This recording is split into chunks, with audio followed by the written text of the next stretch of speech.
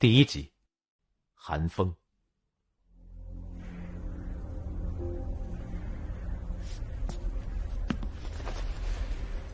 建兴王沈巍兵败于东北茶石河，敦州一线随即沦陷，3万军士被活埋于茶石天坑。你也在其中，为何只有你活着？沈泽川眼神涣散，并不回答。审问的人用力捶了捶桌，轻声过来，眼神阴鸷。因为沈巍早已私通了边沙12部，有意将中国6州拱手让给外地。你们想要里应外合，攻破曲都，所以边沙骑兵没有杀你，是不是？沈泽川干涩起皮的双唇动了动，他费力地听着审问人的话，喉间缓慢地滚动，色质地回话：不是。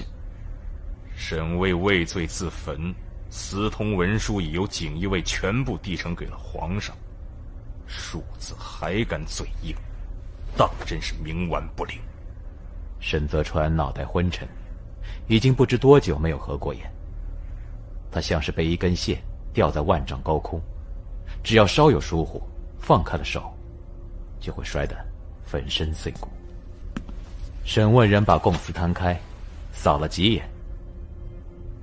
你昨夜说，你能活着走出茶石天坑，是因为你兄长救了你，是不是？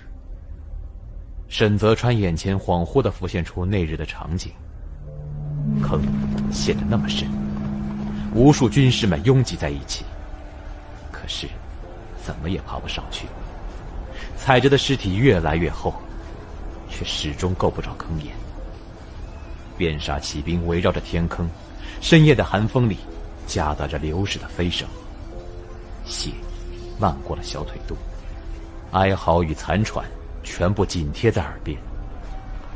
沈泽川呼吸急促，他在椅子上开始颤抖，他失控地抓着头发，难以遏制地发出哽咽声。审问人举起供词，对着沈泽川掸了掸。你说谎，你兄长是建兴王嫡长子沈周记，他在茶石天坑之前抛下3万军士，带着清兵私自逃跑，却被边沙骑兵套上绳索，活活拖死在了茶石河畔的官道。边沙12部坑杀军士时，他已经死了，根本救不了你。沈泽川脑中混乱，审问人的声音仿佛远在天边，他耳边只有无尽的哭喊。出路在哪儿？援兵在哪儿？死人挤着死人，污臭的烂肉就压在手上，木戈罩在他头顶，他趴在血灰尸首上。他听着木戈喘息急促，喉间的哭声却是因为太绝望了。可有3头6臂。寂寞艰难地挤出笑，却已经泪流满面。可是铜墙铁壁，撑一撑就没事了。撑过去，援兵就到了。到时候，哥哥就回家接爹娘。哥哥呀，去找你嫂子。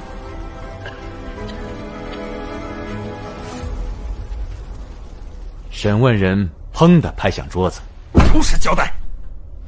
沈泽川挣扎起来，他像是要挣脱看不见的枷锁，却被蜂拥而上的锦衣卫摁在了桌子上。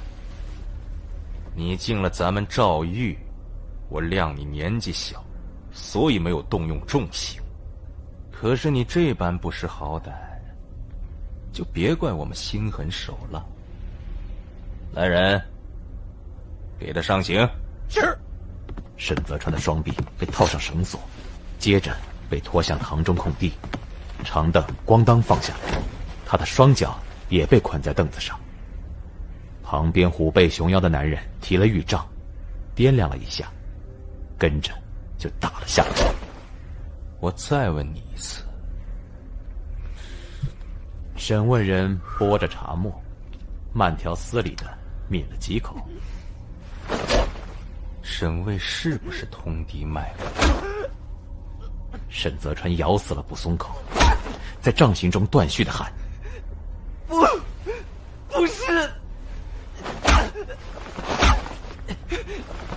你若是把这份硬气用在了战场上，今日便轮不到你们沈家人敬了。给我继续打！”沈泽川逐渐扛不住，埋头嘶哑地说：“沈卫没有通敌。”察师河一战兵败，全系沈卫轻率迎敌。察师河败后，敦州一线尚有挽回之机，可他却在兵力悬殊之下无故退兵，端州3城因此沦陷，那城中数万百姓皆丧于鞭杀剜刀之下。审问人说到此处，长叹一声：“中博6州血流成河。”沈卫带兵南撤，登州一战最为蹊跷。启东赤郡守备军已经越过天飞阙前去支援，他却抛弃夹击之策，调出数千骑兵护送家眷去往丹城，致使登州防线全部崩溃。这难道不是有意为之吗？若不是李北铁骑狼奔3夜渡过冰河，鞭杀骑兵就该到去都门前了。沈泽川意识昏沉，冷汗淋漓。审问人鄙夷地甩过供词，砸在他后脑：“宁为一条狗，不做中博狼。这一次，沈卫便是大周的罪人。你不认，你只能认。”沈泽川痛得半身麻木，他伏在长凳上，看那供词盖在眼前，上边的墨迹清晰，每个字都是一场耻辱的鞭罚，抽在他的脸上，告诉天底下所有的人：沈卫卖国，连条狗都不是。他让中博6州尸骸色流，茶石天坑里埋着的尸体，到此刻都没有人去收，因为敦州群城已经被屠干净了。沈卫是自焚了，可这笔血迹斑斑的账，却必须要个活人来承担。沈卫妻妾成群，儿子众多，在鞭杀骑兵攻占敦州的时候全死了。只有沈泽川因为出身太卑微，被养在外边，才幸免于难。沈泽川被拖回去，血顺着脚跟拖出痕迹。他面对着墙壁，望着那扇窄小的窗。寒风呼啸，急雪扑打，黑黢黢的夜没有尽头。他脑袋混沌，在风声里又回到了坑中。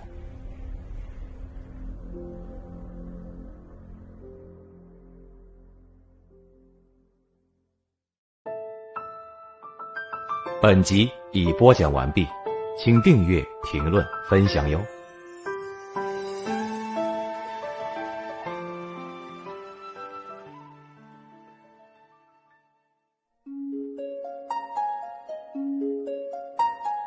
喜马拉雅的听众们，大家好，我是配音演员黄翔宇，很高兴在多人有声剧《将进酒》中为纪雷配音，希望大家喜欢。请多多支持，点击订阅、关注、分享，一条龙吧。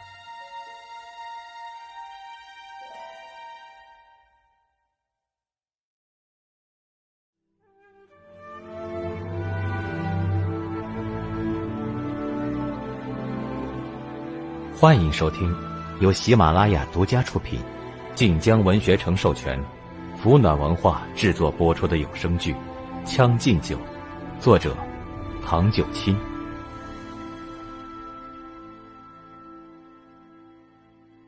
第2集，寒风。他脑袋混沌，在风声里又回到了坑中。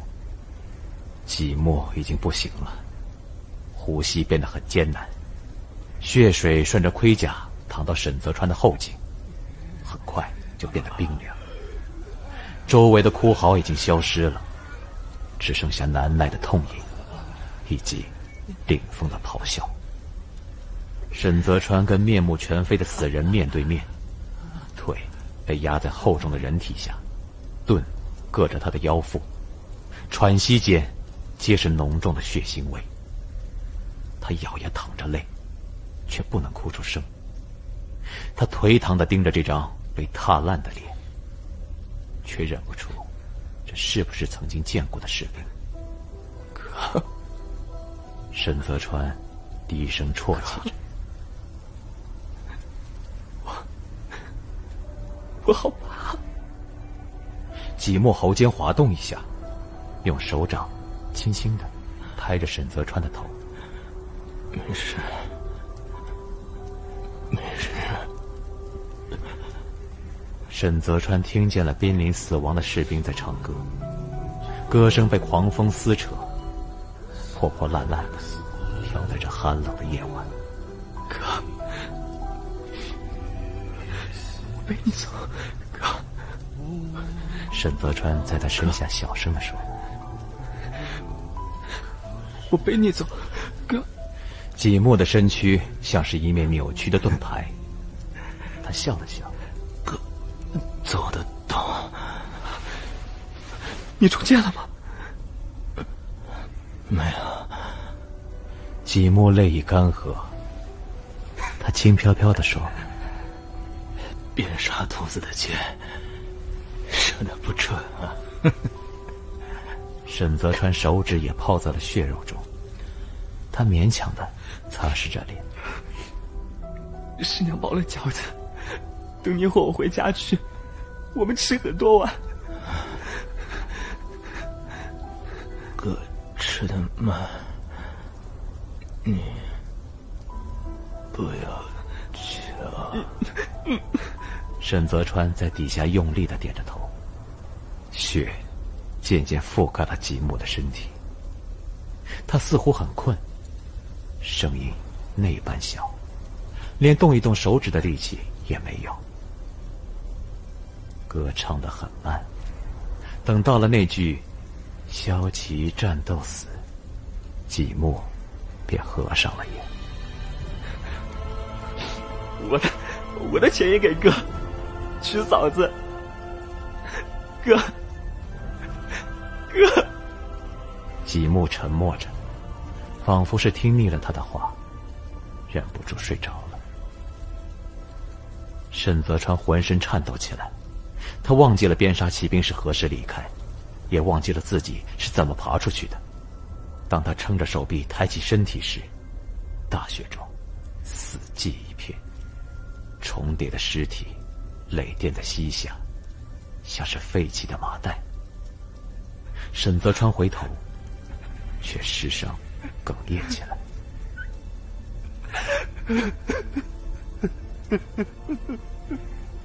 季默背部箭杆密集，一个人变成了一只蜷曲着的刺猬。那么多血淌在沈泽川的背上，他竟然毫无知觉。马蹄声急追而来，像沉闷的雷鸣。沈泽川忽然一个机灵，惊醒了。他想要干呕，却发觉双腕被捆绑结实，身上盖着个装有土的麻袋。这麻袋越来越沉，压着胸口，连声音也发不出。这是狱里惯用的土袋压杀，专门招待不想留活口的犯人，不会留下任何伤口。如果刚才没有醒来，等到天明时，沈泽川就该凉透了。有人要杀他。诏狱里灯火灰暗，沈泽川手脚发凉，御剑喘不上气。那麻绳捆得紧，他不断地搓动着双腕，却无济于事。土袋挤压着前胸，他仿佛被投进了深水潭，耳边嗡鸣，鼻息错乱，像是溺水一般，无法继续呼吸。沈泽川转动着眼珠，盯着栏杆外的烛光。堂中几个锦衣卫正在吃酒，划着拳呼喝，根本无暇回头看一眼沈泽川。沈泽川被土袋钉在粗糙的草席上，窒息的恶心感犹如洪水一般埋没了他。眼睛有些昏花，沈泽川抬高头，咬着牙动起了脚。双腿被杖刑打得几近麻木，此刻抬起来竟像是没有知觉。他踩在了木板床的左脚，那里被虫蛀烂了，头一天还被他做坏了些许。呼吸越来越艰难，沈泽川蹬着那一脚，用尽力气下跺，可是他的腿脚无力，甚至没跺出声音，床板纹丝不动。冷汗使劲地淌，背后的衣衫浸透了。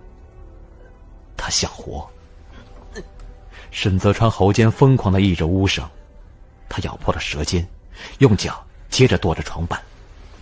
吉木那具不成人样的尸体就是抽着他求生欲望的马鞭，他耳边似乎还回荡着吉木的声音。他要活。沈泽川发狠地撞着那木板，终于听见扑通一声，床板被跺塌了一半，身体侧陷，土袋跟着滚下去。他犹如破水而出，摔在地上大口喘息。地上冰凉，沈泽川的伤腿不听使唤，他用手肘撑着身，汗顺着鼻梁往下滴。雨里冷，他却觉得整个身体都像是在燃烧，烫得他五脏六腑都在翻滚。终于忍不住垂下头，干呕了起来。沈卫该死！中国有12万兵马，分6州设防线。察氏河兵败后，边沙骑兵入侵敦州一线。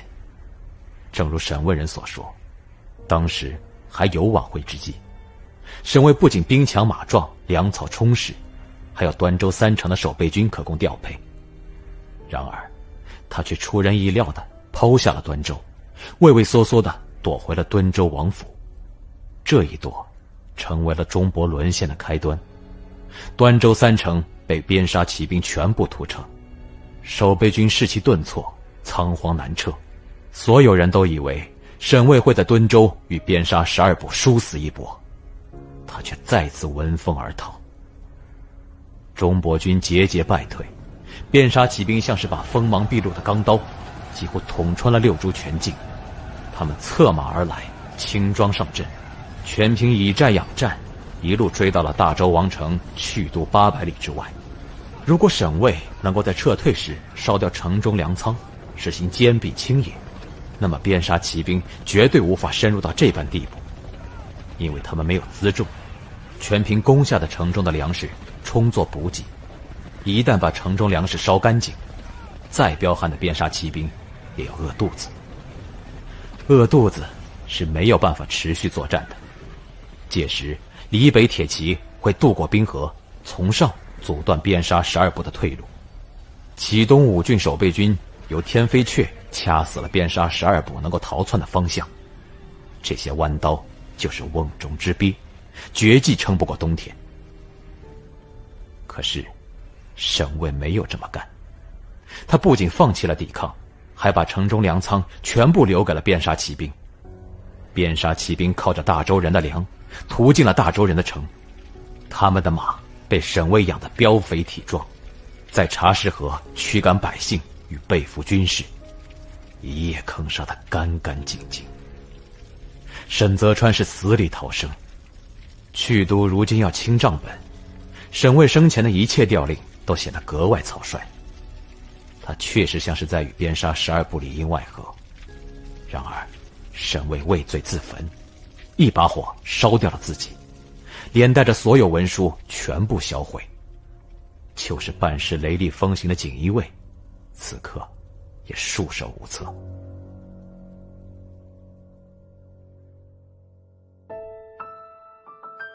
本集已播讲完毕，请订阅、评论、分享哟。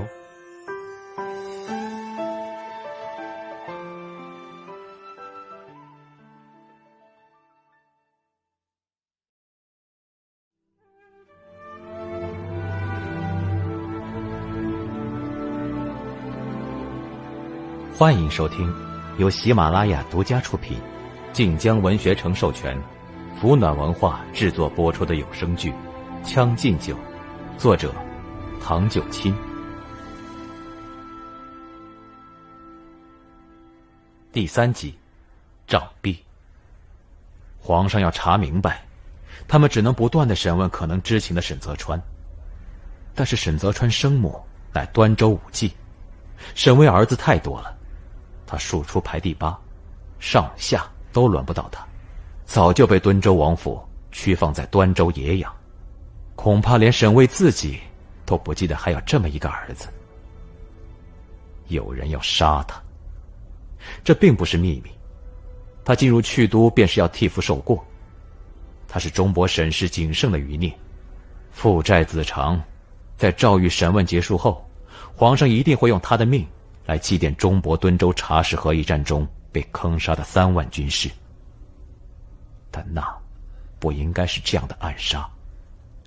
沈泽川用拇指擦拭着唇角，偏头啐掉了口中的血沫。如果沈卫确实是私通外敌，意欲谋反，那么沈泽川迟早也要死，何必再多此一举来暗杀他一个无名无姓的庶子？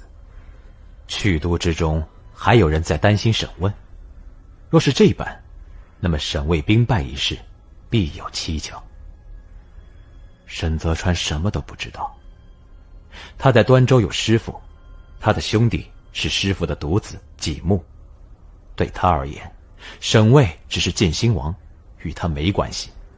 沈卫到底有没有通敌，他根本不知道。但是他必须咬死了没有。地上寒冷边谷，沈泽川就这般趴着，被冻的反倒比白天更加清醒。他是锦衣卫轻提重犯，所有的缉拿牌票、居传驾贴以及金徽批文，全部都是自上传达，直接把他从黎北世子萧继明手中提进了诏狱，甚至绕过了3司会审。这已表明了皇上绝不姑息，定要彻查的决心。可谁这般大的胆子，在这样的情形之下，仍然要铤而走险，想在皇上亲审前杀掉他？寒风仍然在窗口咆哮，沈泽川转动着眼珠，盯着黑暗中的墙壁，不敢再闭眼。翌日天微凉，沈泽川便被重新提入大堂。门外风雪大盛，前几日冷脸相对的审问人正满面含笑，双手奉茶，恭恭敬敬的候在太师椅一侧。那座上坐着个面白无须的老内宦，头戴天鹤绒烟墩帽，身着葫芦颈补子，外罩的长衣尚未解下，正抱着个金玉玲珑的梅花暖手养神。他听着动静，方才睁开了眼，看向沈泽川。这几日奉旨审问的纪雷弯腰说：“干爹，这便是建兴王沈卫的余孽。”潘如贵瞧着沈泽川，怎么搞成了这个模样？纪雷心知，潘如贵并不是在问沈泽川怎么一身脏臭，而是在问他怎么至今未审出个所以然。纪雷额角尽汗，他也不敢擦拭，只维持着弯腰的动作。庶子蒙昧无知，从中博带回来便神志不清，也不知受了何人教唆，一直不肯交代。皇上要的是轻提重犯。潘如贵并不接茬。一个15、16岁的孩子入了大名鼎鼎的诏狱，有几大人你亲审，竟至今递不出一张供词。正因为是轻提重犯，反倒不敢擅自动刑。他来时已经身染风寒，要是没个轻重弄死了，沈卫这案子就成悬案了。潘如贵端详了沈泽川一会儿。咱们都是主子座下的狗，要是牙齿不那么锋利了，留着也是无用。知道你有难处，可这都是你分内之事。眼下皇上要见人，这是体谅你们锦衣卫，你怎可再生抱怨？纪雷赶忙拜伏下去。干爹所言极是，儿子受教了。把他收拾干净了，脏成这般模样，哪能面圣？沈泽川被杂役带下去清洗，腿上的伤做了简单的包扎，套上了干净的棉衣裳。他游刃百步，身体行走不便，登上马车时费了些功夫。潘如贵终于接了纪雷的茬，盯着沈泽川的背影。这当真是沈氏余孽？正是，他是茶石天坑里的唯一活人，由李北萧世子亲自拿住，一直关押在李北铁骑的囚车里，中途不曾让旁人碰过。潘如贵抿着冷茶，半晌后皮笑肉不笑地说：萧世子是个谨慎的人。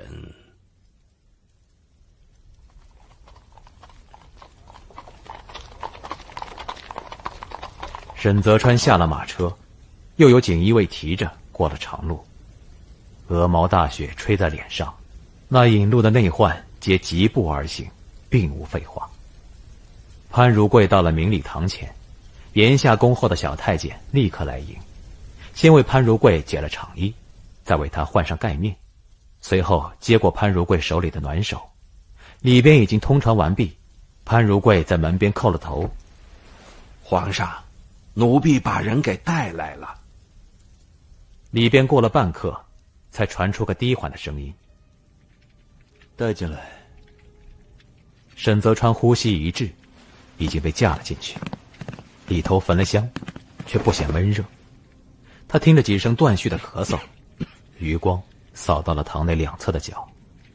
贤德帝身着石青道袍，背上受的剑骨，他身体羸弱，继位3年里大小病不间断。此时坐在椅上，一张容长脸因着气血不足，显得格外斯文清秀。贤德帝瞟了眼后边跪着的纪雷：纪雷审了几日？审清楚了吗？纪雷叩头说：回禀皇上，此子讲话讲得颠三倒四，漏洞百出，这几日所供之事矛盾重重，皆不可信。把他所供之事呈上来。纪雷从怀中将收拾妥帖的供词拿出来，双手递给了潘如贵。潘如贵在快步上前，躬身奉给贤德帝。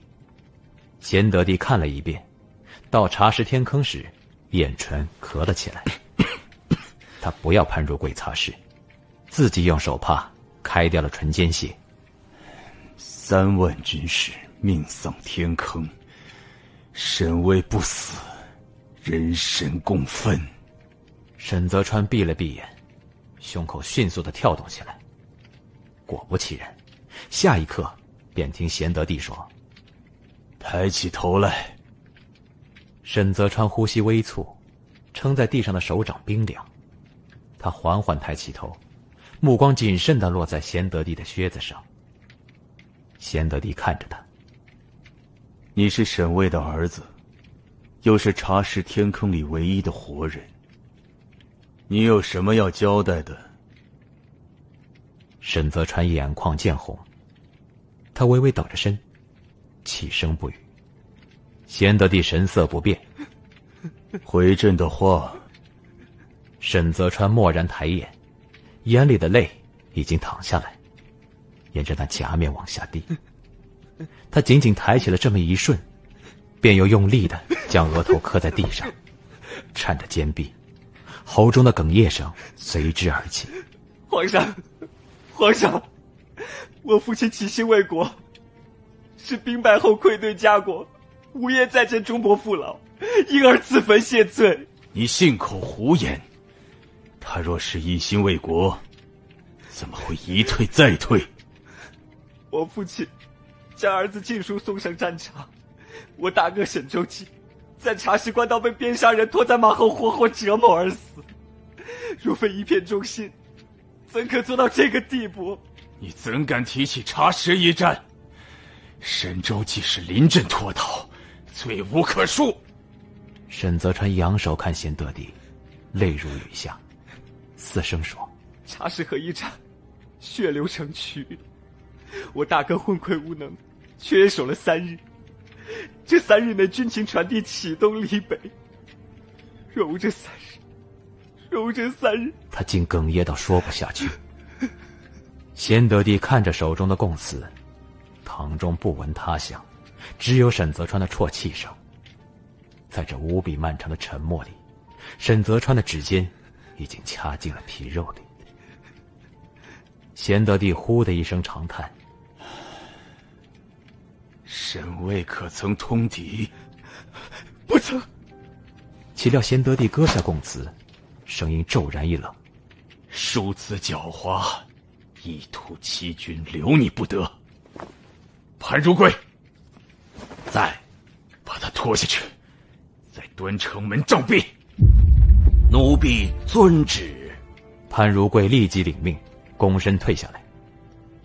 沈泽川犹如兜头一盆冷水，顿时浑身冰凉。他猛然挣扎起来，却被锦衣卫死死地捂住了口，飞快地拖出明礼堂。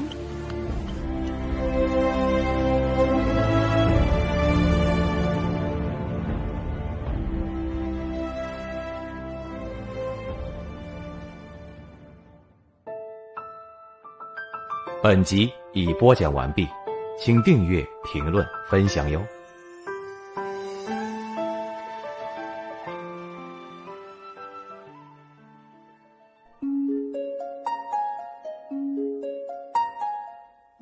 喜马拉雅的听众们，大家好，我是配音演员张笑飞，很高兴在多人有声剧《将进酒》中为贤德帝和陈阳这2个角色配音，希望大家喜欢，请多多支持，点击订阅、关注、分享一条龙吧。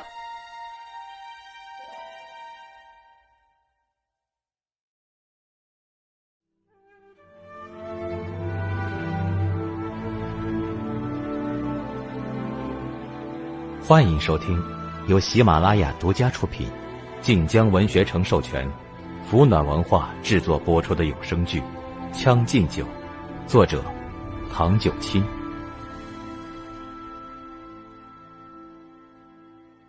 第4集，杖毙。潘如贵大步流星地走向端城门，锦衣卫校尉分列2侧，噤若寒蝉。待潘如贵站定，宣读完贤德帝口谕之后，锦衣卫立即动手。沈泽川被塞住了嘴，锦衣卫手脚麻利地给他裹上厚棉底衣，让他面朝地趴倒。潘如贵在寒风里俯身查看沈泽川的情况，他抬指虚虚地掩住唇，咳了几声，柔声说：你小小年纪，胆子顶天，敢在皇上面前做章做事。你若是如实交代了沈卫的叛国罪行，倒也未尝没有一线生机。沈泽川闭紧眼，冷汗浸透了衣裳。潘如贵起身，割棍吧。2侧锦衣卫校尉当即齐声而喝：割棍！紧接着又是一声雷吼。打！话音未落，那包裹铁皮挂有倒钩的停棍呼风而下，重击在沈泽川身上。3棍之后，又听得一声着实打。皮肉的苦痛像火一般燎烧了身躯，打得沈泽川再动不能，只能咬紧口中堵塞之物，血吞咽不尽，含在齿间全是咸涩。沈泽川残喘尚存，睁开的眼被湿淋淋的汗烫得刺痛。天空阴沉，大雪如絮。廷杖不是谁都能够胜任的差事，所谓20昏50残，这棍子打下去，其中的门道多得很，一般都是家传手艺，练起来不比学门手艺简单。况且干这差事，不仅要功夫好，还要有眼色。什么人要外轻内重，什么人要外重内轻，他们干久了，光看这些司礼监、大太监的脸色就知道。今日贤德帝的旨意是杖毙，潘如贵也没有爱惜的意思，那就是没转机，是必须死的人了。这些锦衣卫拿出了看家功夫，50棍之内就要沈泽川命归西天。潘如贵掐着时辰，眼见沈泽川已经垂手不动了，他抬手拢着汤婆，正欲吩咐什么，却见那道上飘来一把伞，底下罩着位宫装丽人。潘如贵面上的阴云转瞬散开，变作笑意。虽然没有亲自上前相迎，身旁的小内患已经机灵的过去搀扶了。咱家给三小姐请安了。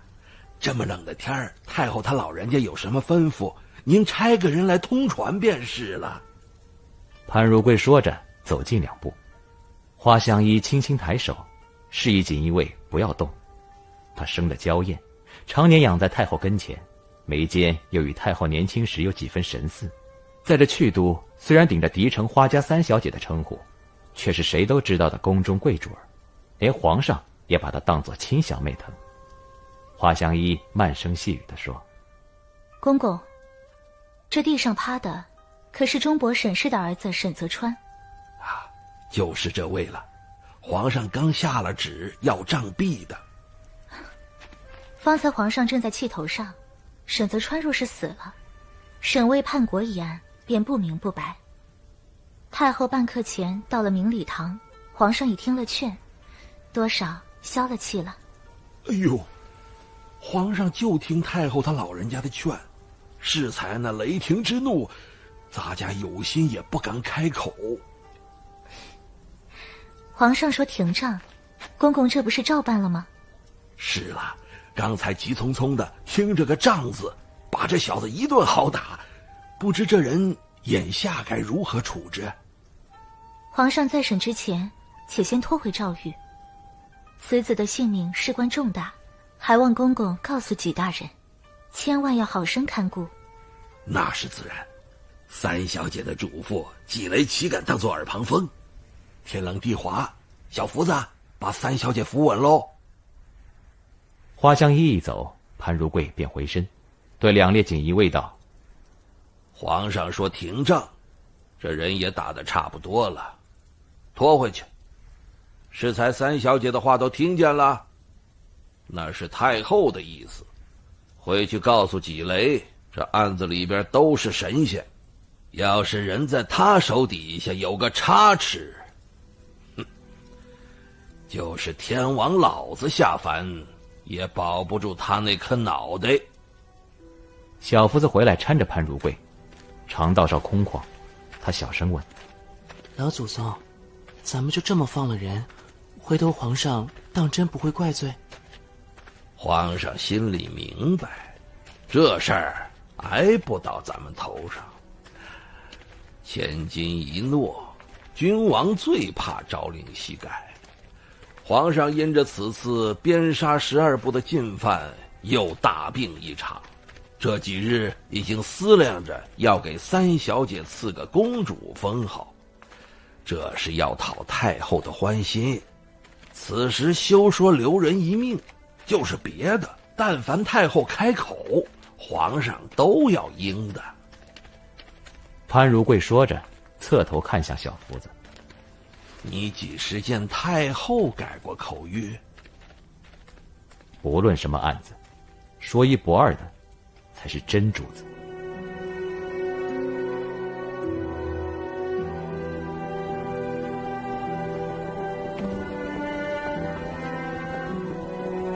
沈泽川烧得神志不清，眼前一时是纪墨临死前的模样，一时是他尚在端州生活时的模样。端州的风吹拂着旗帜，师娘挑帘而出，手里端着白瓷碗，里边盛满了皮薄馅大的饺子。叫你哥回来，片刻不消停，让他赶紧回来吃饭。沈泽川翻过走廊的栏杆，几步到了师娘身边，就着筷子叼了只饺子跑开。饺子烫得他直呼气儿。出了门，见着师傅纪刚坐在台阶上，便蹲在纪刚身边。纪刚手里打磨着石头，偏头冲沈泽川哼一声：“傻小子，饺子值几个钱？瞧把你稀罕的！叫你哥回来，咱们父子3个去鸳鸯楼吃顿大的。”瞧不上饺子，你行啊！真有钱娶什么媳妇儿？带着这俩傻小子自个儿过去。沈泽川没接话，师娘已经拎了纪刚的耳朵。沈泽川笑出声，他跳下台阶，冲师傅师娘挥挥手，就往巷子外跑，要找他哥纪木。路上下着大雪，沈泽川找不着人，他越走越远，越走越冷。沈泽川冲四下喊：“哥，哥，纪木，回家吃饭。纪木。”马蹄声逐渐包围而来，大雪遮挡了目光。沈泽川深陷在马蹄声中，却左右都看不见人。厮杀声爆发在耳畔，热血迸溅在脸上。沈泽川双腿吃痛，被一股难以抵挡的力道压在了地上。他又看见了近在咫尺的死人，箭雨在风中呼啸，背上的人沉重，那粘稠又温热的液体顺着他的脖颈、他的面颊往下淌。这一次，他知道那是什么。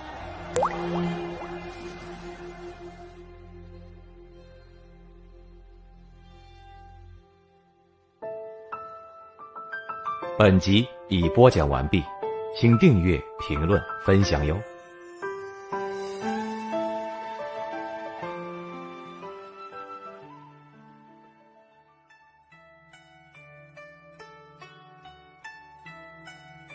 喜马拉雅的听众们，大家好，我是配音演员三生净水，很高兴在多人有声剧《将进酒》中为花香一配音，希望大家喜欢，请多多支持，点击订阅、关注、分享，一条龙吧。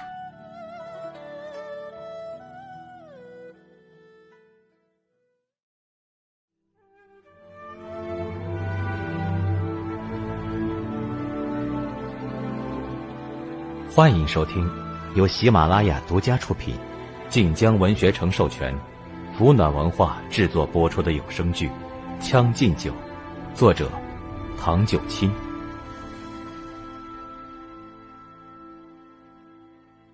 第5集，猛禽。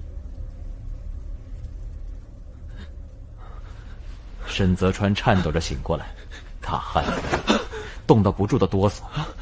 他伏在床板上，眼睛勉强适应着昏暗。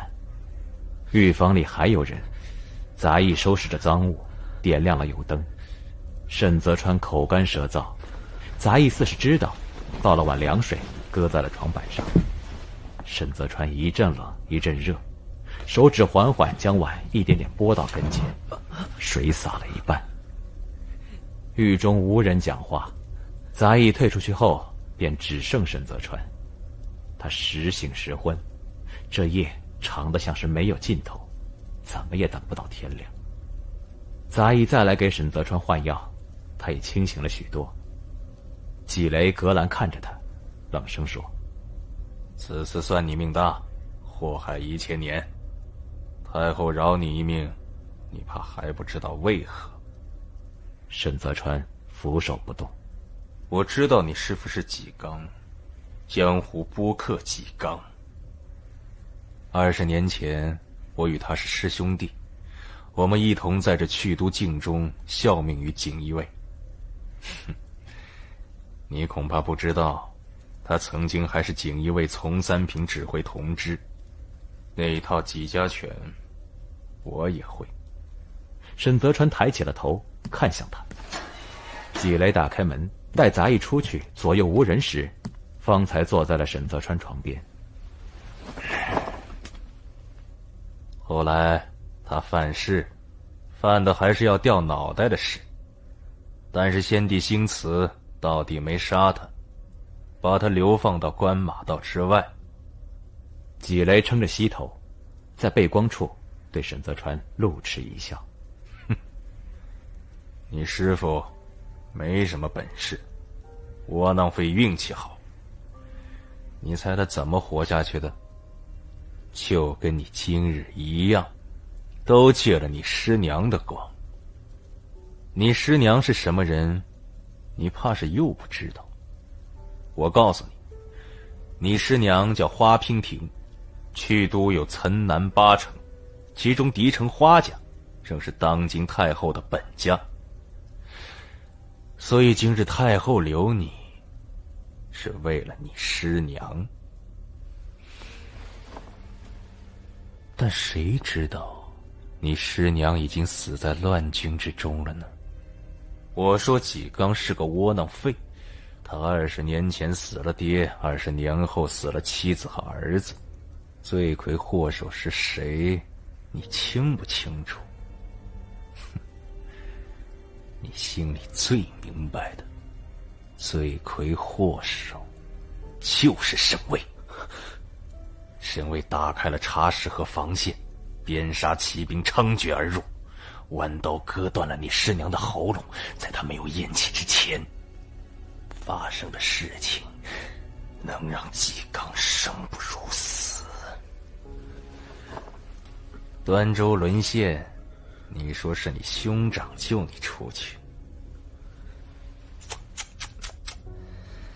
纪牧嘛，你一直被养在纪纲跟前，纪牧就是你的兄长。他可是纪纲的独子，那是纪纲唯一的血脉，也是纪家唯一的延续。但是因为沈巍，因为你，他也死了。万箭穿心，石骸还要留在天坑之中，遭受边杀骑兵马蹄践踏。哎呀，纪纲要是还活着，去给儿子收尸的时候，不知该作何感想。沈巍他通敌叛国，这债你必须得背。今日你求生，钟伯数万冤魂便嚎啕大哭。你夜里睡着了，从中慢慢分辨哪个是你师娘，哪个是你师父。你还活着，可这活着已然比死了更加痛苦。你能原谅沈巍吗？你原谅了沈巍，为他开脱，便是对不起你师父一家。你好歹也受了纪纲的养育之恩，怎可做这样不忠不孝的事情？况且你就算苟延残喘，这世间也无人会体谅你。你来到了去都，你就是沈巍。如今民愤滔天，恨你入骨的人数不胜数。你总要死的，与其死得不明不白，不如对着皇上坦率直言，把沈巍的罪行交代干净，也算告慰你师父的在天之灵。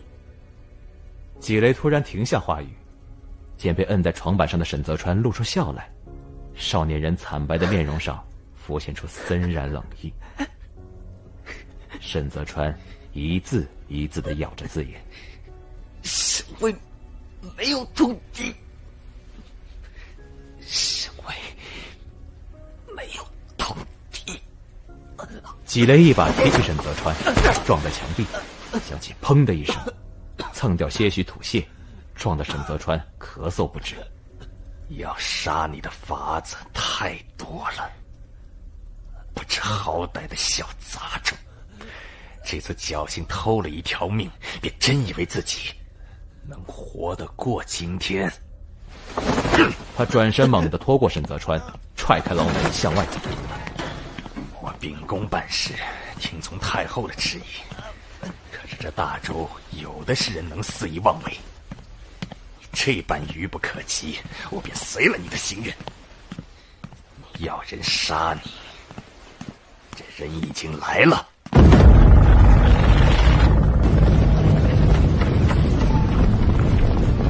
去都的城门骤然大开，一列漆黑的重旗如驱雷鸣，从外急奔而入。沈泽川被拖在道中，锦衣卫轰然分散，密密麻麻的人群也跟着一分为二，为那一列重旗让开道路。天幕间，盘旋着李北猛禽，铠甲颠簸的声音重锤在心口。马蹄声渐近，沈泽川睁着眼，看见为首的重骑直侧冲来。重甲之下的骏马如同狰狞的猛兽，呼持着热气，已奔至几步之外。就在要撞上的顷刻，忽然勒马，马蹄高扬而起，待停后，马背上的人已经翻身而下。几雷上前高声说：“小儿。”来人看也不看几雷，径直到了沈泽川面前。沈泽川才动枷锁，这人却以雷霆之速一脚踹在了沈泽川心口。这一脚力道之大，让沈泽川连忍都未来得及忍，张口见血，整个人已经翻滚而出，一时间五脏六腑都要吐出来了。战靴踩过积雪，绕到沈泽川身侧。来人用脚尖拨正沈泽川的脸，靴面蹭到了些许血迹。他头盔下的声音闷沉：“沈卫是你老子？”沈泽川齿间咬不住血，仓促的用手也掩不住，没有作答。这人居高临下的打量了他片刻，问你话。沈泽川含着血沫，垂头了一声。纪雷见缝插针，在边上说：“是沈卫的第八子，名叫沈。”这人抬臂摘掉了头盔，露出了一张年轻的脸。天空中盘旋的海东青夹着凛风落在了他的肩膀，铺起了零星的雪屑。他把沈泽川视如敝屣，那目光说不上鄙夷还是厌恶，犹如刀锋寒冽。沈泽川不认得他，却认得李北铁骑。沈卫当初狼狈西撤，到达磁州已是中国最后一道防线。李北铁骑从北南下，世子萧继明冒雪行军，3日不歇，横渡冰河，直趋磁州。谁知沈卫连磁州也未守住，致使李北铁骑兵陷重围。若非萧继明设有后援，只怕又是场恶战。李北经此一战，最恨的便是中伯沈氏。这人不是萧继明，但他既然能够策马去都，兼带猛禽，想必正是李北王幼子萧继明的亲弟弟萧迟野。纪雷原本有心教唆，但见着萧迟野背后的副将朝晖，便没敢再煽风点火。萧迟野随手把头盔扔给了朝晖，唇边一笑，适才刀锋般的目光便如冰消融，挑打轻薄的气质顿时涌现，连着这身铠甲都变得不合适了。纪大人，久等。他和纪雷勾肩搭背，纪雷与萧迟野相视大笑。二公子，2年不见，怎的生疏了？萧迟野指了指腰侧的刀，带着刀呢，算半个兵。纪雷好似才看见，跟着笑道：“好刀，二公子此次救驾，路上辛苦，待会儿见过皇上，晚上咱们吃酒去。”萧迟野颇为遗憾，示意纪雷看自己身后跟着的副将朝晖。大哥派人盯着我呢，这么持久哪能尽兴？过几日等我缓回劲儿了，我请你。朝晖面无表情地对纪雷行礼，纪雷笑着答应了，对萧迟野说：“那便先进宫去，仪仗队还候着呢。”两人谈笑自如，就这么一路步行入宫。朝晖跟在后边，离开时看了眼沈泽川，边上的锦衣卫心神领会，把沈泽川又拖了回去。纪雷目送萧迟野入了宫，待左右皆是自己人时，才晦气的啐了一口唾沫，脸上的笑容消失，只剩了一肚子的牢骚。他原本想着，这混子平日里冒失胆大，弄死个人也顺理成章，可怎料这草包还鬼得很，竟然轻拿轻放，一脚踹过去，就这么放过了沈泽川。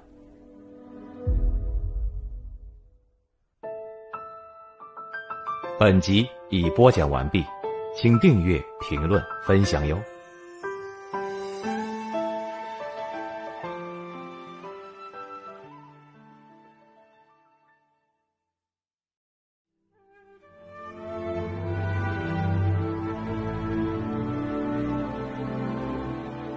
欢迎收听由喜马拉雅独家出品、晋江文学城授权、福暖文化制作播出的有声剧《将进酒》，作者唐九卿。第6集，余孽。萧迟也进了宫，赵辉递上一方帕子，他边走边擦手。赵辉低声说：“公子适才那脚太冒险，那神狗余孽若是当场毙命，太后那边怕是不愿。”萧迟也笑容消失，眉眼间积的都是阴沉。他才从沙场退下，一身杀伐凶气隐藏不住，逼得那前头带路的内患不敢侧耳再听。萧迟也冷漠地说：“就是要往死里踹。沈老狗让钟伯血流飘出，茶石天坑里的军士埋了半月都没埋完。花家如今要为私情保这老狗余孽，天下岂有这般如意的事情？况且大哥千里奔袭，经此一战已经无可再封，我李北荣以登顶，早已成为太后的眼中钉。世子常到月营则缺，这次去都封赏多半是场鸿门宴。公子，大军停驻去都100里外，城中皆是世家耳目，此时万万不可冲动行事。”知道了。萧迟也将帕扔回给赵辉。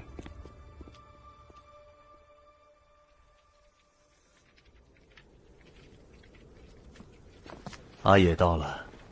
贤德帝喂着鹦鹉，这扁毛畜生养了金贼，跟着贤德帝的话，张口说。萧继明手里端着饵料，是个到了。2年吧，2年没见着他了。这小子随了你爹，个头窜得快，长起来恐怕比你都要高些。个头是高了，就是还是个孩子星星，在家里边惹是生非。贤德帝想说什么，又咳了起来。潘如贵在边上给奉茶，贤德帝润了会儿嗓，还没有接着说，就听着外边通报萧迟也到了。进来吧。贤德帝坐会椅上，搭着椅壁。进来，让朕瞧瞧。内患小心地掀了帘子，萧迟也跨门而入。他带着寒气跪在下边，给贤德帝磕头请安。贤德帝含笑说：“好小子，穿着铠甲，威武得很。朕听闻，前年鞭杀12部，劫袭粮道和边役，你也大显身手，活捉了几个人，是不是？”皇上抬，人是捉了几个，皆是些杂兵而已。前年鞭杀12部，劫袭关北粮道，萧迟也率兵出战，结果被鞭杀秃子打得满地找牙，还是萧继明给他收拾的烂摊子。这事儿当年就传成了笑话，萧迟也因此沦为比中周知的草包。贤德帝见他如此，越发温和：“你年纪小，策马横枪已是本事。不过你大哥是我大周4大名将之一，想必平日里也没少指点你用兵之法。继明啊，朕见阿爷很知进取，你也不要太严厉了。”萧继明应了。贤德帝又说：“此次李北铁骑救驾有功，除了昨日的大赏，今日也要于阿爷一些小赏。”萧继明起身行礼：“皇上垂爱是他的福分，然而他尚未见毫厘之功，怎可深受这鸿天之赏？”贤德帝顿了顿：“你千里奔袭，夜渡冰河，功德无量。此次休说是阿爷，就是你妻陆一之，朕也是要赏的。阿爷，李北乃边陲重地，你年纪小，待久了难免枯燥乏味。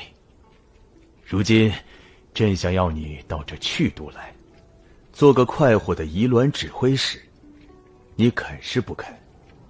萧迟也原本垂手不动，听到这一声便抬起头来：“皇上赏的自是肯的。”我家里皆是武夫悍将，平日听个曲儿也找不着地方，如今待在了去都，只会乐不思蜀。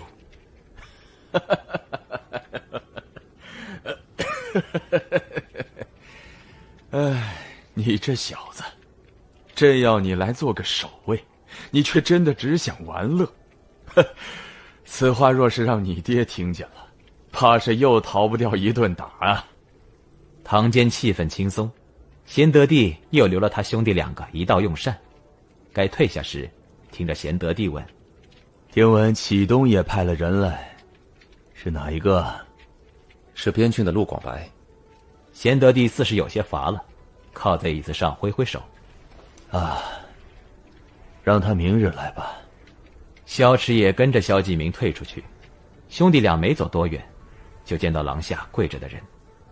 潘如贵上前俯身，笑眯眯地说：“陆将军，陆将军。”陆广白睁开眼，疲惫地说：“啊，潘公公，您别跪着了，今日皇上罚了，明儿个才能见您呢。”陆广白沉默寡言，点了点头，便起身与萧家兄弟一起往外走。出了宫门，上了马，萧继明才说：“怎么一直跪着？”皇上不想见我。2个人静了片刻，对此中缘由心知肚明。陆广白倒也不怨，侧头看了看萧池野：“皇上赏你了？”萧池野拎着缰绳，圈着我呢。陆广白伸手拍了把萧池野的肩背：“这哪是圈着你啊，这是圈着你大哥和你爹。皇上提起我大嫂，我当时冷汗都要出来了。”哈哈，王爷和义之还好？萧继明颔首，他的大氅拥着朝服，褪去了铠甲，反倒没有萧池野的那股年轻悍劲，却无端让人移不开眼。都好，爹还惦记着老将军的腿伤，这次特地换我带了惯用的膏药来。义之也好，就是自打有了身孕，甚是思念你们，信写了许多，我也带来了。待会儿去了府里，便能见着了。陆广白颇为局促地勒了勒缰绳，家里都是武夫，也没个娘嫂能去陪他。离北入冬甚寒，我从边郡带兵出来，听了这消息，一路都在担心。是啊，磁州那般凶险，大哥身陷囹圄，让我不要写信回家，怕的就是大嫂焦心。这场仗打得巨然，离家时大哥和大嫂才知道有了身孕。萧继明素来克制，此时只说：“爹此次坐镇家中，便是要护着义之。莫担心，年后我归了家，哪也不去。”今年离北处于风口浪尖，每逢出兵都要三思。这次只恨沈卫畏缩不战，留了这样的烂摊子。我兵过茶池天坑，那血水都漫过了马蹄，他死罪难逃，先行自焚。可这事儿委实蹊跷。继明，你请了他儿子入都，可看出什么来了？萧继明在风中龙场。沈卫向来看重嫡庶之分，此子庶出第8，母家也无凭靠，弃于端州养着，不知内情也在情理之中。但是皇上如此执着，其中未尝没有缘故。萧池野套上了头盔，众怒难消。皇上将中亳6州守备兵权亲自交给了沈卫，如今出了这样的事，他总也要杀个人以正公允。然而这大周御龙主权的却不是他，而是垂帘听政的太后。如今局势焦灼，都盯着沈泽川这条命。他若是能认罪，死了便皆大欢喜；若是不死，便注定成为肉中刺。离北萧氏现下荣华登顶，连启东总帅戚家都要退避3尺。萧继明先为4大名将中的铁马冰河，又是启东边郡陆广白的妹婿，深究起来，他既能调动离北铁骑，又能凭着戚家调遣边郡守备军，让这去都不得不防。陆广白薄唇紧抿，太后执意留他一命，冲的就是来日要养出个既能名正言顺收复中亳，又能俯首听命的柴口。到时候，在内强化后权，在外牵制黎北，便是个心腹大患。季明，此子留不得。街道上狂风夹雪，刮着面颊如同刀削。三人皆未开口。这漫长的寂静中，一直沉默在后的朝晖打马前行。公子先前踹了他一脚，8分里，正冲心口。我见他气已薄弱，倒地时旧伤出血，却没有当即毙命。朝晖思索着。萧池也拎着马鞭，受审多日，又经廷杖，本就是吊着一口气。那一脚是往黄泉路上踹。今夜之后，他若不死，我任他命硬。他身形瘦弱，一路上风寒未退，按道理早该气绝。然而他残喘至今，这其中必有古怪。世子，萧继明侧眸扫过他们，两人闭口不再言语。他在裂缝中跳向前路，静了半刻，才说：“活与不活，皆是命数。”强风猛啸，两侧檐下的铁马叮当碰撞，雪中杀气顿时云散。萧继明端居马上，镇定从容地打马前驱。赵慧在马上俯首躬身，策马追了上去。萧池也头盔下的神色不清，陆广白捶了他肩头一下。到底是你大哥。萧池也似是笑了笑，呢喃着：“命吗？”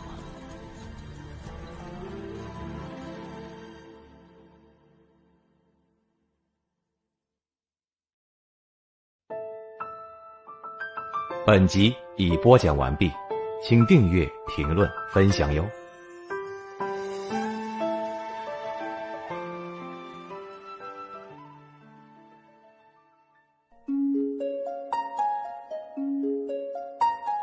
喜马拉雅的听众们，大家好，我是配音演员刘兆坤，很高兴在多人有声剧《将进酒》中为萧继明配音，希望大家喜欢，请多多支持，点击订阅、关注、分享一条龙吧。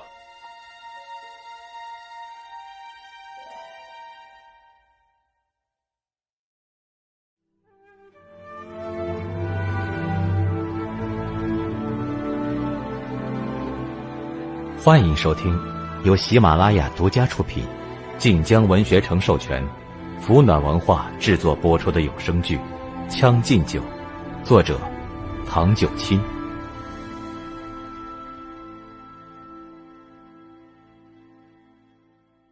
第7集，一线。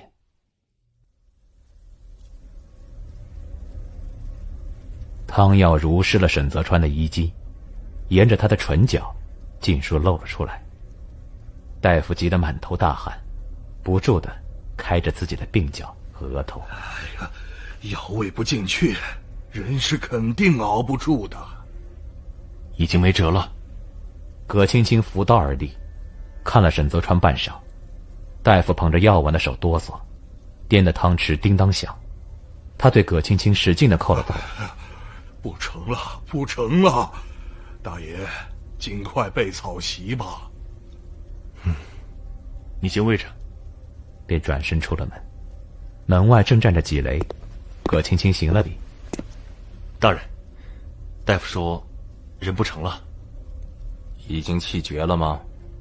还吊着最后一口气。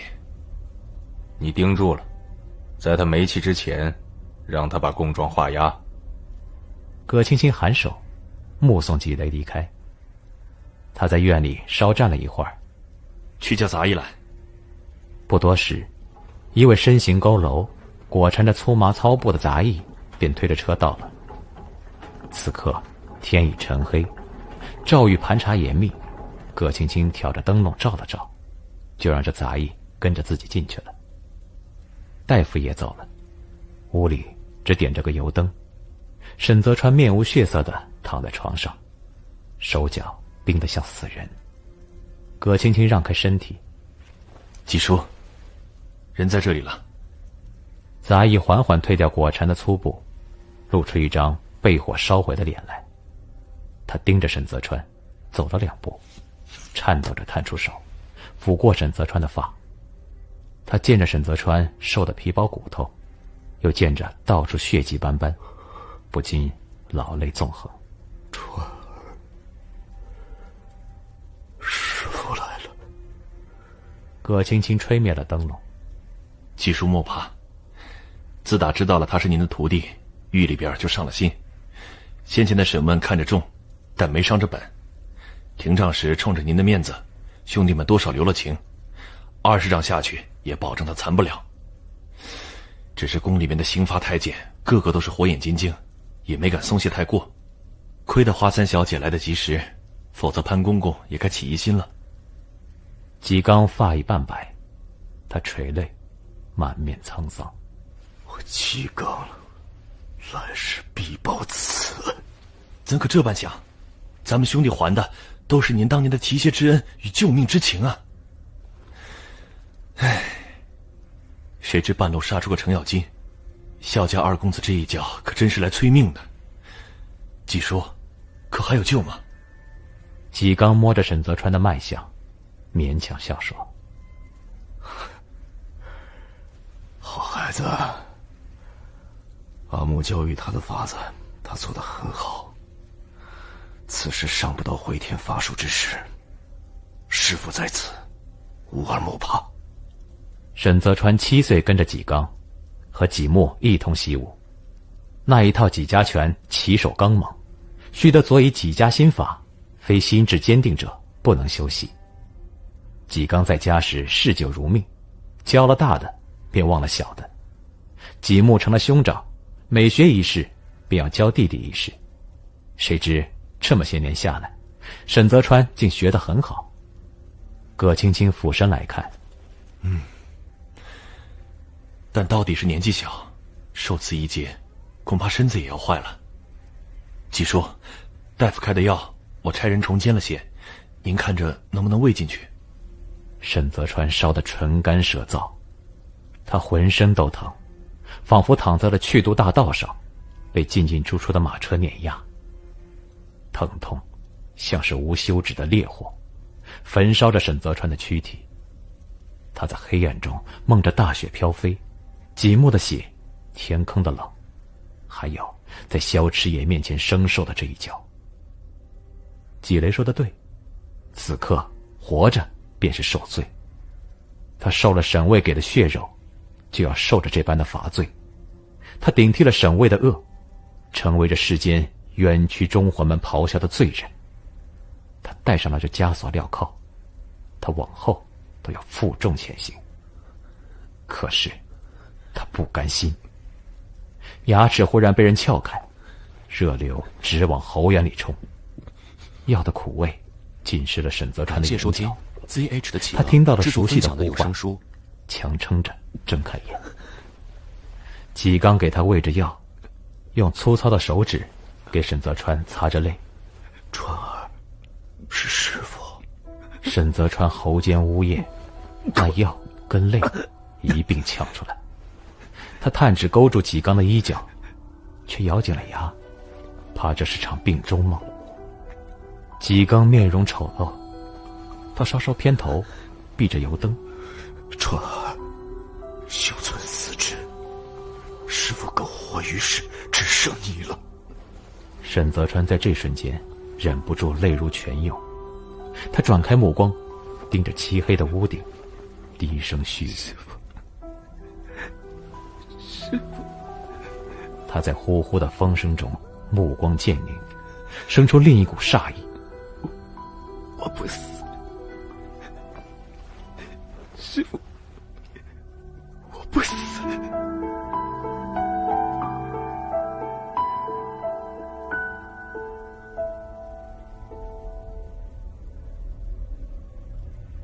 次日，贤德帝犒劳三军，除了城外的李北铁骑与启东守备军，宫中也摆开宴席，率领重臣宴请军中统帅。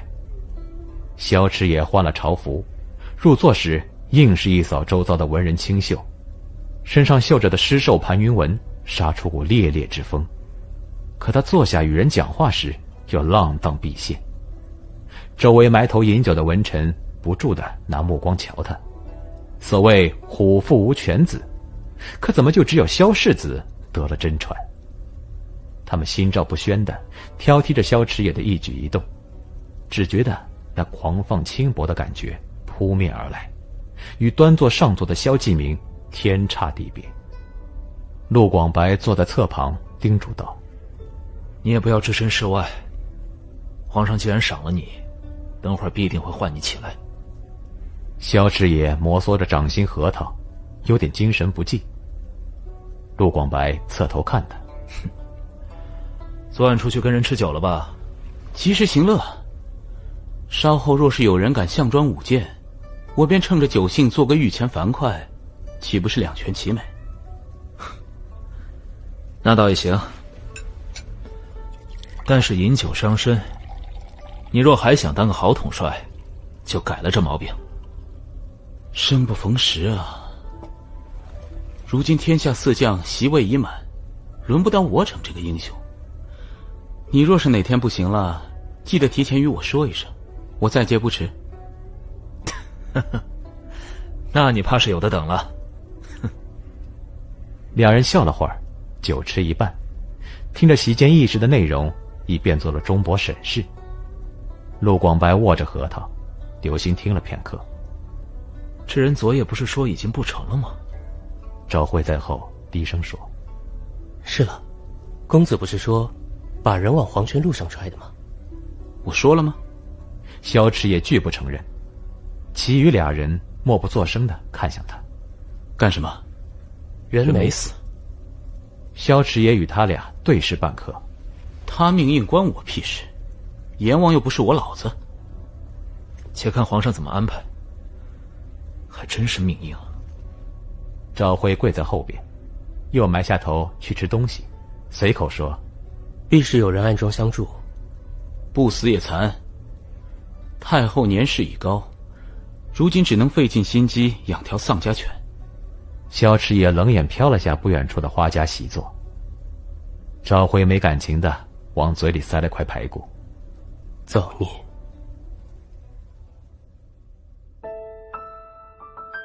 本集已播讲完毕，请订阅、评论、分享哟。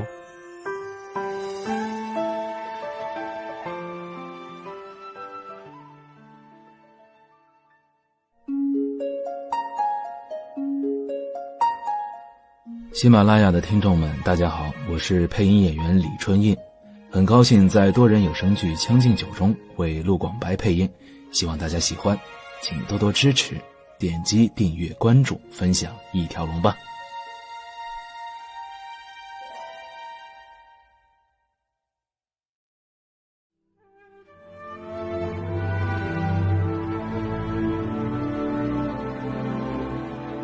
欢迎收听由喜马拉雅独家出品，晋江文学城授权，福暖文化制作播出的有声剧《将进酒》，作者唐九卿。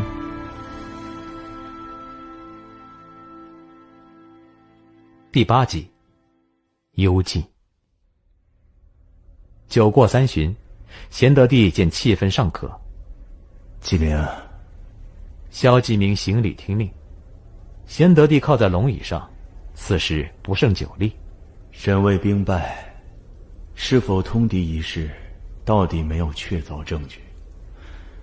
那沈，皇上，沈泽川。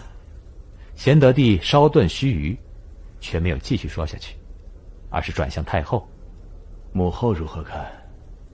席间已经肃然无声，满朝文武都在俯首听命。太后佩戴着皂罗描金云龙滴珍珠抹额，金丝翠叶珠牌环缀着琳琅大珠，雍容华贵的高居座上。她梳理工整油亮的发已染霜，满座无人胆敢抬手直视。只听太后说：“钟伯一战士气大挫，全赖沈卫仓促失措。可是如今他已畏罪自焚，族中子嗣尽数战死，只剩这一个数字。斩草除根有违仁义，留他一命，教以感恩，未尝不可。”席间安静。陆广白突然说：“臣以为不妥。太后仁慈，然而中博一战不同以往，沈卫虽无通敌之证据，却已有通敌之嫌疑。此即为余孽，留他一命，来日恐成昼夜之患。”太后看了陆广白片刻。边沙伯镇守大漠数十年，也并非屡战屡胜。父亲虽然没有战无不胜，边郡数十年里也从来没有外敌能够长驱过界。正因如此，更该教育他礼仪仁德，让他明白此战遗憾。杀一人何其简单，边沙骑兵马踏中博，已经杀了我大周数万百姓。国耻未雪，稚子何辜？一直不曾出声的内阁赐府海良仪伏案起身，也跪了下去。臣也以为不妥。太后宅心仁厚，但是此事非同小可。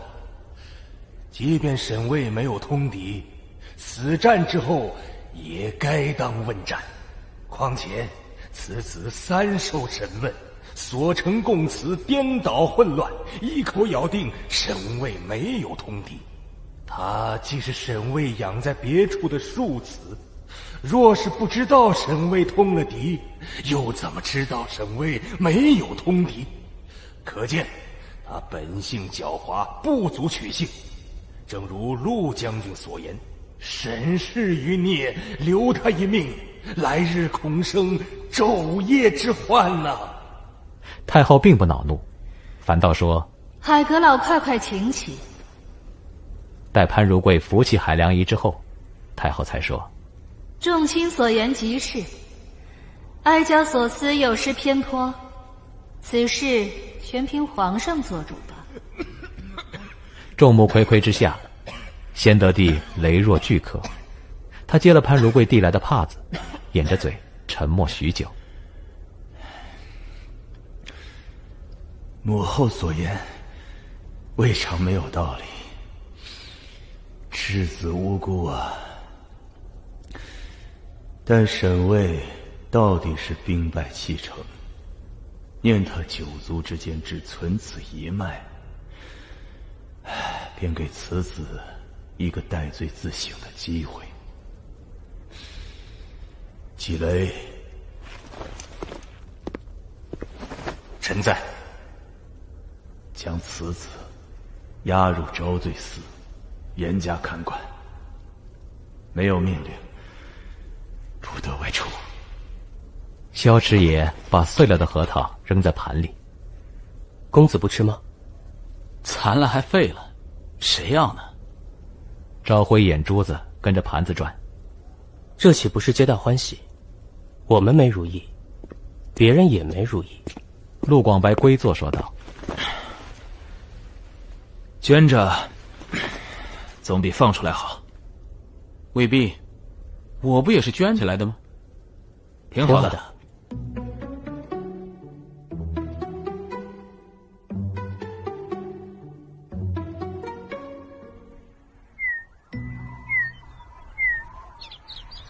沈泽川入招罪寺那一日，去读难得晴天，白雪覆宫瓦，朱墙映绿梅，日光透过屋檐，在他脚前斜出条阴阳线。他大病初愈，瘦得见骨。15岁的前尘旧梦如同灰烬，在睁眼后被这寒凛朔风吹得干干净净。葛青青先行下阶，回首看着他。时候不早了。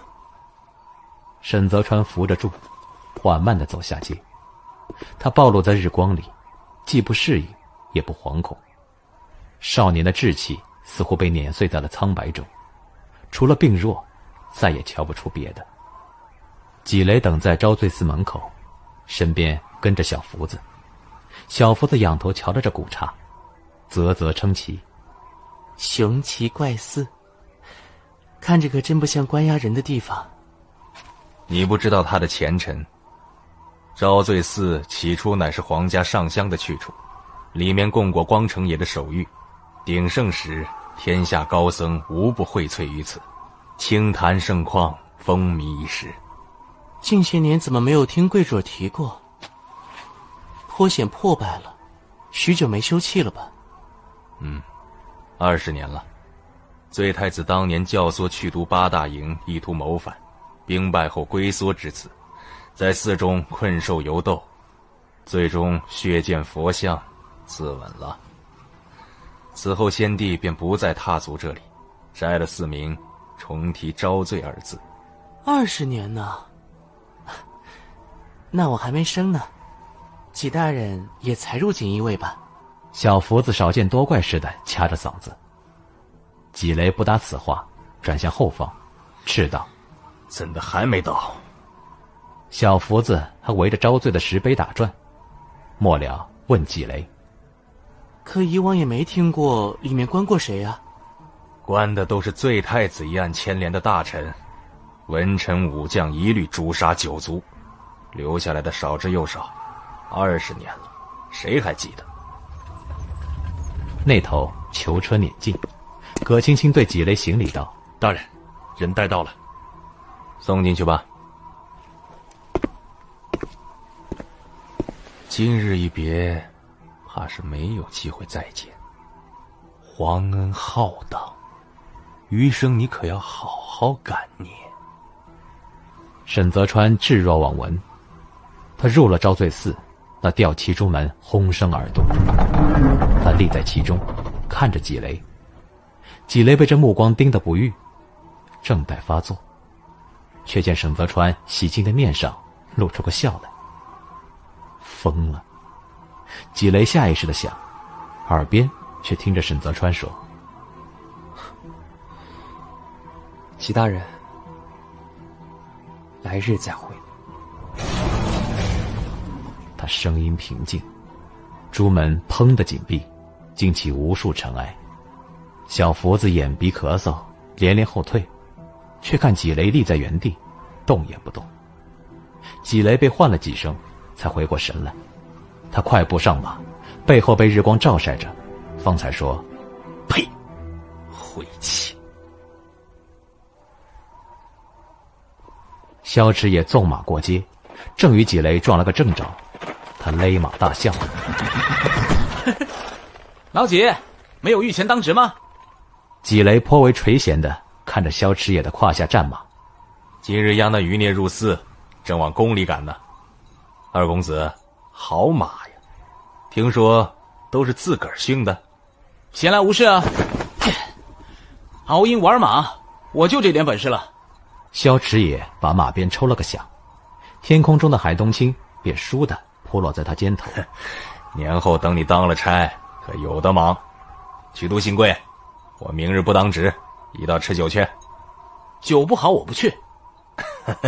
好酒，定是好酒。不是好酒，谁敢请你二公子来啊？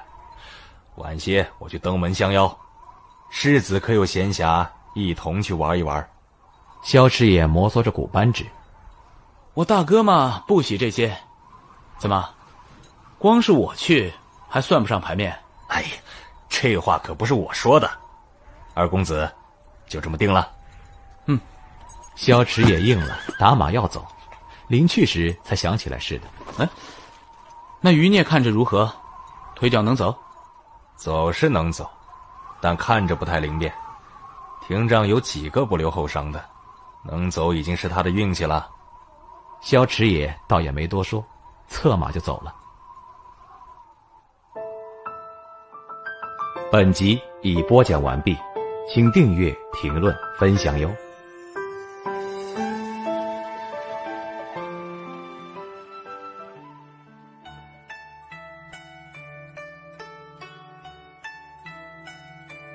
喜马拉雅的听众们，大家好，我是配音演员杨梦露，很高兴在多人有声剧《将进酒》中为太后花鹤尾配音，希望大家喜欢，请多多支持，点击订阅、关注、分享一条龙吧。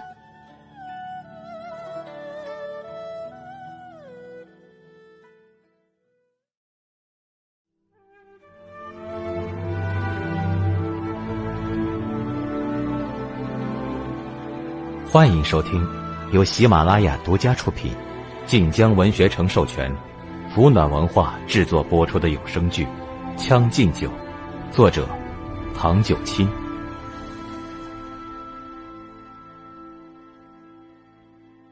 第9集，幽静。晚些，昭罪寺的杂役送饭来，沈泽川点了油灯，却没有碰饭。他抄着油灯，沿着大殿侧旁的小廊走了一圈。这里积尘已久，有些厢房破败，门窗都烂了。沈泽川见着几个尸骸，风一吹就倒了。因为没有寻见活物，他便回了大殿。佛像以他香案陈旧，却很结实，下边大小合适。沈泽川挂了破幔布，就合衣躺在底下，腿上遇寒阵痛，他耐着痛，闭目算着时辰。后半夜细雪新下，沈泽川听着2声夜宵叫，他坐起身，掀开布，看见门前的纪刚正跨进来。纪刚打开包袱，吃了饭就打拳，这夜里遮不住风，太冷了，睡着了师傅怕你病。沈泽川看那油纸包裹着的烧鸡，病中忌荤腥，师傅你吃吧。纪刚给他撕着烧鸡。屁话，你正该是吃饱肚子的时候，师傅喜欢吃鸡屁股，在家也爱吃得很，你留给我啊。我跟着你走，你吃什么我吃什么。臭小子。师徒俩分了烧鸡，纪刚似乎生了口铁牙，把鸡骨头也嚼碎了。他把葫芦递给沈泽川。要实在冷得受不了就喝酒，但是不要喝多啊，像你哥一样，按着量抿。他们这些日子没提过钟伯，没提过端州，更没有提过茶食天坑。师娘和纪木像是师徒2人心照不宣的伤口，他们都自以为隐秘地遮盖着，殊不知血已经流出来了，痛是共存的。沈泽川抿了一口，递给纪刚。纪刚不接。戒酒了，师傅不喝了。店里沉寂下去，没有门的遮挡，细雪就落在眼前，成为漫漫长夜的唯一景色。愣什么呢？师傅，有话就说。对不起。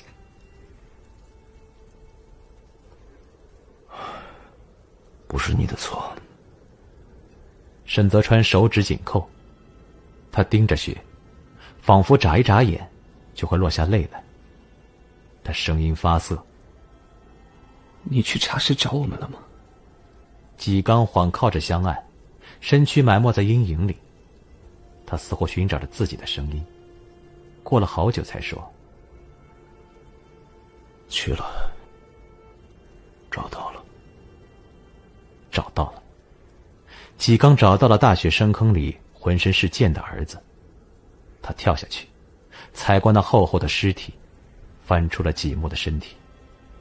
纪木才23岁，刚升了端州守备军的小旗，铠甲是新的，穿上的那日，花娉婷在所里给儿子挂了个平安符。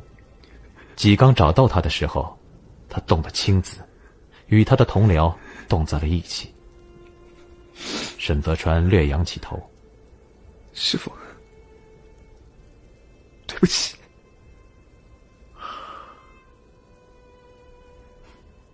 他是兄长嘛，应该的，那都不是你的错。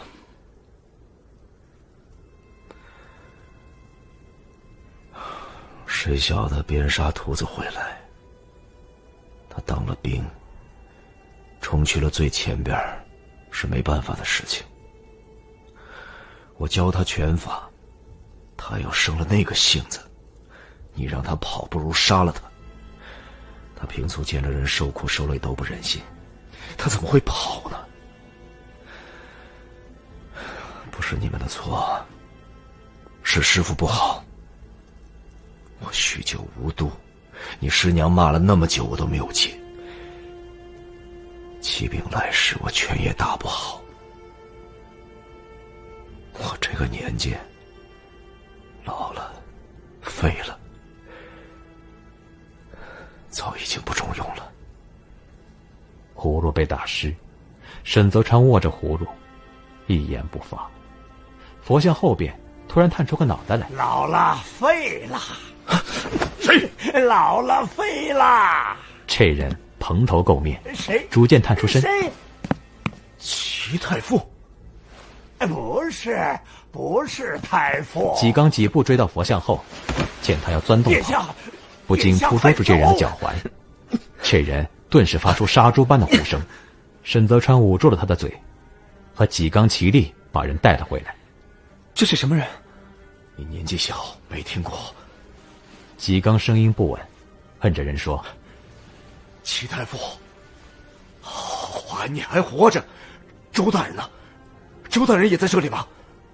齐太傅瘦瘦小小，瞪不动人，便瞪着双目，小声说：“死了，我死了，殿下死了，大家都死了。”太傅，我是纪刚，锦衣卫同知纪刚。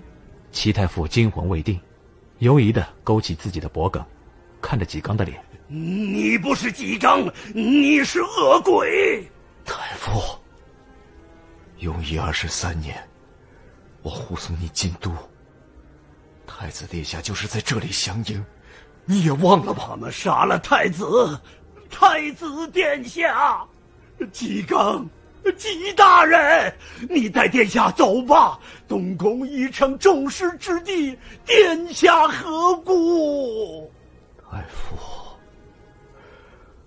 永义29年，积雷认贼作父，我已被踢出去都。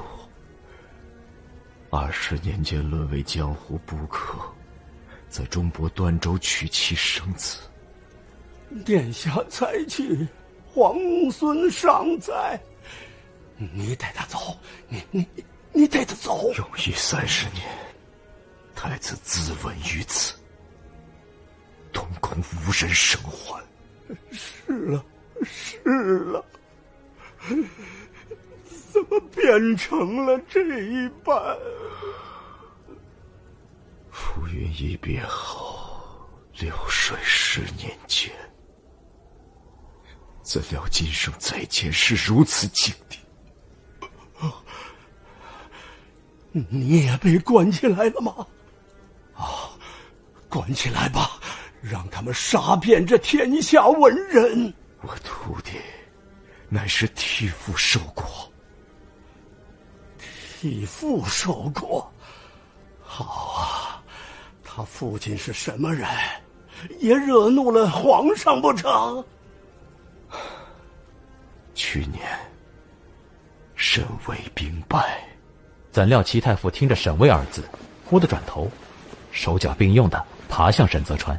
这是沈巍的儿子。纪刚察觉不妙，正欲出手，齐太傅却已经先一步扑了出去。他干枯的手指抓向沈泽川，狰狞道：“沈巍杀了殿下！”沈泽川眼疾手快，已经握住了齐太傅的手腕。纪刚紧跟着将齐太傅擒住。太傅，皇孙是为什么而死？今日你也要我的徒弟为什么而死吗？不论沈巍做何等恶事，与我徒弟何干？他既是沈巍的儿子，沈巍的儿子。纪刚擒着齐太傅，猛地磕了头。他出生时是沈巍的儿子，可他后来便是我纪刚的儿子。我今夜如有假话，便不得好死。太傅，你要杀我的儿子吗？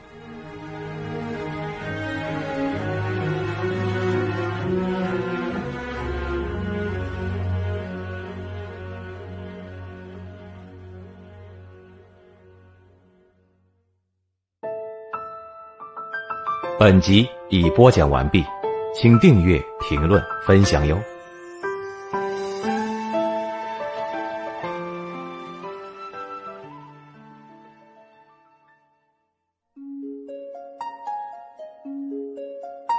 喜马拉雅的听众们，大家好，我是配音演员贾秋。大家好，我是配音演员吴磊。我们很高兴在多人有声剧《将进酒》中为纪刚和左千秋这2位师傅的角色配音，希望大家喜欢，请多多支持，点击订阅、关注、分享一条龙吧。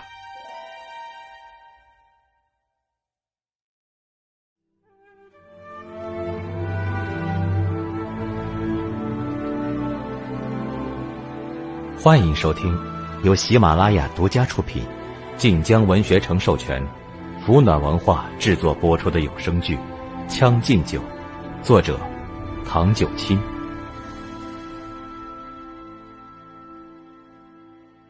第10集，太傅。齐太傅无语凝噎，拽回手，转头不再看沈泽川。他被幽禁在此20年里疯疯癫癫，恨遍了外边所有人，今夜却要说服自己不要恨仇人之子。齐太傅声音凄怨：如今我又能杀谁呀？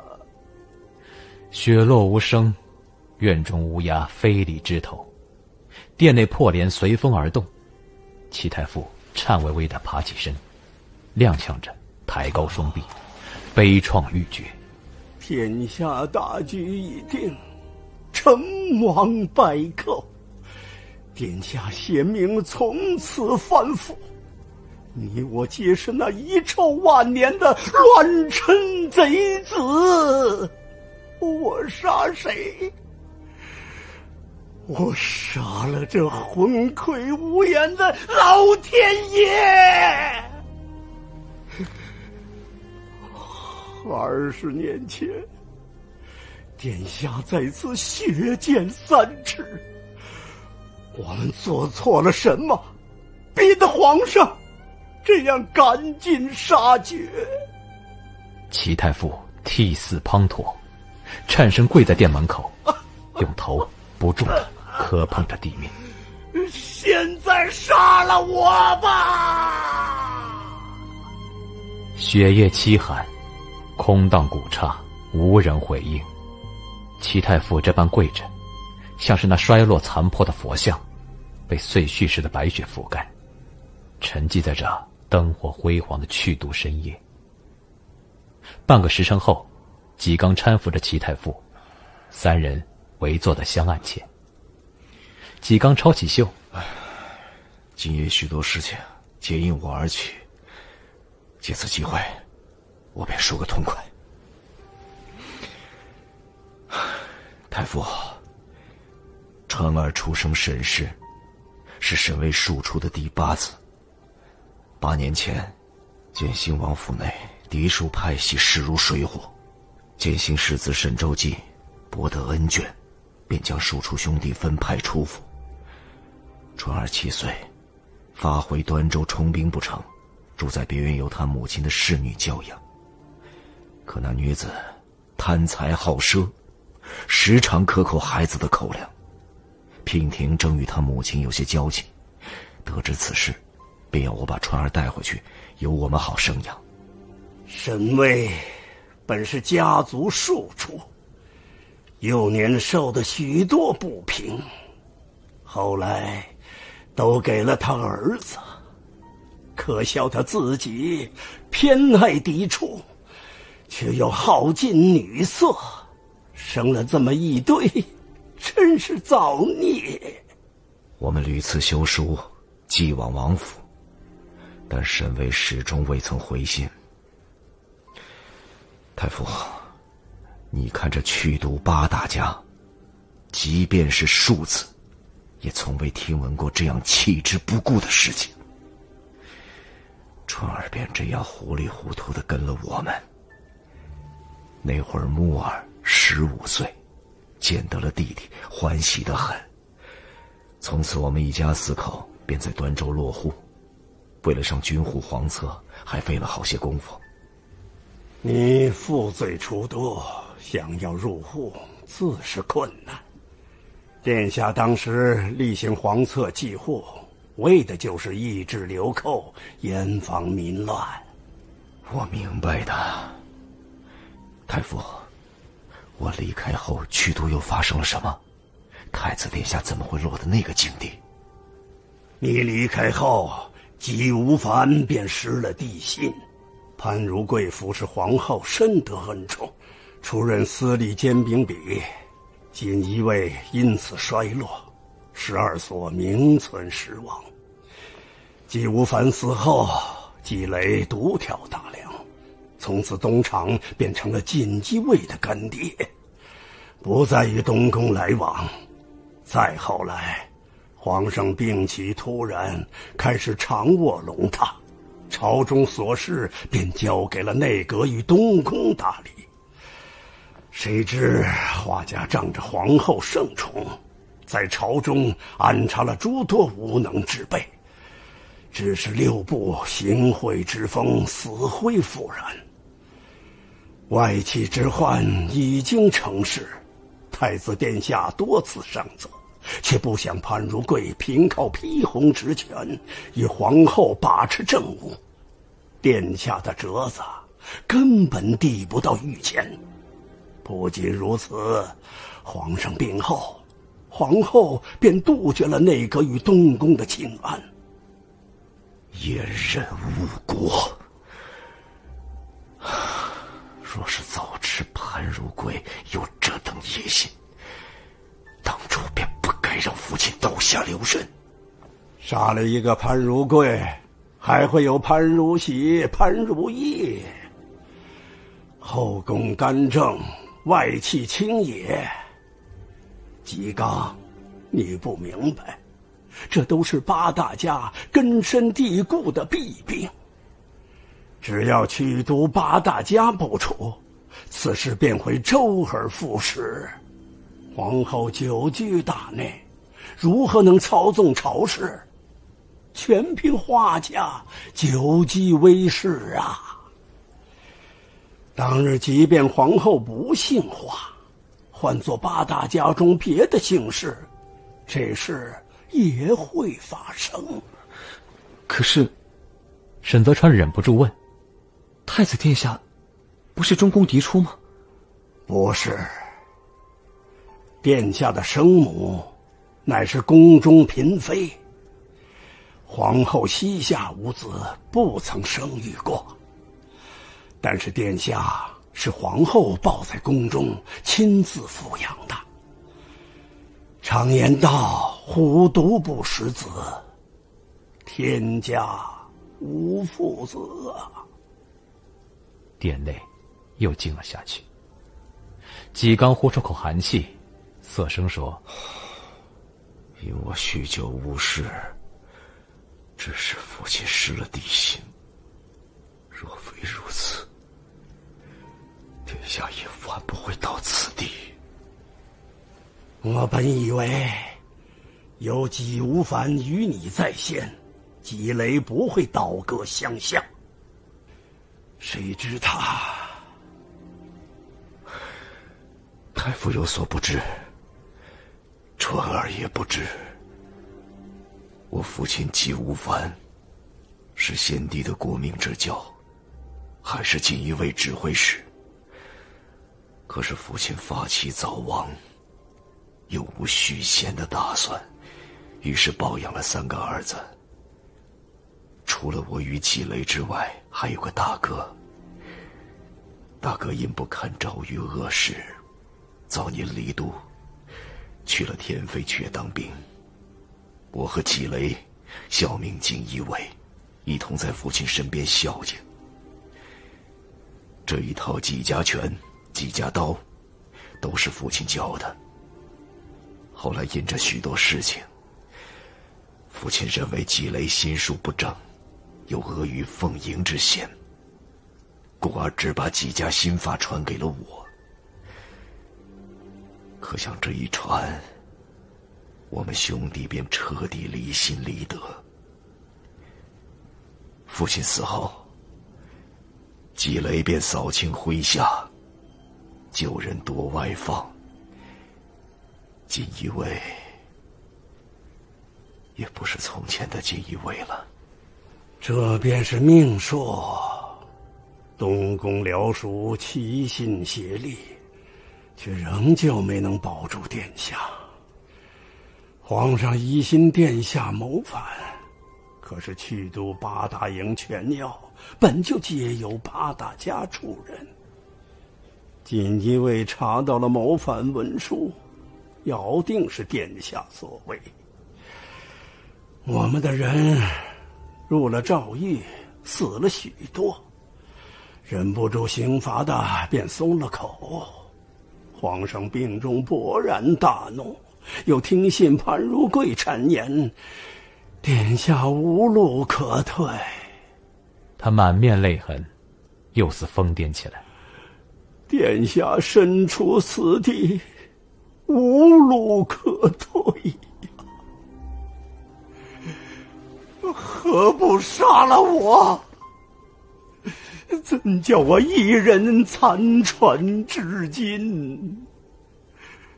活着这般痛不欲生，我却迟迟不曾奔赴黄泉。他骤然盯向沈泽川，语调愈狂。我不甘心，多年布局功亏一篑，东宫僚属死伤无数，殿下冤屈尚未昭雪，我不甘心。他再次拖住沈泽川的手臂。恨你这样年轻，你还有机会。太傅，纪刚起身欲拦，齐太傅紧紧攥着沈泽川。你能保他一时，你能保他一世吗？今日我谅你慈父之心，不恨他，不怨他，可你能叫天下人都这般想吗？只要他姓沈，便有的是人要杀他。功夫武艺傍了身，便真的能高枕无忧吗？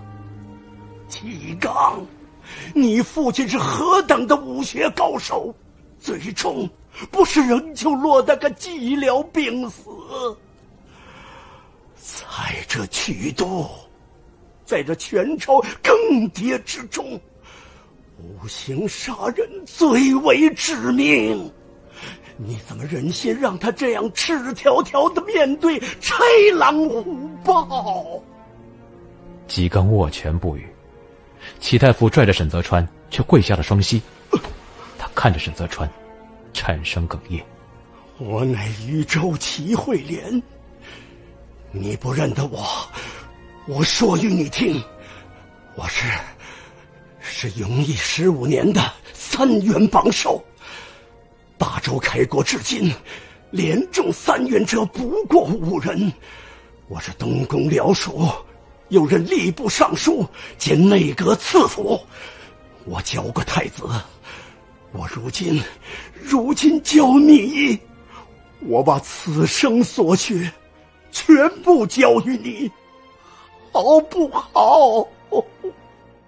沈泽川盯着齐太傅的双眸，他超乎寻常的镇定，在那短暂的沉默后，砰地跪在地上，给齐太傅3叩响头。先生授我以诗书，我为先生杀苏仇。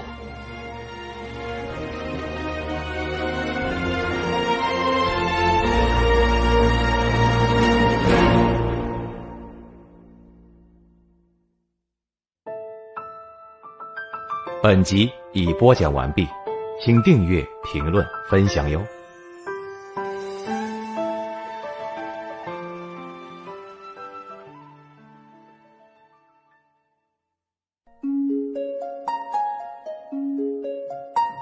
喜马拉雅的听众们，大家好，我是配音演员袁国庆，很高兴在多人有声剧《将进酒》中为齐惠廉这个角色配音，希望大家喜欢，请多多支持，点击订阅关注，分享一条龙吧。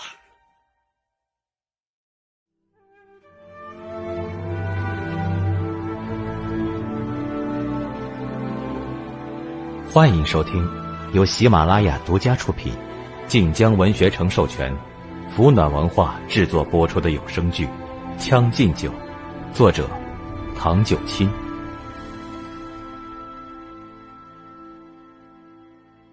第11集，疑心。葛青青卯时出门，前往招罪寺。路上清寒，还下着雪，他合着手，边走边寻包子铺。遥遥听到几声呼唤，一把红绢伞撑在雪间，伞下人略微摇晃着往这边来。去多能打红绢伞的，皆是5品以上的权贵。葛青青侧立路边，扶刀行礼。这人晃过他跟前，扑鼻而来的是浓重酒气。提鞋。这人停下来，伸手扯了葛青青的腰牌，看了须臾。葛百户这会儿往哪里去？天寒地冻的。葛青青盯着这人的乌靴。回大人，卑职今日在所司当值，该往宫里去。萧池也通宵吃酒，衣衫不整。他吊着这腰牌，这路不像是往宫里去的。二公子金贵，不知道这民巷杂乱，从这儿钻几条民巷，就能拐到神武大街上，直通宫门。萧池也闻言一笑，将腰牌扔还给他。哼，认得我呢。离北铁骑骁勇善战，世子和二公子救驾有功，去都谁能不认得您？二公子要回府吗？路上滑，卑职斗胆，可要送您回去。我看着像醉鬼吗？你且去吧。葛青青再行一礼，便走了。朝晖到时，见萧池也磕着那红绢伞，正喊包子铺快点。他走近，府里备着早膳，公子怎么就站这儿用了？我饿，走不回去了。朝晖抖开大肠，酒色误人，公子，咱们回去吧。萧池也罩上了大肠，却不挪脚。他吃了2口包子，浑然不在意周遭的目光。这能到神武大街吗？能是能，但是不好走。明巷兼关沟，越是狭窄的巷，越是堵着污秽沟水。去都近些年没有修关沟，这片烂得不成样子。等天回暖，水一化，雨一下，污水就要骤涨漫街了。你想，这样的路好走吗？我只问了一句，你怎么答这么多？言外之意，就是请你务必走正道。公子，吃酒不急，绕过去反倒更快。萧池也擦拭着手，示意朝晖掏钱。那真奇了怪了，你去打听打听，锦衣卫12所今日有没有一个叫葛青青的知道？老伯，趁早干别的吧，这包子太难吃了。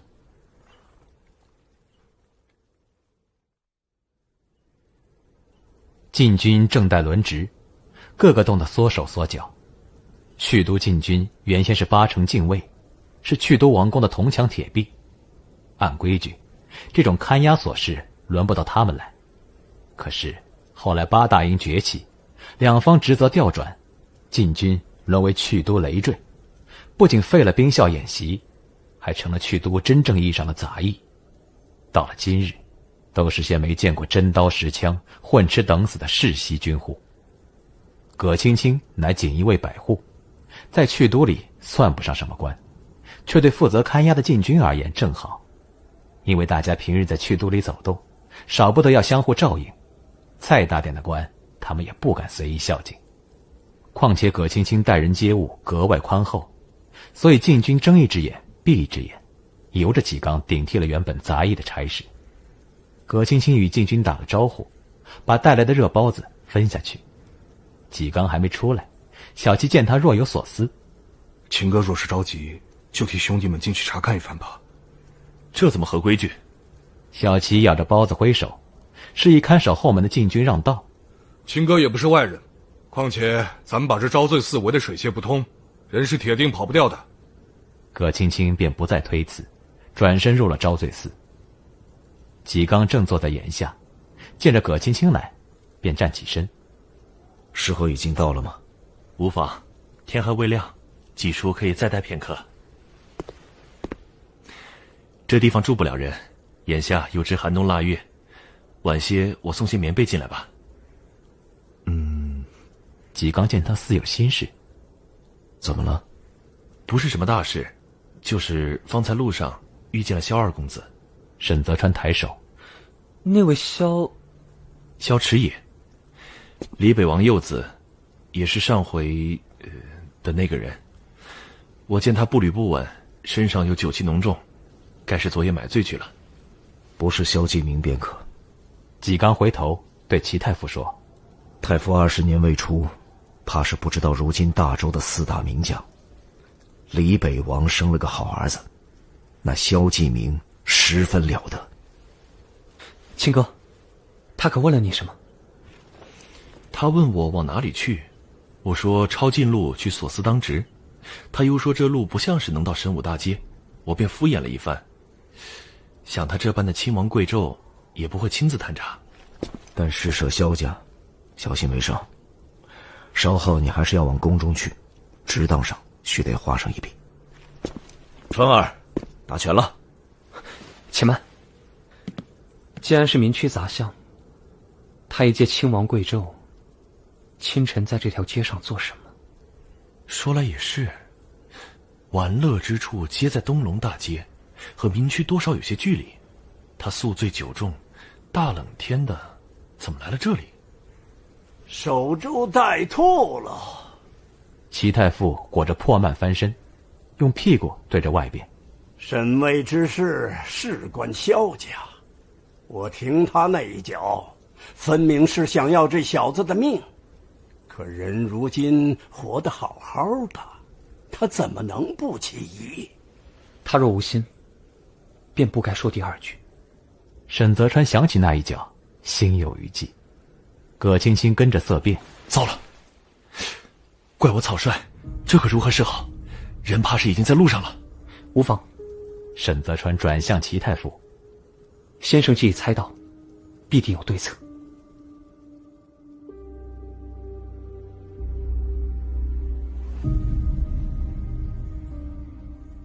朝晖到了锦衣卫所司，同行的千氏虽与他同级，却不敢拿桥，引着朝晖一路到了记当房。赵将军要查什么？这是今日12所的职当。朝晖不苟言笑，捡起册子翻看了一下。晋中巡视多辛苦各位锦衣卫的弟兄。前几日，我得了位名叫葛青青的百户相助，今日特来酬谢。他今日轮值吗？12所百户旁子都在里面呢。千氏说着，移步到墙边，那上边分化清晰地挂着12所当值牌册，但是这东西朝晖就不能碰了，那是禁中忌讳。将军可知他是哪一所的？听说能值陈班，不外乎是栾舆司、秦盖司以及训相所。千氏按照所名细细排查，过了半晌，转身对朝晖说：“将军，今日当值的没这个人，我替您在别处看看。”朝晖轻轻合上手中的册：“不必了，我自去找他。”朝晖出了记当房，天色方亮，他沿路而返，大步流星地往宫外去。神武大街新扫过积雪，但是路上滑，来往送权贵的轿夫们也不敢莽撞，把路走得小心，力求个稳当。朝晖经过一轿，瞥见抬轿人身佩腰刀，谁知就是这么一瞥，却让他皱起了眉。朝晖拦下轿子：“且慢，这是接指挥使的轿子。”本集已播讲完毕，请订阅、评论、分享哟。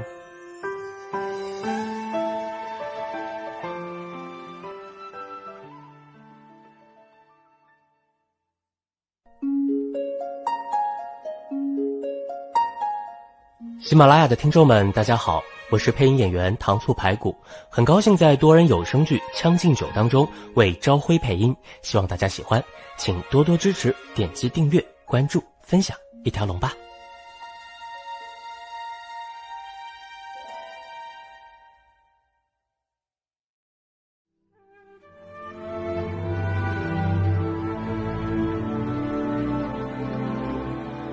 欢迎收听由喜马拉雅独家出品，晋江文学城授权，福暖文化制作播出的有声剧《将进酒》，作者唐九卿。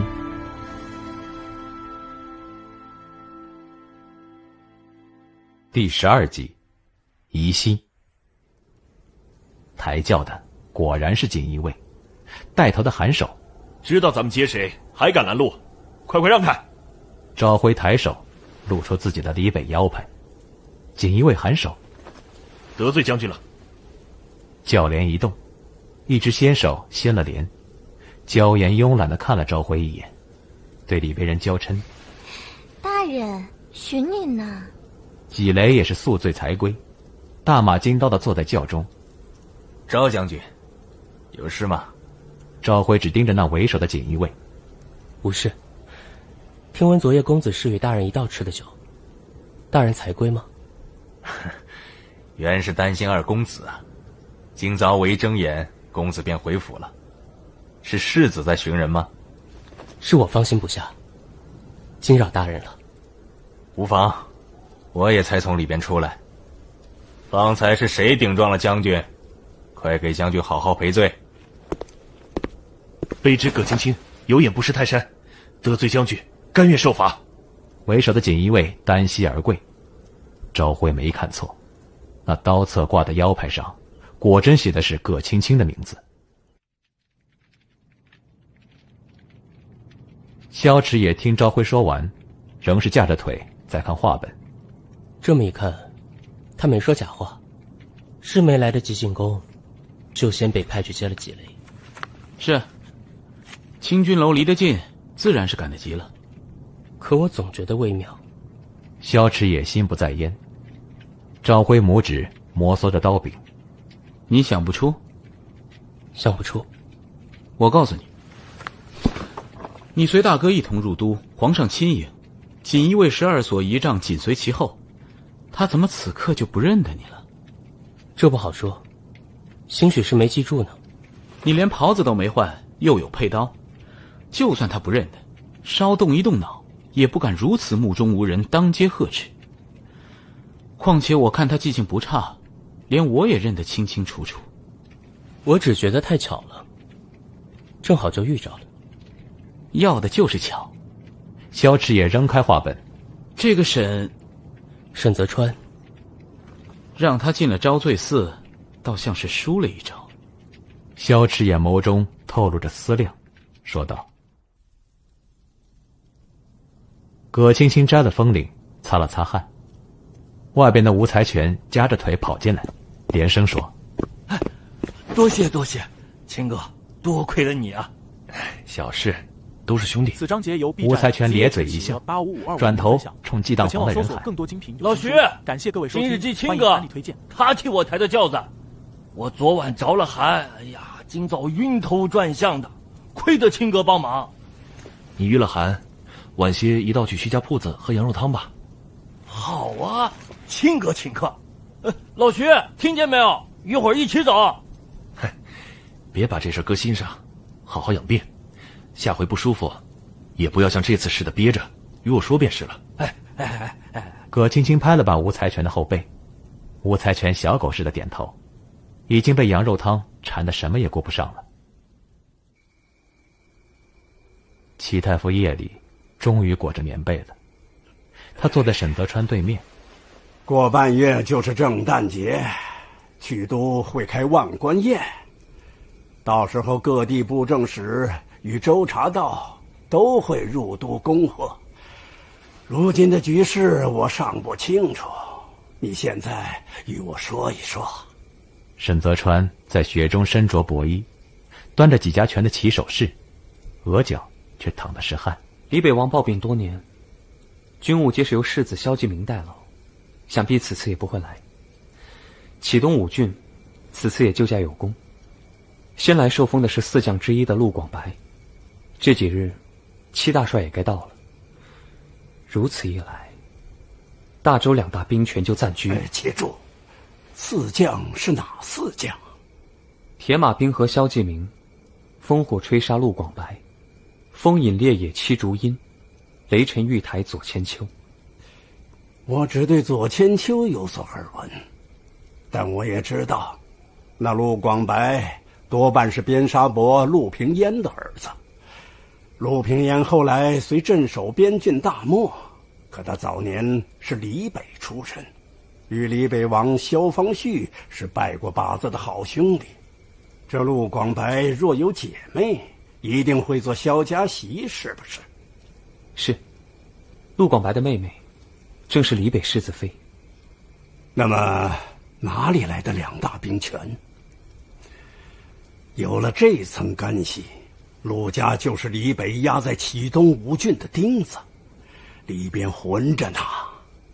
况且去都还有8大营，8大营之下还有禁军。8大营虽然人数不及李北、启东，名声也不如他们骁勇，可你要记住，去都才是大周的心脏，他们捏着的是帝王命。齐太傅掂量着戒尺，扒过葫芦，做了几口酒暖身。你还要记住，锦衣卫虽然不能称兵，其趁手程度却远超于兵。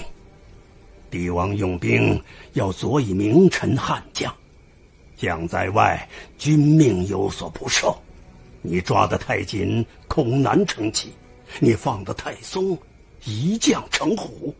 这尺度难以捉摸，须得对症下药，通达应变才好。然而锦衣卫却截然不同，他们就是帝王的座下凶犬，那锁链由帝王一人牵着，是松是紧，是宠是气，全凭帝王喜怒。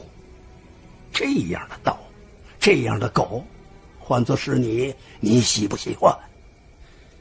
喜欢便会纵性，宠信太过必成祸患。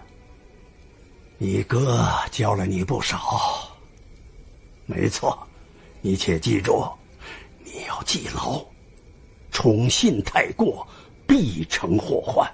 亲贤远佞虽是贤德之道，可是身处其中，黑白交错，怎能永远分得清谁是贤能，谁是奸佞？何况即便是贤能君子，有许多事情也做不得。但是奸佞可以，小人可以。帝王久居大内，要懂制衡之道，要监听重臣群生。你看，有了锦衣卫，便有了东厂；有了李北，便有了启东。水满则溢，月盈则亏。你知道此番萧家为什么恨沈巍吗？不仅是李北经此一战无可再封，其根本是萧家再战，败也是败，赢也是败，他们已经到头了。赢也是败，赢也是败。萧继明打了胜仗，不是立刻就赔了弟弟吗？往后他赢一场便险一分，这次赔的是弟弟，下次便可能是他的妻子、他的父亲，乃至他自己。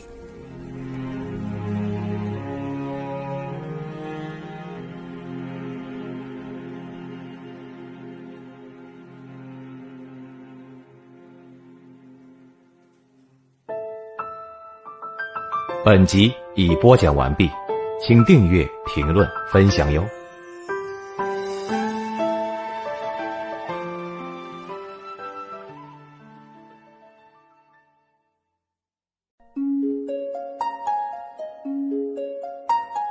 喜马拉雅的听众朋友们，大家好，我是配音演员赵子涵，很高兴在多人有声剧《将进酒》中为萧方绪和葛青青这2个角色配音，希望大家喜欢，请多多支持，点击订阅、关注、分享一条龙吧。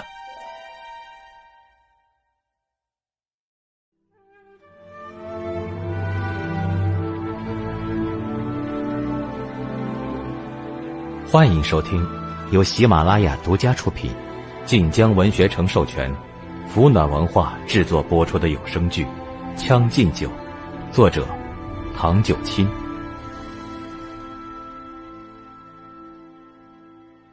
第13集，升官。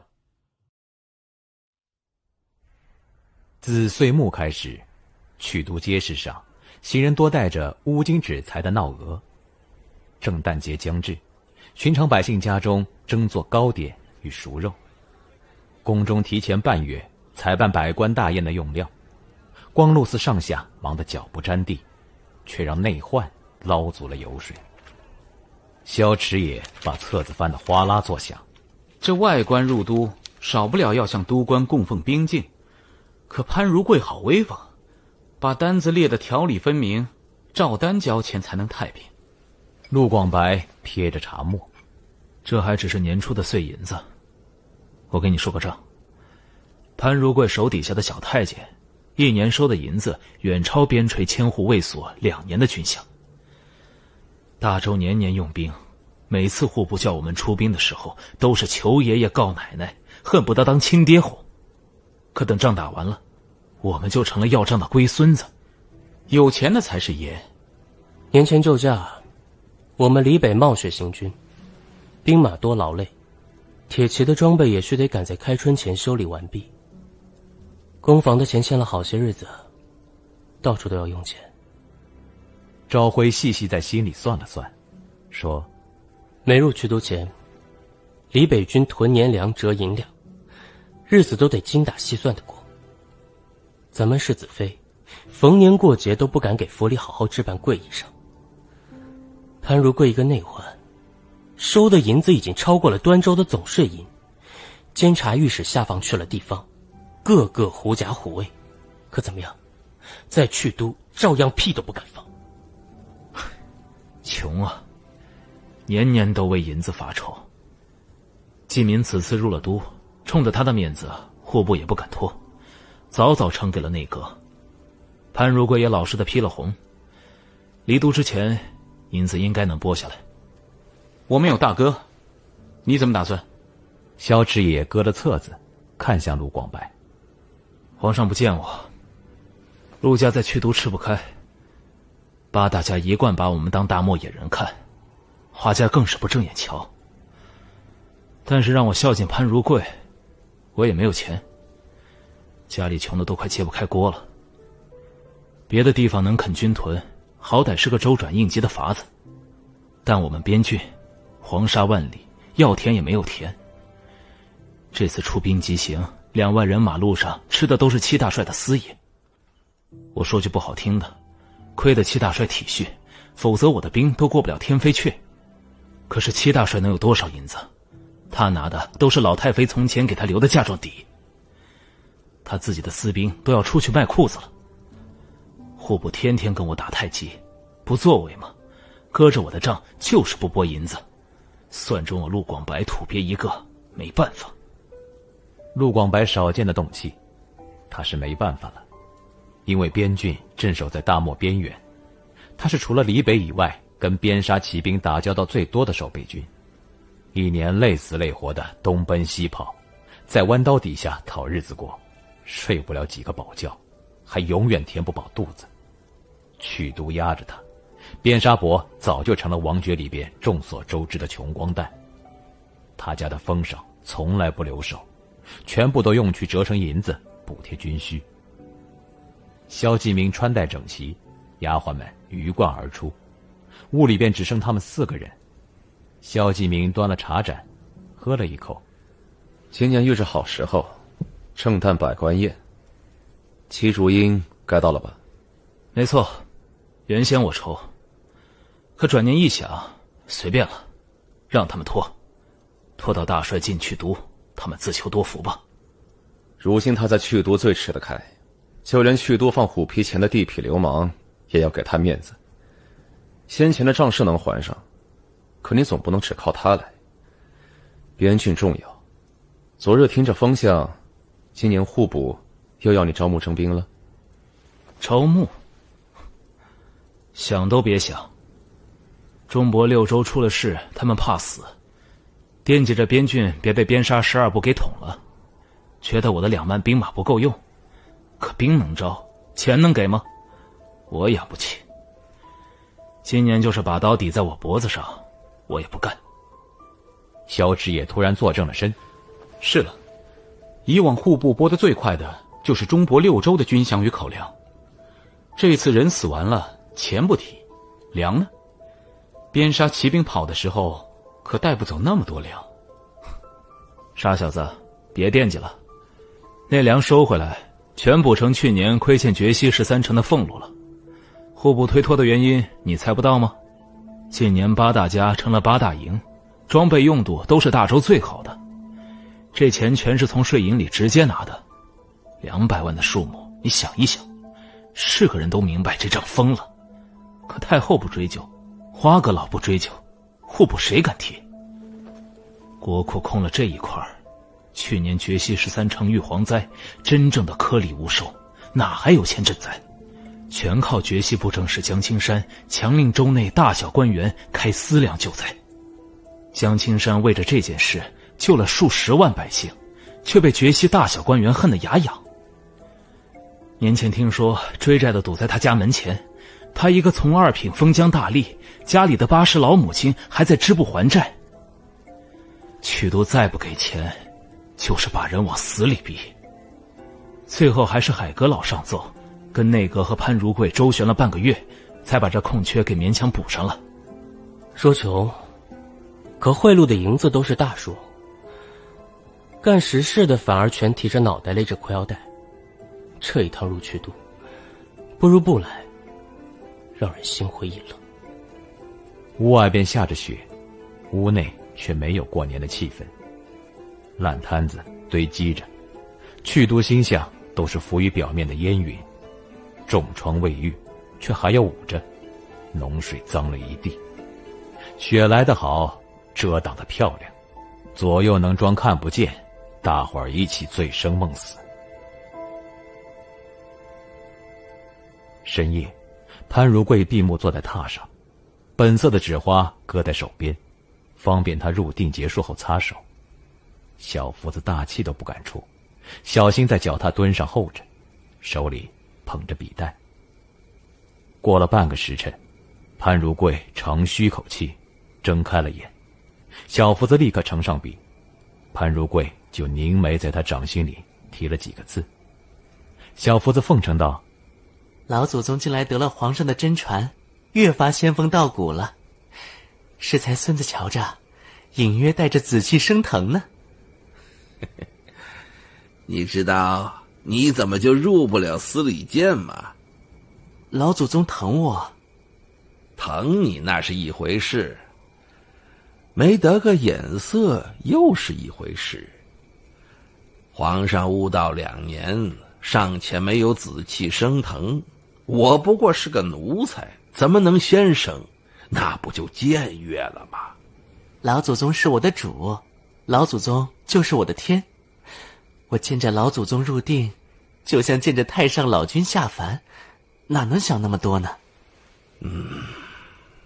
你就孝顺这点儿，还称得上是本事。这圣诞节到了，我也得好好孝敬老祖宗。年前采办的时候，在楚王的庄子里见这个绝色美人儿，我打听打听，想着皇上也用不着，孝敬给您才是头等大事。怎么个角色啊？还能比得过3小姐？况且那不是楚王的人吗？楚王的混脾气，霸道又专横，怕不是那么容易松口吧？楚王再金贵，能金贵得过皇上吗？皇上都没说什么，孝敬给老祖宗不是应该的吗？何况这事儿您别搁在心上，我保准开春前给您安排妥当。您到时候见了，收不收就是他的造化了。倒也不急，我也不是爱财好色之人。你既然提起了楚王，那跟他一个脾气混得没边的萧二公子近来怎么样啊？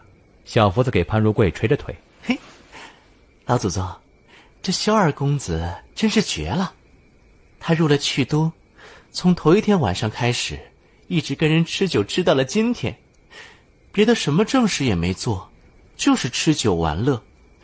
楚王那一群都喜欢跟他玩，还真是物以类聚。那倒也行，但他到底是萧家人，皇上把他放在宜鸾司里挨得太近，让人放心不下。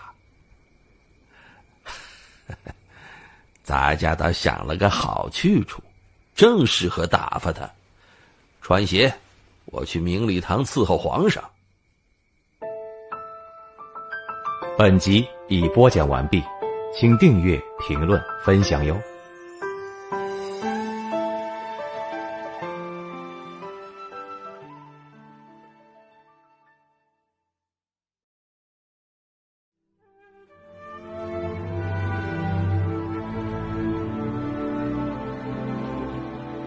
欢迎收听由喜马拉雅独家出品，晋江文学城授权，福暖文化制作播出的有声剧《将进酒》，作者唐九卿。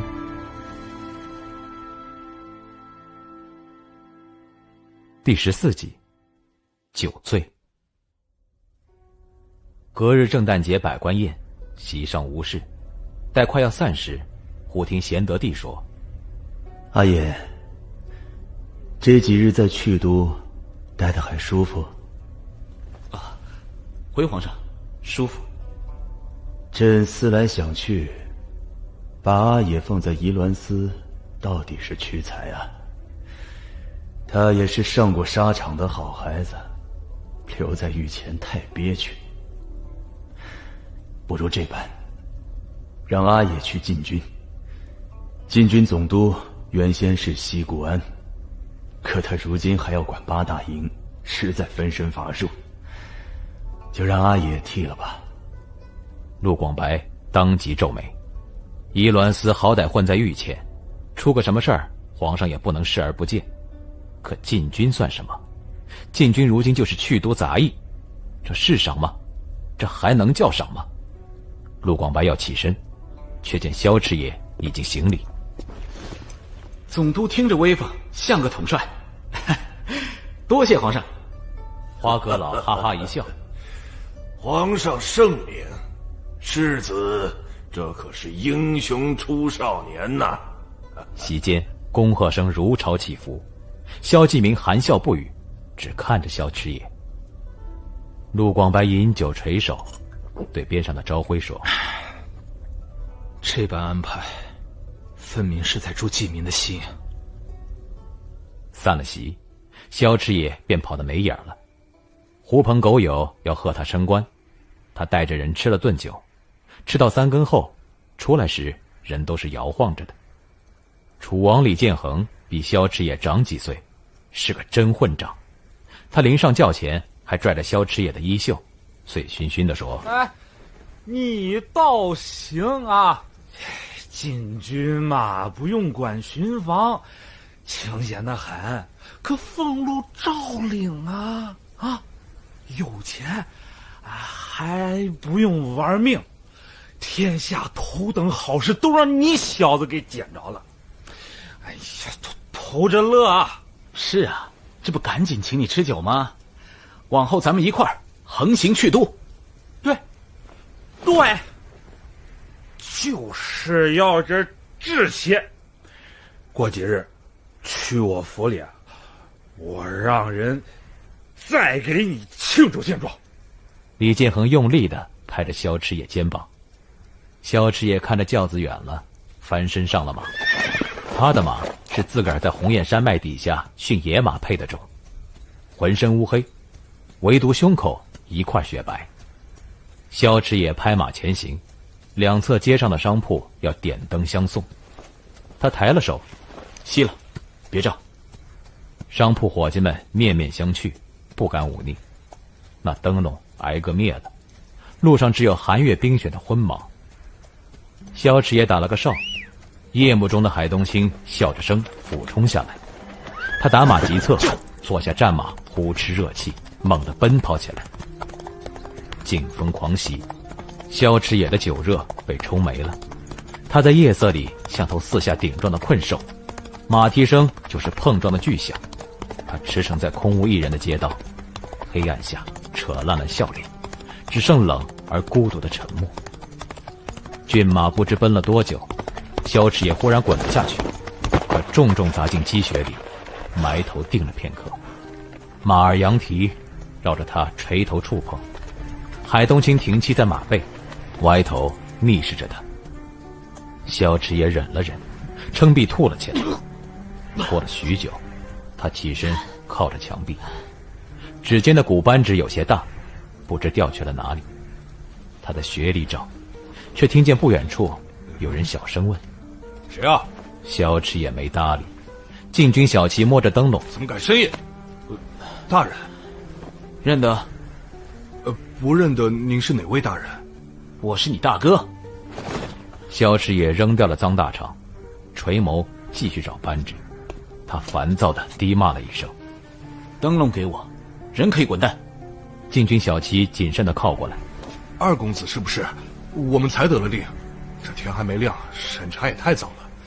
您明儿再过来也来得及。”萧池也伸手，小骑把灯笼递过去：“站哪儿？”“啊，去都边墙这块了，昭罪寺。”“没你事了。”小骑后退着要走，又听萧池也说：“沈泽川在这儿，墙里边。”“是啊，人就关在……让他出来。”“啊，这哪成啊？总督也不成啊！皇上严令，禁军我说的算。你也别啥是。”“我他妈叫他出来唱曲儿！”萧池也骤然摔开灯笼，光倏地扑灭了。他立在昏暗里，眼神阴鸷。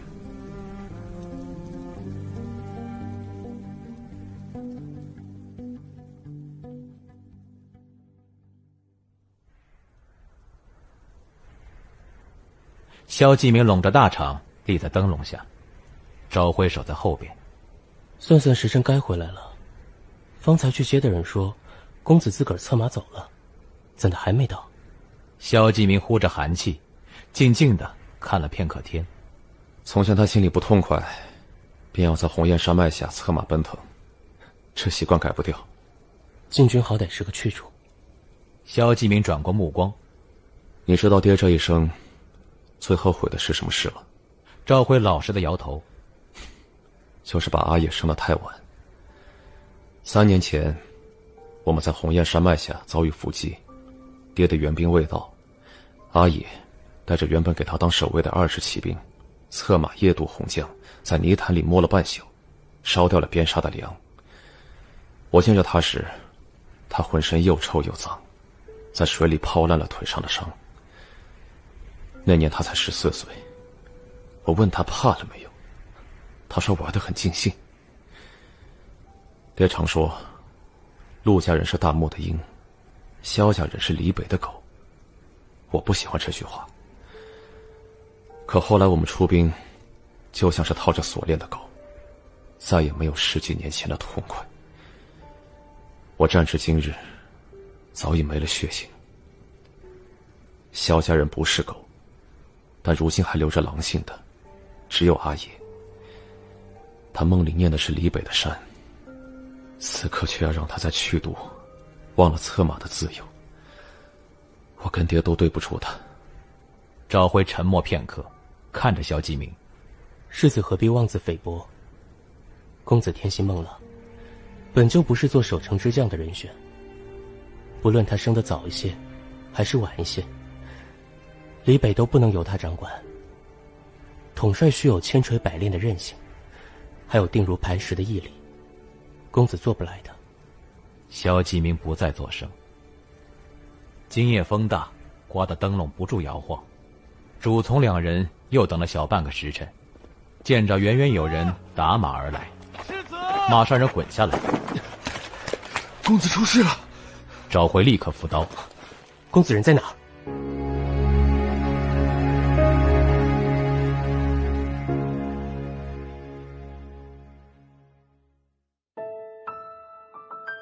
本集已播讲完毕，请订阅、评论、分享哟。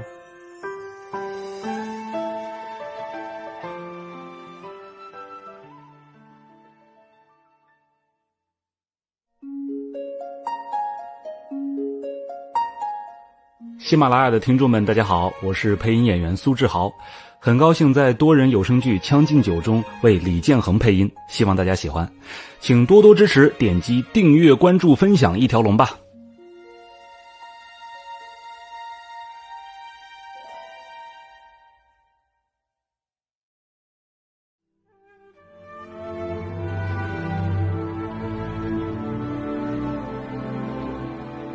欢迎收听由喜马拉雅独家出品，晋江文学城授权，福暖文化制作播出的有声剧《将进酒》，作者唐九卿。第15集，酒醉。半个时辰前，沈泽川带着镣铐被小齐推下街。唱，快唱几句。小齐在后边怂恿着，沈泽川不吭声，看向墙影里蹲着的人。他见着那海东青，胸口就疼，不由得抿紧唇线，站在原地。让你站过来。沈泽川喝出热气，缓慢地挪了脚，站在了萧池野的不远处。萧池野起身说：“你娘什么人？”端州雾气。唱曲会吧？萧池野目光让人瘆得慌。沈老狗没教你，总得有人教你点别的。沈泽川垂头躲闪，似是很怕他。我不会。抬头啊！萧池野用脚拨开灯笼。怕我？沈泽川只得抬头，闻见了酒味。不唱也行，给我找东西。沈泽川摊开双掌，示意自己还带着镣铐。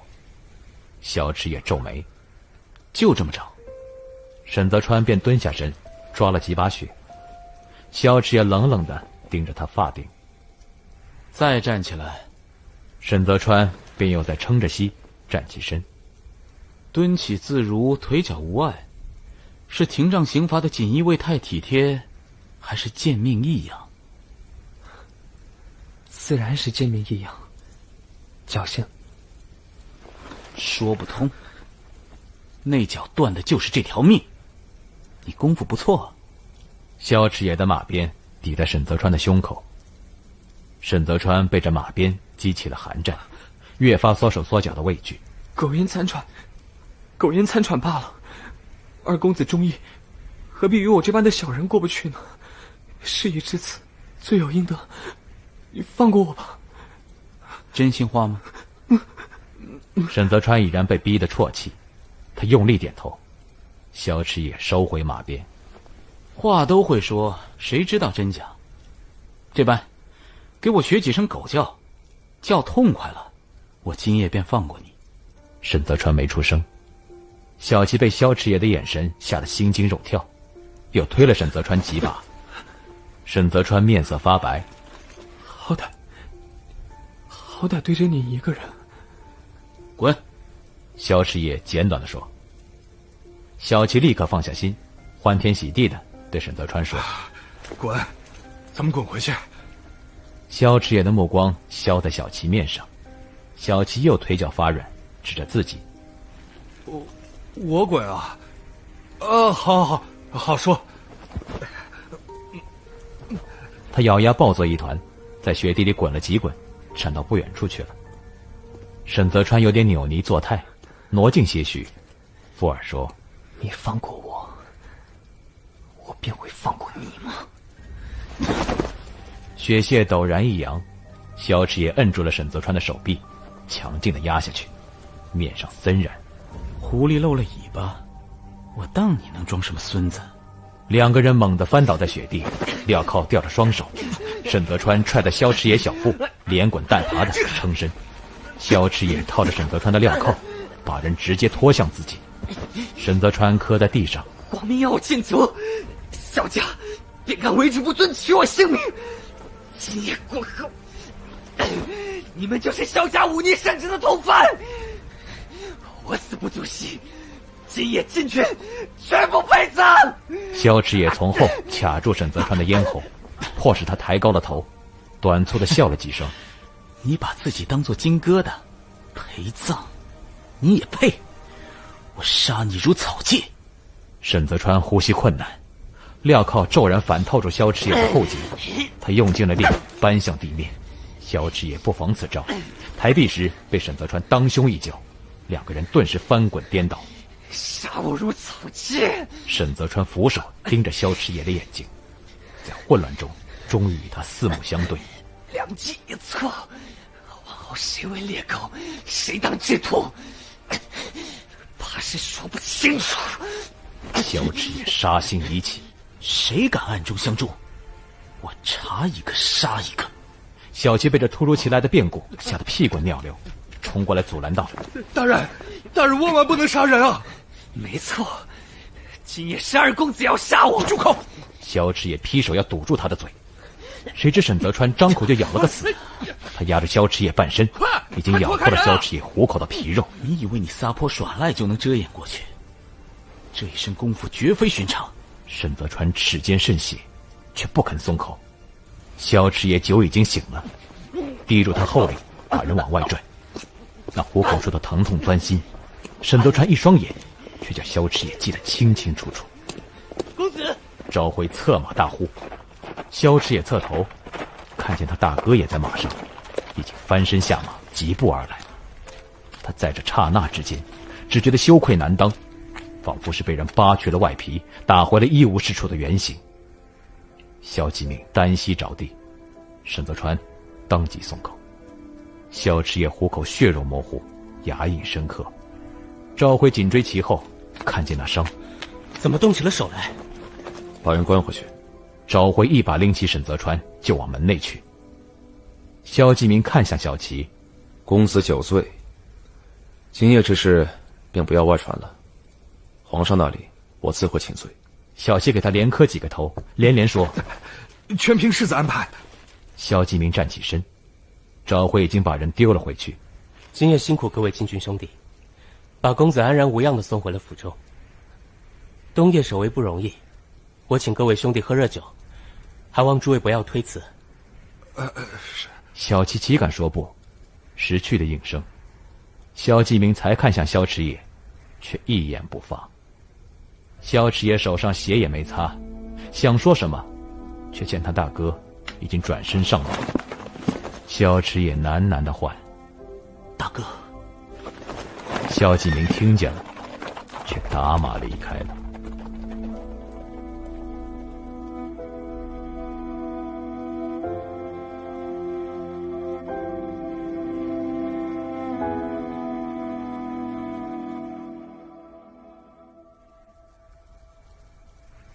沈泽川的镣铐被解开，他活动着手腕，听小齐挠挠不休地抱怨着。纪刚推着独轮车，手脚麻利地卸完禁军的酒水，头上裹着粗布挪过来。小齐吩咐纪刚春前把院子收拾干净，又往外边去，要叮嘱今夜的守卫小队不许外传。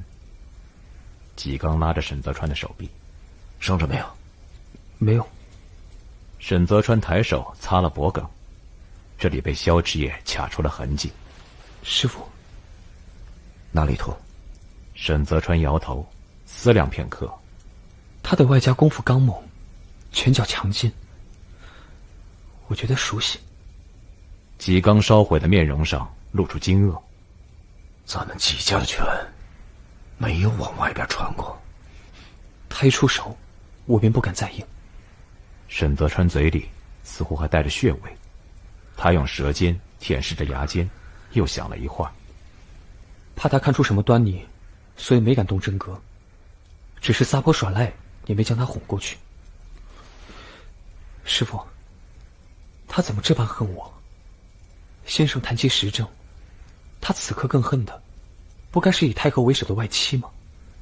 混小子醉酒，柿子挑软的捏，只能找你了。他在找这个，师傅认得吗？沈泽川晃出自己的左手，那掌心里静静地躺着个陈旧磨损的古扳指。军中臂力强劲者常使大功，拉弦须得带着这种扳指。这样的磨损，恐怕拉的还是李北铁骑中的苍天大功。不过这个萧二公子又不行军打仗，他带这个做什么？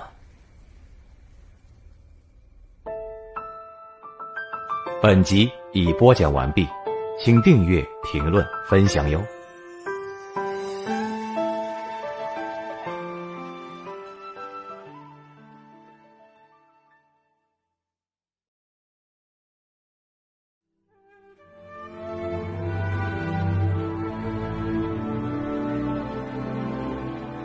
欢迎收听由喜马拉雅独家出品，晋江文学城授权，福暖文化制作播出的有声剧《将进酒》，作者唐九卿。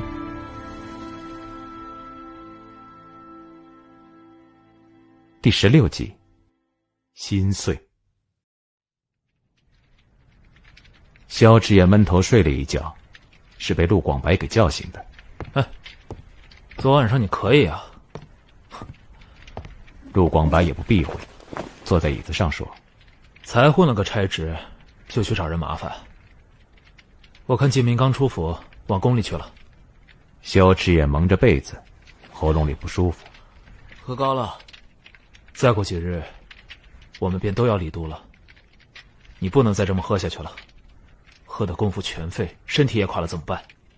萧志也没回话。昨晚在宴席上，他们那般诛你大哥的心，你也多少体谅他。他在离北军务繁忙，心里还惦记着你大嫂，如今又把你留在这里，他不好受。阿爷，人前谁不恭维着他，可个个都巴不得他哪次出阵别回来了。他为着这些人，还要年年带兵奔赴战场，他是不会说，可他总是血肉之躯，哪会不痛呢？萧志也掀开被子，长叹一气：“哎，你说的这些我不明白吗？你明白什么？明白还不起来给你大哥认个错？”陆广白把手里的蜜橘砸向萧志也，萧志也接了蜜橘，坐起身。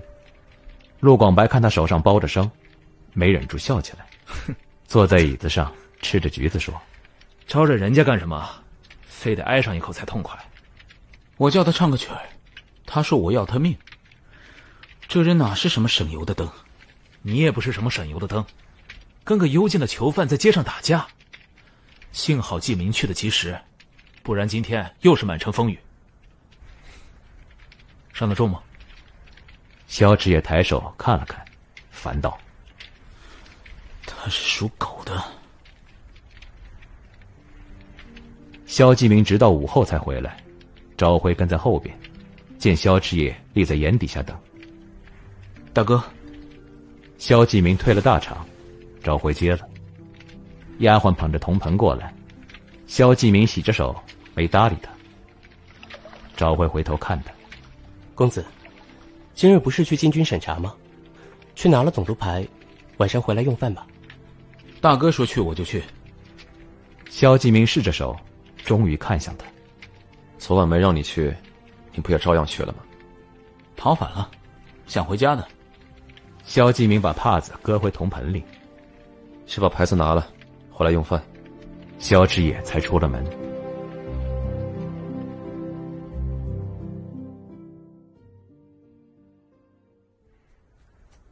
禁军自打被撤了首都要务，从前的办事房也变得门庭冷清。萧志也打马过去，见着几个短衣系缠带的汉子围坐一块儿，晒太阳摆龙门阵，又闲又懒的样子，丝毫没有军的彪悍之气。萧志也翻身下马，提着马鞭跨进院子。那院里杵着棵秃顶松树，积雪随意地堆成堆，廊檐上挂着的冰铃子也没人打，屋顶的瓦看着也该重整了。穷啊！萧志也继续打量着四下，那牌匾上都掉漆了。他下了几个台阶到正堂，用马鞭撩起了帘子，微微俯身进去了。里边正围炉搓花生的人顿时都转过了头来，瞧着萧志也。萧志也在桌子上搁了马鞭，提过椅子，自顾自地坐下了。都在呢。周围的人哗啦的全站起身，那花生壳在脚底下被踩得乱响。他们大部分是年过40的老军户，在禁军里混久了，没有别的本事，耍赖讹钱最拿手。如今见着萧池野，目光上上下下的先打量一通，再心怀鬼胎的相视。其中一个在袍子上擦着手，笑说：“二公子，今儿就等着您来拿牌呢。我这不就赶着来了，牌呢？今早上等您不到，工部那边又催着人去干活，曹千世就先拿着牌去调人了，晚些回来。回来了，我再找人给您送府上去。”您老哪位？我嘛，您喊我老陈就行。我以前是狄城百户所的百户，得了花13爷的提拔，如今是咱们禁军的经历。这奇怪啊！萧池野单手撑着椅子把手，斜身看着老陈。总督下边该是禁军都指挥同知，怎么出了个千世拿牌？哎，您有所不知啊。去年中国兵败，进城的漕运过不来，去都粮食告急，吏部的老爷发不出年俸，就把咱们禁军办事房里边的人裁了一半。现在没有都指挥同知，挨着的就只有曹千世，总共就剩咱们这几个人。萧池野单手撑着椅子把手，斜身看着老陈。老陈见萧池野听得专注，那弓着的身越发直挺，没了规矩。这般说来，总督腰牌人人都能碰了。以往办事习惯带牌就走，工部的活不能等，那都是给宫里抬幕僚的。咱们人微言轻，谁也得罪不起啊，也是没办法。您要是觉得这样不合规矩，得先给工部说明白才行。我一个挂牌总督跟工部交代什么？禁军往上是皇上，6部要禁军帮忙，过去那是情分，没给他们算账。今后谁要人手，干什么干多久，讲不明白算不清楚，那就别指望我的人动。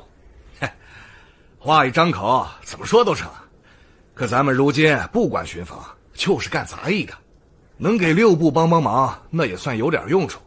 何况这么几年皇上也没说什么。二公子，囊中有钱不如朝中有友。过去您在黎北，可禁军的情形与黎北铁骑到底不一样啊。有些事情搁在这里，他行不通啊。再者，咱们禁军不比8大营，谁？你刚才说，谁保举你到这儿来的？萧池也站起了身，老陈腰杆直戳着，面上神采焕发，恨不得大声说3遍。花13爷，你也认得吧？太后她老人家的庶孙，花三小姐的。萧池也抬腿就是一脚。老陈还红光满面的说着话，没防备，被一脚踹倒了身，撞在桌椅上，砸了茶壶，茶水砰的溅了一地，泼得老陈一个机灵回了神，边爬边跪地哆嗦起来。萧池也扫开桌上的花生壳，花家偏房养的混子，从前给我提靴的，你把他当成什么遮阴术？那充其量就是个狗尾巴草。我要总督腰牌，你给我说规矩。猪油蒙心了，认不清我是谁？禁军往后我说的算。二公子，二公子，谁他妈的是你二公子？做了禁军总督，我就是吊着你身家性命的主子。打我面前拿桥，装什么地痞流氓？工部要人干活，调的都是禁军人手，中间要是没点银子来往，你们犯得着这么往人脚底下凑？下边人干得累死累活，你倒把自个儿养得脑满肠肥。怎么着？花13说保你，你就真以为自己揣着免死金牌？老陈西行几下，不敢，不敢。总督大人，卑职说了胡话。半炷香的时间，腰牌名册2万兵我都要查，缺一个也不打紧，诸位提头来替就行。老陈赶忙爬起身往外边跑。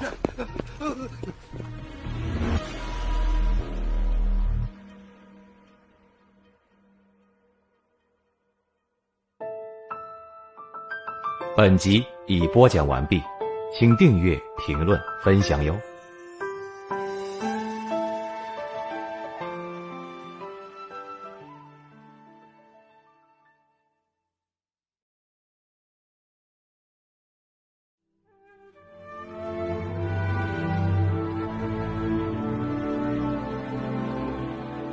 欢迎收听由喜马拉雅独家出品，晋江文学城授权，福暖文化制作播出的有声剧《将进酒》，作者唐九卿。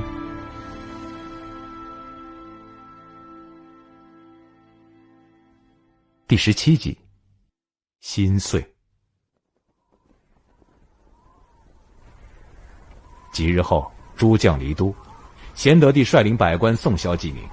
大雪间，贤德帝持着萧继明的手臂，咳声断续。贤德帝拢在大场里，却瘦得惊人。继明，今日去后，来年才能再见。离北边陲一直不宁，此次边沙起兵虽退，却仍旧不肯俯首称臣。12部狼子野心昭然若见。你是朕的股肱之臣，也是我大周的骁勇之将，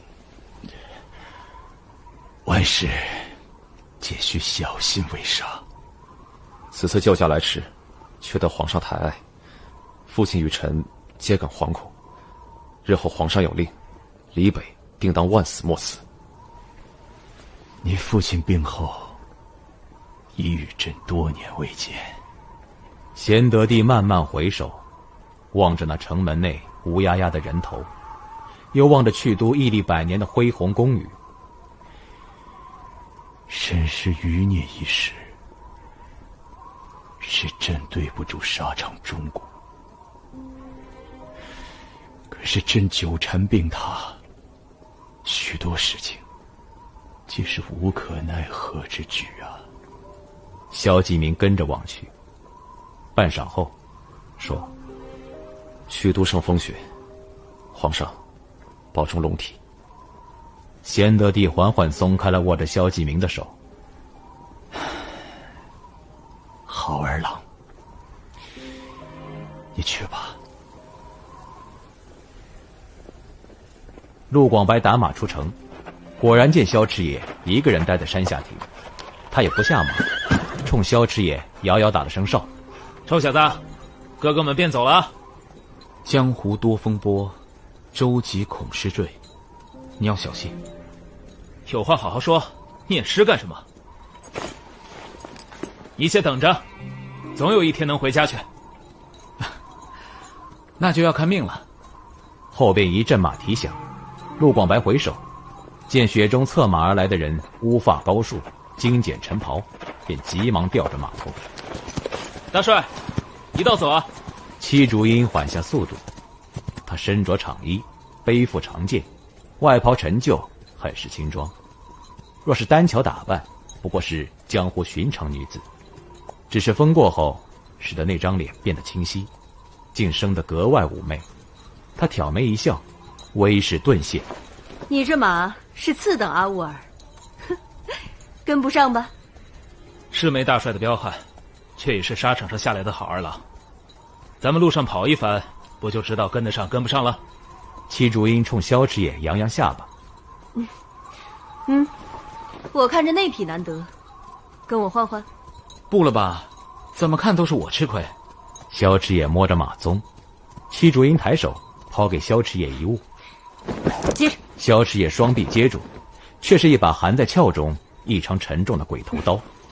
年前李北替启东养了匹好战马，你功不可没。这东西是我家帐下最好的工匠锻的，费了我好些宝贝料。怎么样，不亏吧？萧池野掂量着重量，笑起来。大帅，往后你就是我亲姐姐了。从家里带来的刀好是好，可是太轻了，不比这个趁手。姐姐，等你拔了刀，就该把我叫爷爷了。这刀起名了吗？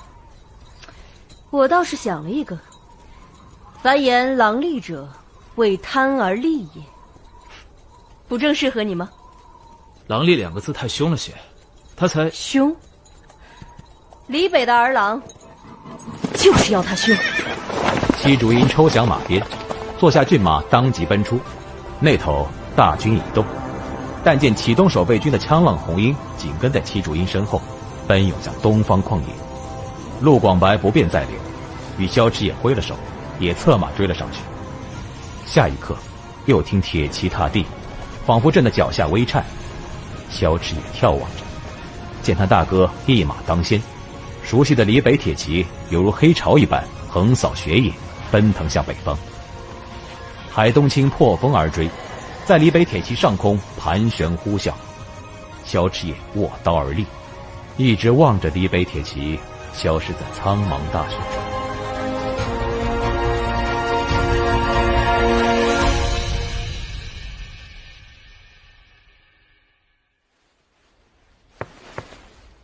沈德川有些走神，被齐太傅敲了回来。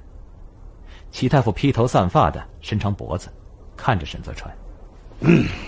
如今众将归位，曲都再度陷入一潭死水。你的时日不多，不能一直心甘情愿地做着瓮中之鳖。人为刀俎，我为鱼肉。先生，我真的还有机会出去吗？福祸相依，幽禁未尝不是好事。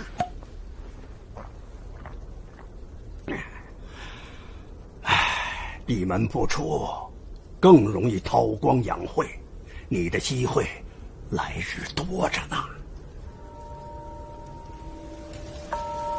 远处宫中敲响，新岁开始了。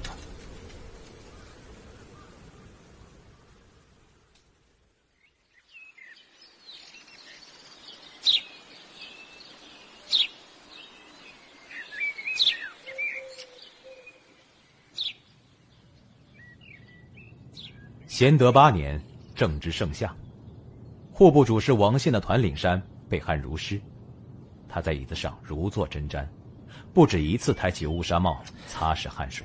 哎呀，萧大人，不是户部不给你拨银子，是眼下库银开支尚未算清，上面潘公公不批红，咱们真的没办法拨呀。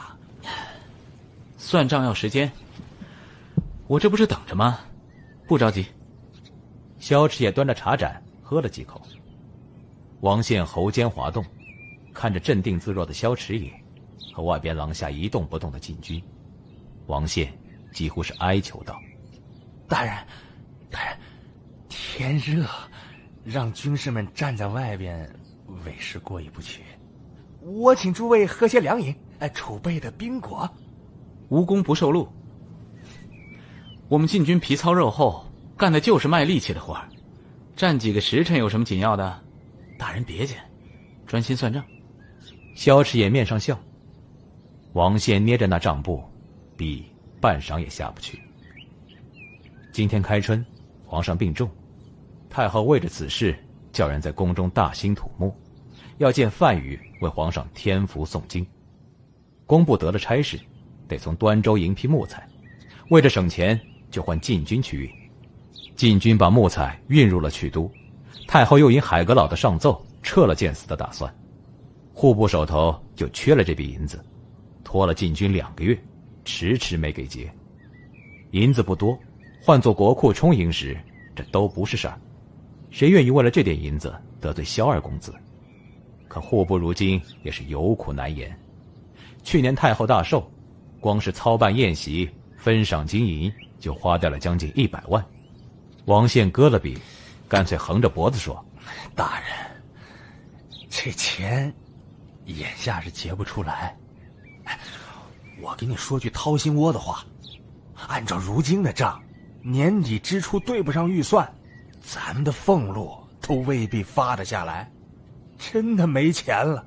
你今日就是给我王守成一刀，我也没办法呀。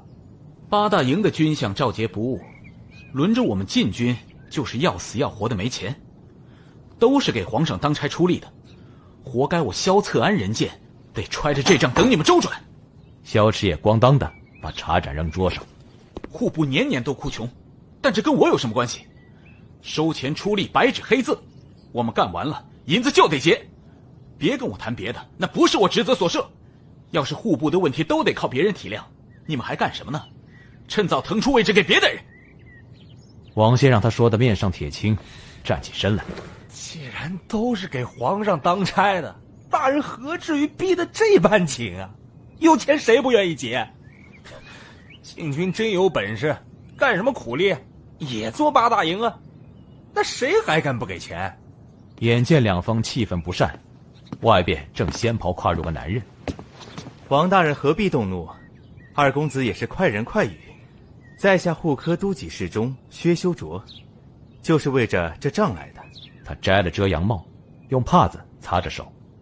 护科都给事中这个职位不过7品，按道理在去都连官都算不上。可他特殊，他不仅能督察各部各衙门的办差进度，还能在每6年一次的去都督察里参与百官德行政绩的评定审查，更能秉开6部直接上书皇上。王宪开罪不气，忍气吞声的顺坡打滚。怎么敢动怒啊？禁军是出了大力的，我是不想让萧大人白干。可是言青，你来看看这账，户部拨不出去。薛修卓表字言青，人看着格外儒雅，他也不看账，对两人说：户部的难处我是知道的，二公子，你看这般，前些日子全城供了批丝，咱们折对银子，拿丝如数给你结了，行吗？萧池也一走，王宪就冷了脸。他哪是为了禁军要银子，多半都是自己拿去挥霍了。这二公子自打任了禁军总督的差职，就成日花天酒地，次次都把人逼得没办法，一点都不肯体恤。薛修卓笑而不语，没接话茬。本集已播讲完毕，请订阅、评论、分享哟。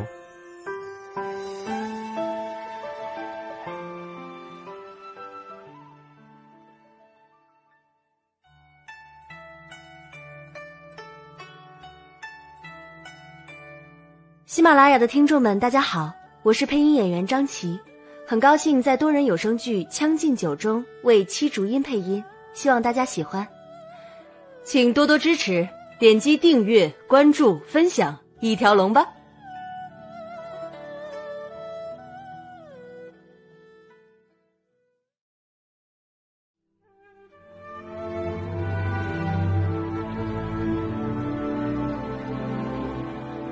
欢迎收听由喜马拉雅独家出品，晋江文学城授权，福暖文化制作播出的有声剧《将进酒》，作者唐九卿。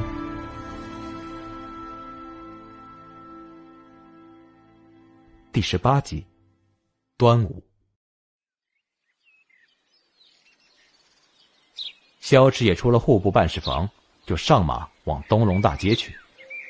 他比5年前更显高大，瞧着从前那股冲劲儿也淡了。楚王李建恒等了他一早上，见着人赶紧说：哎呦，你干嘛去了？可急死我了！萧池也坐下饮尽了凉饮，见屋子里边镇着冰盆，便舒展着四肢，躺到罗汉床上。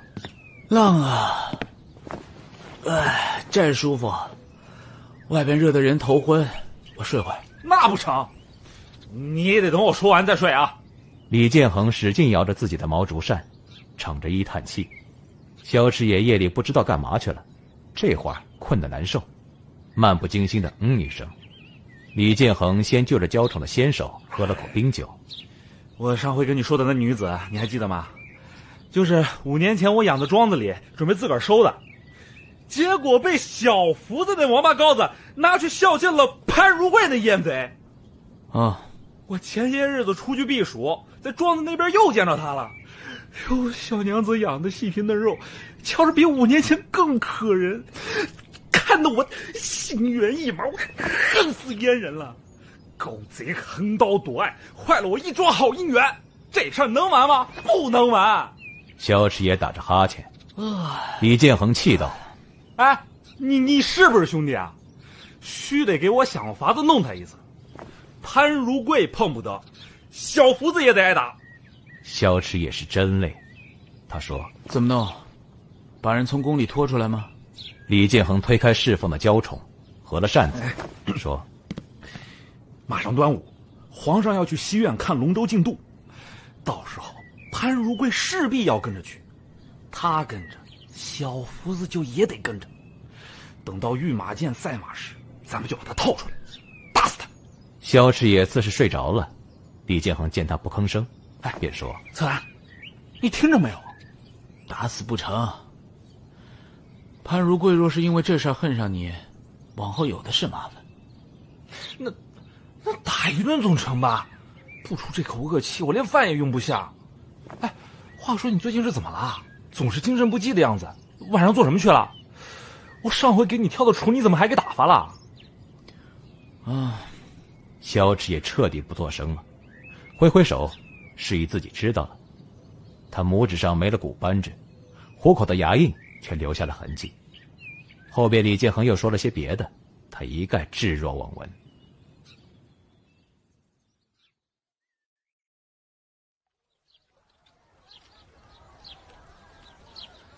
几日后端午节，久不上朝的贤德帝撑着病体移驾到了西苑，半驾宫眷都着着纱衣，纪雷跟八大营统帅西固湾一同保驾。禁军得了闲，也传萧赤也去了。萧赤也到时，人已满了。贤德帝插完了柳，正待御马监赛马开始。随行的光禄寺挨着席位上角黍和糕点，李建恒待在亲王席座上，冲萧赤也招手。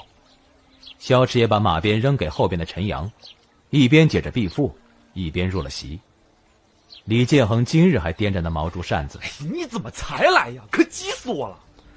成天急，没事吧？哎，我这不是说惯了吗？那看见没？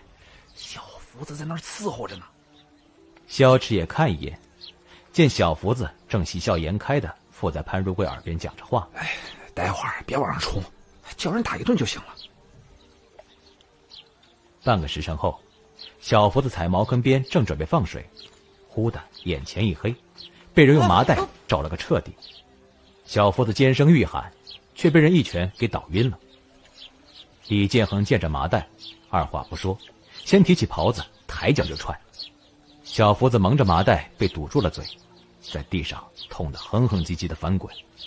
前头的赛马正值关键时刻，谁也没听着声。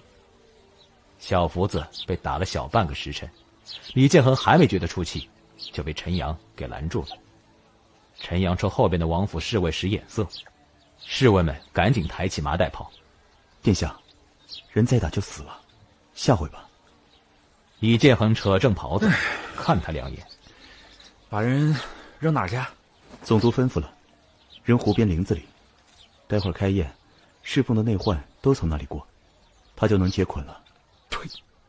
李建恒又冲小福子适才滚过的地方呸了一口，回席上了。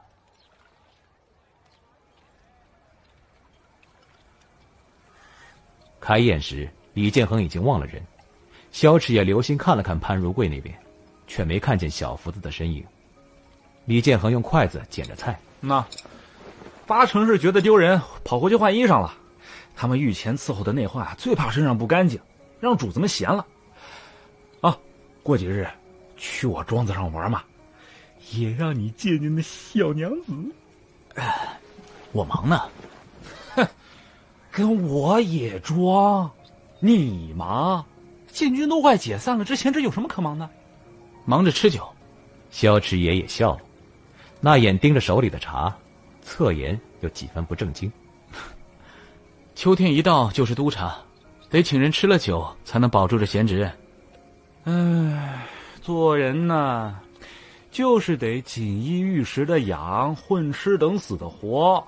他们讲什么潘党，什么外戚，斗得死去活来，累不累呀？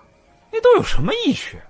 是啊，那不是给自己添堵吗？玩最痛快了。萧赤也越笑越坏。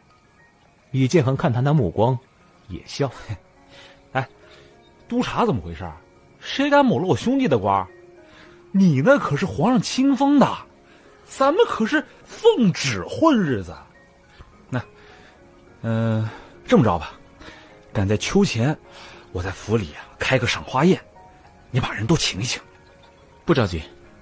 萧池也说着，打量着西院，从层叠起伏的檐角边看见了昭罪寺的宝殿，他眉间一皱，这儿倒挨着昭罪寺啊，还惦记着呢。那扳指都掉了这么久了。萧池也习惯性的蹭了蹭拇指。那沈氏余孽也关了5年，还从没听到有什么动静，人到底是死了还是疯了，皇上也没问过。倘若里面关的是我，别说5年，就是半个月，我也得疯。萧池也虎口疼，不想提这人。正好湖边起了鼓声，李建恒丢了筷子，起身催道：“哎呀，走，龙舟竞渡，他们保准要赌钱。”萧池也正欲起身，却见着纪雷快步穿过人群，对着潘如贵轻声说了什么。潘如贵骤然转过头，仅仅一瞬，重重地拍了把桌案。萧池也立刻看向后边的陈阳。陈阳一愣，纪雷已经跪在御前。皇上，龙舟竞渡怕是不成了。方才微臣率领锦衣卫巡查，竟从水里捞出了大内当值的小福子。贤德帝剧烈的咳嗽，潘如贵上前为贤德帝抚背。贤德帝稍微缓和些，才问：“他在水里干什么？”纪雷抬手，也不知是望着贤德帝，还是望着太后，沉声说：“人已经溺死了。”满座宫眷一阵骚动，都用丝帕掩住了口。李建恒当即撞倒了桌上的茶盏，他惊慌失措地扶起来，看向萧池也：“我只是说说而已。”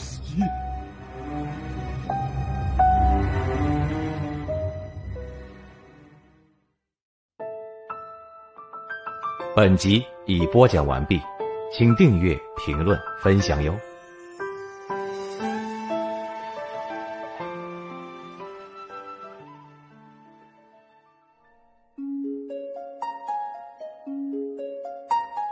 喜马拉雅的听众们，大家好，我是配音演员刘飞，很高兴能在多人有声剧《将进酒》中为薛修卓配音，希望大家喜欢，请多多支持，点击订阅、关注、分享一条龙吧。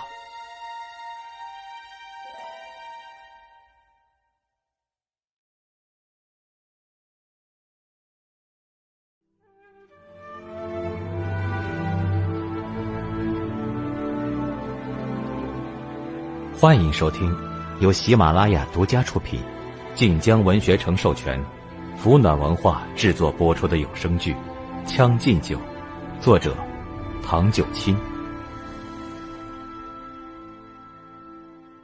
第19集，小禅。萧池也不看李建恒，用手指缓缓拨正了茶盖。稍安勿躁。李建恒魂不附体地坐回椅中，接着听见太后问：“圣驾在此，巡防严谨，怎么好端端的溺死了人？”回禀太后，微臣已派人将尸首抬去，待仵作验查，稍后便知详情。此话怎讲？贤德帝久病不愈，眉间积压的皆是阴郁之气。难道他死有蹊跷？皇上，人捞起来时浑身淤青，分明是挨过拳脚。小福子虽是宫中内患，却不兼24衙门中的要职，仅仅是皇上的近身太监。他若是死前遭受过虐打，只怕凶手图谋不小。贤德帝撑住桌案，站起身：“朕才出宫，就有人这般迫不及待。”皇上，海良仪出列而跪：“今日锦衣卫与八大营交换巡防，凶手若真是有所图谋，岂敢这般潦草行事？小福子平素多担出宫采办之职，惹上私人仇怨，也未尝不可能。”花阁老花思谦端坐未动：“人师此言差矣，胆敢在御前下手之人，分明已将皇上与在座群臣不放于眼中。宫外寻常百姓，谁有这个胆子？”萧池也稳坐不动，心下百转。陈阳午时3刻将小福子拖去了林中，只要1炷香的时间，开宴送菜的内患和换房巡查的八大营就能路过。今日在座皆是权贵，离席换衣、吃茶、去公房者根本记不过来。不仅如此，随行军士与内患皆有院中行走之权。只要有人在1炷香的空隙间轻轻给小福子一脚，他就能溺毙池中。眼下观望局势，棘手的不是如何解释小福子身有淤青，而是纪雷一人带走了风向，将这一桩杀人命案变作了谋反一案。萧池野指尖扣在茶盖上，这把火绝对不能烧到楚王身上。如今皇上病重，太医院也束手无策，何时会玉龙并天，谁也预料不到。可是贤德帝膝下并无子嗣，一旦事发突然，李建恒就是顺位继承。今日之事全是他思虑不周，李建恒离席太过于明目张胆，绝技敷衍不过去。萧家如履薄冰，若再被疑心牵连皇位大统，敌北12万兵马就是萧继明的颈头斩刀。此事来势汹汹，已经迫在眉睫，不能再然了。萧池也忽然摔碎茶盏，叮当一声脆响，引得满席侧目。李建恒忐忑不安地看着他。惨！萧池也站起身，疾步走向御前，跪了下去。皇上，微臣不敢欺瞒，人是我叫人打的。他一个宫中内患，与你有什么过节，至于这样下狠手？贤德帝盯着他，纪雷也侧目而视。萧大人，此事事关重大，万不可为着什么私情替人包揽。这算什么大事？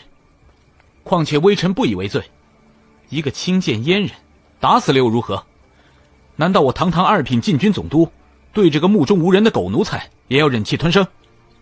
二公子这般动怒，怕不是一般的仇怨。只是小福子平日也与你并无来往，何至于这样生气？阁老不知，早几月我策马去往教场，这狗东西的坐轿堵了我的路。我看他那般声势浩大，若是不先连，还以为是潘公公。我斥责他几句，他竟口出狂言。男子汉大丈夫，竟叫个猥琐阉人当街羞辱，这口气换做别人，怕也忍不下去吧。潘如贵还侍奉外侧，满座听着他一口一个阉人，无不替他示汗。贤德帝思量时，太后先说：即便如此，动辄杀人也非君子之举。潘如贵似是被说中了伤心处，竟白发苍苍的含泪而跪。奴婢们皆是贱命，哪里能同二公子比较？太后慈心已是天眷，小福子平素宠冠失德，遇着朝中武官竟不知礼数，得了二公子的教导亦不知悔改。唉，全怪奴婢教子不慎啊！他讲的这般委曲求全，然而内患见朝中大臣，律法规定本就必须下马退后，跪叩相迎。太后礼佛，对杀生之事很是不喜，于是对贤德帝说：自古有云，天子犯法与庶民同罪。萧池也这样狂浪，于情于理皆不能轻饶了他。况且萧家一门俱是忠良，李北王将儿子送入去都，养在皇上跟前，若是惯得不知天高地厚，只怕来日也愧对李北王的托付之情。纪雷有些不忿，不肯将此事轻易翻过。二公子素来与楚王殿下交好，做了这样的事情，殿下……微臣还有话说。人是我打的，可人不是我杀的。皇上，微臣原先是想杀他以平怒气，但是楚王殿下得知此事，力劝微臣不可以杀人。今日托人毒打，那也是微臣唤侍卫悄悄做的，可谁料被楚王殿下中途瞧出了端倪，亲自离席救了小福子一命。有殿下在侧教引，微臣再胆大也不能抹了殿下的面子，故而放了小福子一马。至于人怎么就溺死了，微臣也倍感奇怪，是谁要替我泄恨，做了这等不知轻重的事情？纪大人。萧池也转向纪雷，眸中映露欢喜之色。锦衣卫平日严谨无差，今日人就躺在路边，却能躲过巡查，掉入了池中。兴许是他自己蒙着头找不准方向，滚了下去吧。说来也是，这么大个人掉进了池中，锦衣卫来来往往巡查，竟丝毫没察觉。若是今日西院之中混入什么刺客，锦衣卫怕是也没察觉。纪雷岂敢再搅浑水，忙不迭地叩了几个头。皇上，锦衣卫也是无可奈何，今日与八大营交替巡查，换防总归要细派人手，不敢疏忽半分。那头八大营的直印都指挥使西固安也跪了下来。规矩就是如此，八大营也不敢怠慢，交替巡查，间隔固定，被有心人记了去，趁机杀了小福子也是有可能的。这其中便是内患丝绸，该交于人细查这小福子到底与多少个人有过仇怨。先德帝冷笑，陡然将茶盏扔在西固安身上，怒不可遏。茶，人在你们眼皮子底下死了，不想着自省，只想着推脱细责，真竟把安危交于你们。先德帝喉间沙哑，眼唇再次咳起来。他像是怒火攻心，竟撑着桌子后仰了下去。周围宫眷尖声惊呼，席间全乱了。快传太医！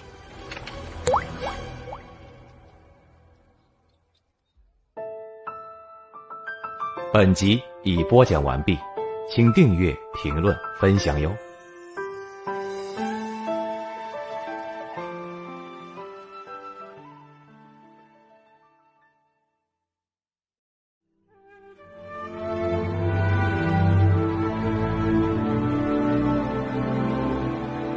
欢迎收听由喜马拉雅独家出品，晋江文学城授权，福暖文化制作播出的有声剧《将进酒》，作者唐九卿。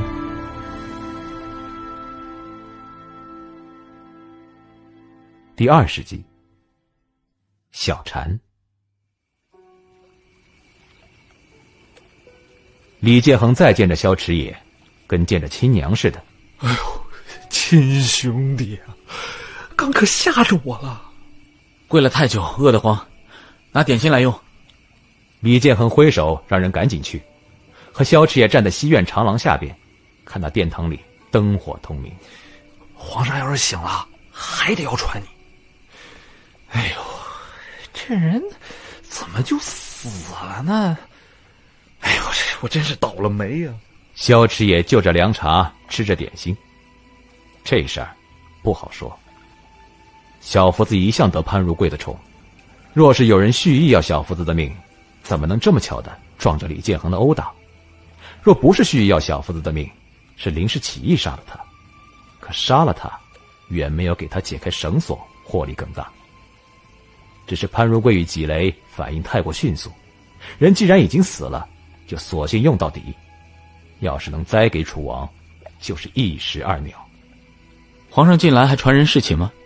传啊，最近最受宠的就是魏家女，太后也喜欢。萧池野若有所思。此刻天色已暗，却无人敢走，全都立在廊下3、5成群，等着先得地形。西固安中途出了院，回来时得了太后的命令，直接进了屋内候着。又过了半个时辰，萧池野忽然看见八大营禁卫从偏门领进个不衣干净的杂役。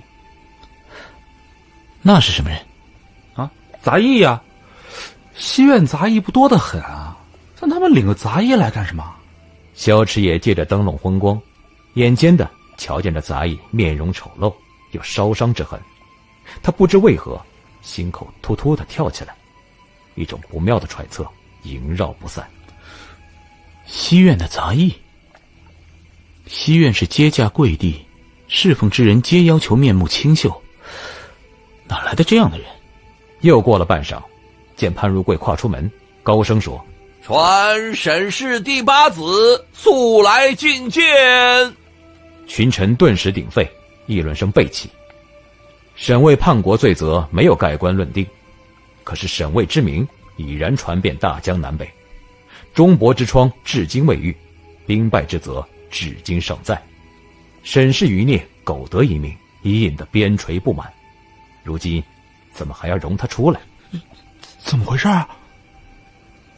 难道是又查出了什么？此案他与你有仇，你们见面便是分外眼红，为这萧家的脸面，也不该让他出来呀。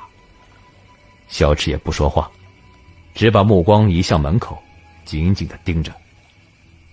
不到半炷香的时间，禁卫打头跨入，后边不远不近的跟着个人。时隔5年，此人发已长垂，用粗木簪束了，并不戴冠，陈旧的宽衫遮挡住手腕，延伸出来的是如同白瓷般的色泽。灯笼遮挡住了萧迟野的目光，待这人走出来，李建恒手里的茶盏先滚掉了。李建恒魂不守舍地念着：“你可没跟我说过他长这个模样。”萧迟野拇指微扣。沈泽川从廊前过，两人交错的瞬间，萧迟野冷漠地看着这人，在那电光火石中对上了一双记忆犹深的眼。这眼生得狭长，眼尾上挑，勾出薄淡的弧度，内含神光，在灯笼昏茫里也如藏疑心。沈泽川在这匆匆一瞬中对萧迟野似勾了笑意，可那样淡，擦肩而过之后，像是夜里无迹可寻的风，又薄又冷。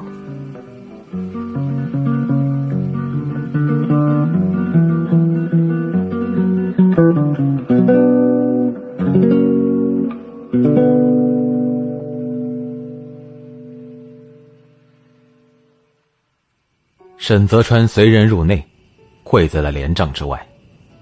贤德帝半靠着床头，太后端坐在床边，潘如贵捧着汤药，稍稍退后些许，露出沈泽川的身形。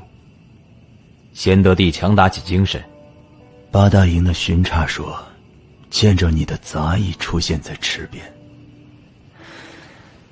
朕问你，他在那儿干什么？”回禀皇上，葛叔是在等大内里的福公公。他是得了谁的命令？是罪臣的命令。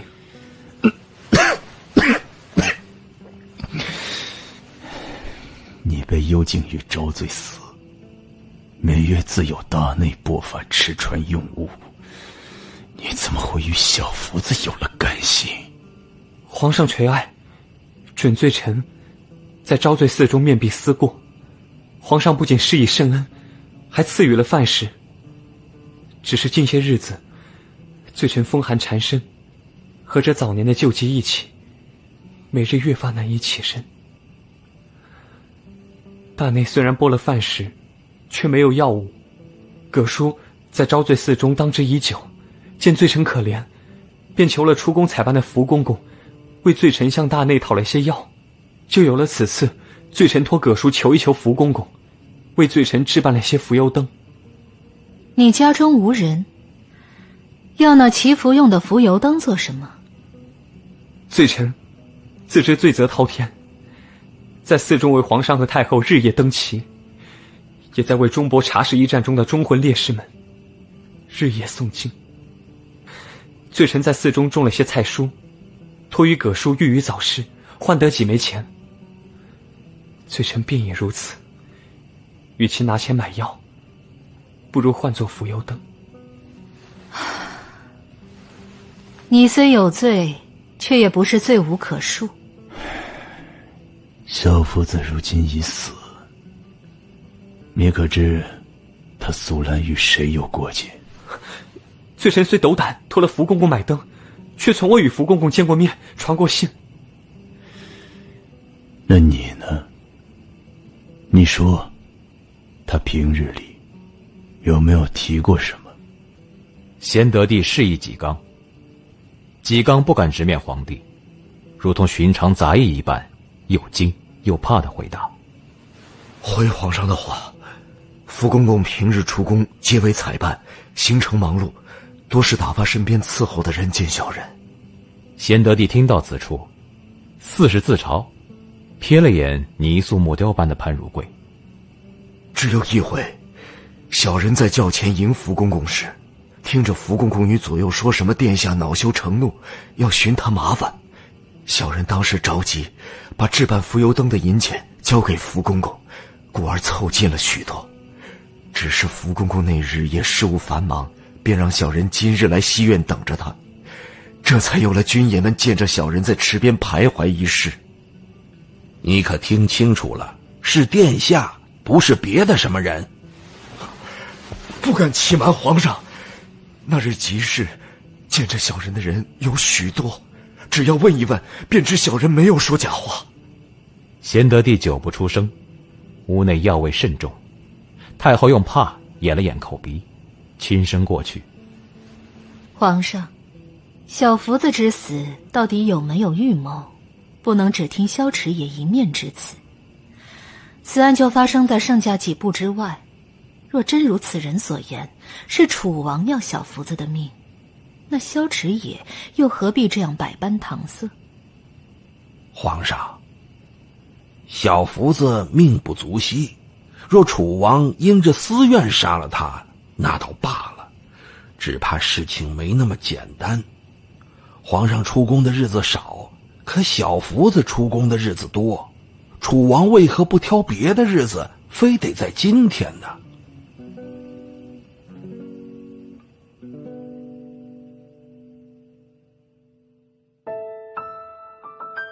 本集已播讲完毕，请订阅、评论、分享哟。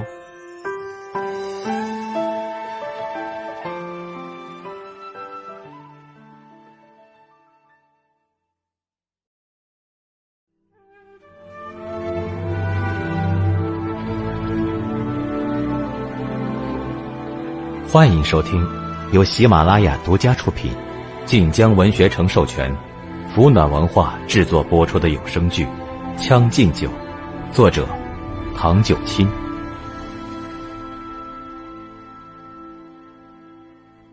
第21集，螳螂。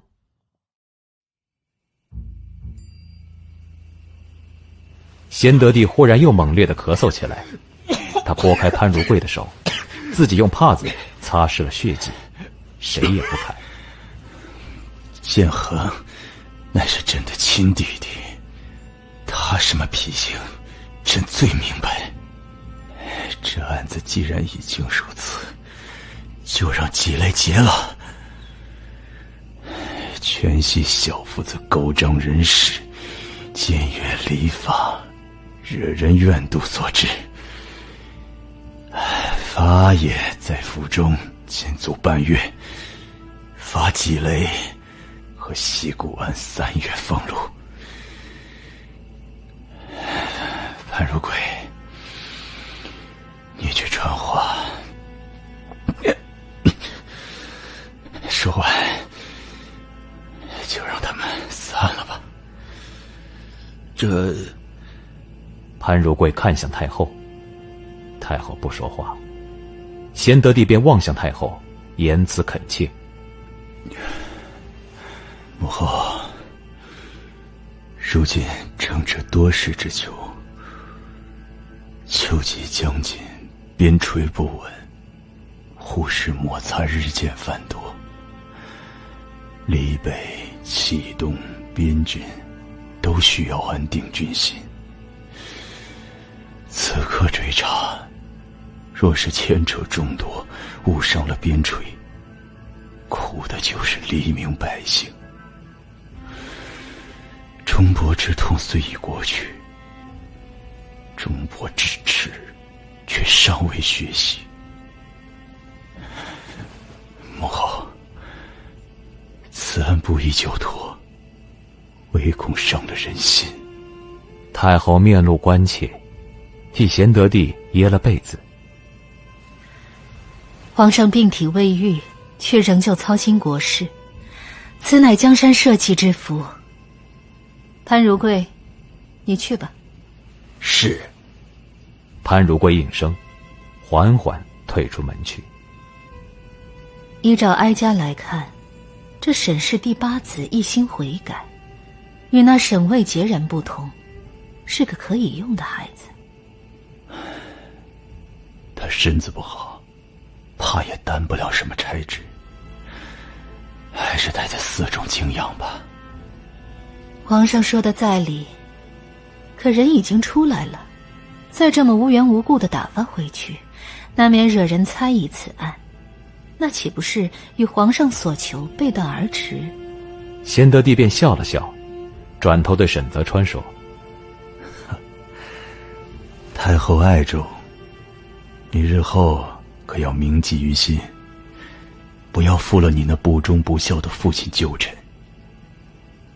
就去锦衣卫吧，12所轻重不同，自然有你能做的事情。”沈泽川俯身叩了头，谢了隆恩。待人都离开后，贤德帝伏在床沿，将适才喝下的药尽数呕了出来。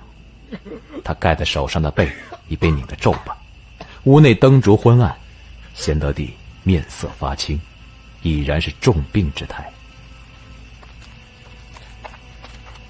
太后由潘如贵扶着，走在水廊上。花香衣捧着新采的芙蓉，与侍奉的丫鬟们远远跟在后面。太后走得缓慢。皇上自打上回病后，越发独断专横。重病之人，如何还能操劳国事？所谓病来如山倒，皇上也是着急了。当年哀家选了建云，是看中他温雅恭顺。这些年里，他虽然一直病着，却也算是尽心尽力。可谁成想，他这般畏惧萧家，每每抉择之时，总想谁也不得罪了去。可世间哪有这般如意的事情？这去都里边的事儿，到底得听您的吩咐。等过些日子，魏嫔娘娘得了子，太后便再无需忧愁了。太后翻手，轻轻拍了拍潘如贵的手臂，意味深长地说：“魏嫔得子之前，皇上的身体就还需你时时看顾着了。得了太后的令，奴婢仔细着呢。”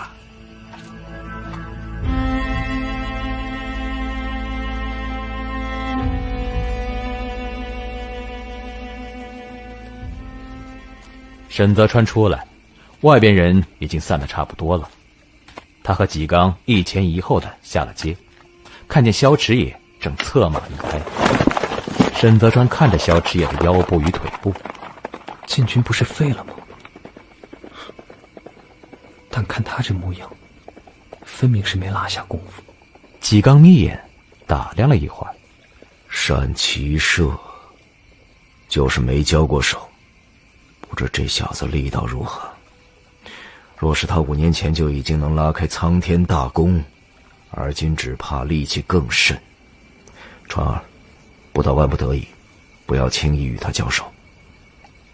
沈泽川不答，却不妨那已经快要转过街角的人忽然勒马掉头，直直的对着他打马而来。沈泽川只看着萧池野，不躲也不让。萧池野马到跟前，猛地踏过来，沈泽川的袖袍被风鼓动起来，片刻后又垂了下去。萧池野的马绕着沈泽川转了一转。这案子与你什么干系？与我没干系，却是与二公子干系大了。潘如贵失了狗，我栽了头，今日谁都没得的好处，偏偏叫你给捡着了。萧池也从马背上俯身来看他，怎么命硬的人运气也这般好？这是沾了二公子的贵气。沈泽川也看着他，谦逊地说：“若不是二公子出手，我哪能出来呢？”萧池也目光里渗着凉意。你消息灵通啊，一点小把戏。萧池野看着天色，海东青抓了只雀回来，正盘在上空求赏。萧池野打了哨，海东青立即落在瓦上，蹬着雀撕了个稀巴烂。他再看向沈泽川，出来了也无妨，去都这么大，总要找着乐子玩。贵人就是贵人，乐子找的也与别人不同。吃喝嫖赌一概不在眼中，非得与人玩。不过独乐乐不如众乐乐，只有我陪二公子，那多无趣。萧池野捏着马鞭，扯了嘴角。哼，我看着你就觉得很有乐趣，还要别人掺和什么？这怎么受得起？我为二公子找了许多朋友呢。操心我不如操心你自己。锦衣卫是个好前程，纪雷那般爱重你，想必会恭候你的大驾光临。沈泽川轻笑出声，他看着萧池野，眼里都浸着笑。你我皆是池鱼龙鸟，我有个好前程，你不也处在安乐乡？我了无牵挂，孑然自在。二公子，你也行吗？两侧灯笼高悬，衬得沈泽川愈发美如冠玉。海东青弹完血肉，落回萧池野的肩头。萧池野掸了海东青羽间的灰。既然是池鱼龙鸟，还装什么自在呢？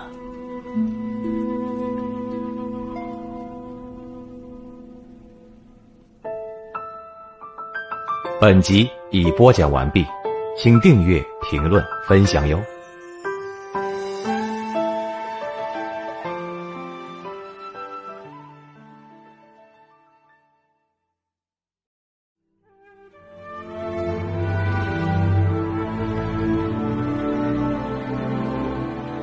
欢迎收听由喜马拉雅独家出品，晋江文学城授权，福暖文化制作播出的有声剧《将进酒》，作者唐九卿。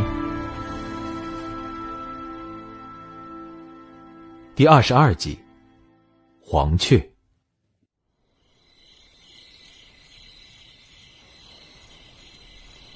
晚上，沈泽川归了寺，服完药，与齐太傅隔着小鸡对坐在院里。纪刚在招罪寺里搭了个小院子，依着齐太傅的要求，栽种了些许竹子，辟了个菜圃，夏夜坐在外边，很是舒爽。皇上不欲深究，为了保着楚王，才允了我出去。先生料事如神，神不神，且先不能下定论。齐太傅磕着棋子，咂了咂嘴。上回说年初起，皇上便病得起不了身，他如今正值壮年，又有太医院的照料，反倒比在前底时更加羸弱。潘如贵可谓是功不可没。纪刚蹲门口磨着石头，怒有8分是冲着他们去的，连纪雷也一道发了，显然是恨久了。人若是自感时日不多，胆子也会大些。他做了这样的皇帝，一辈子都在委曲求全。太后不喜楚王，如今却只有楚王能登皇位。今日纪雷对楚王连咬几口，若是得了潘如贵的授意，那我便信了。潘如贵既然有置楚王于死地的心，必然是已没了后顾之忧。宫中还有别的皇嗣，远比楚王更易操控。先帝自律，不能吧？再者，若真的还有个皇嗣，这些年怎么能藏得住啊？只要流着李氏的血，就是皇嗣。先帝是没有，可如今的这位就不能再生一个吗？一旦后宫诞下皇嗣，这位气绝，太后便能带着襁褓婴儿上朝听政，连珠帘也不必挂了。华思谦到时再封个托孤大臣，那大周就真的要姓华了。可是萧池野与楚王交情不浅，楚王登基于萧家而言是百利而无一害的。李北不会坐视不管，只要楚王还活着，萧继明连同边郡陆广白就能兵逼去都。八大营怎么打得起这一仗？齐太傅用肘压着小鸡，抠了抠乱糟糟的头。兰州糊涂，太后想不到吗？那他们5年前要萧池野干什么？有萧池野在手，萧继明岂敢轻举妄动？去都八大营对上李北铁骑，打不赢，那启动守备军呐，齐家没道理掺和这一场吧？为着忠君2字，齐竹音也要出兵拦住萧继明。纪刚见沈泽川沉思不语，便说：当今圣上不是还没死吗？愁什么？紧要的是明日川儿便要去锦衣卫，正到了纪雷手底下，我担心着呢。所以我才说不是我料事如神。皇上把兰州放到了锦衣卫，他这是达了自个儿的目的，又顺了太后的意思。可他真不记得兰州在诏狱时是谁审的吗？狭路相逢，你说他什么打算？我还有话问你，纪刚，今日你找到小福子时，他真的还有气吗？纪刚把石子在指腹擦了擦灰，静了韶情。不好说，时间太紧，来不及查看。是了。齐太傅看向沈泽川，你好好想一想，若小福子在我们下手前就是死的，那到底是谁下的手？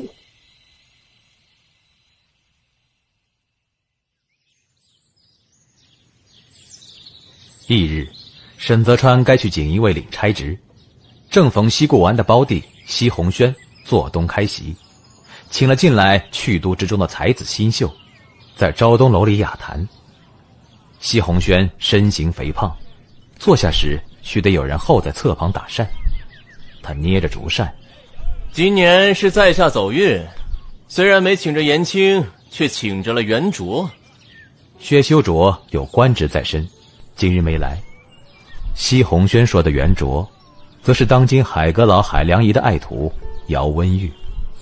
这3人能如此亲密相称，除了是同出去都8大家，更是自小的情谊。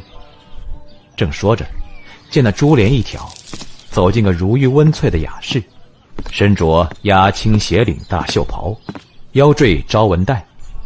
他闻声只笑，在座儒生皆起身相迎，一时间寒暄声起。姚温玉一一拜过，请大伙儿落座才坐下。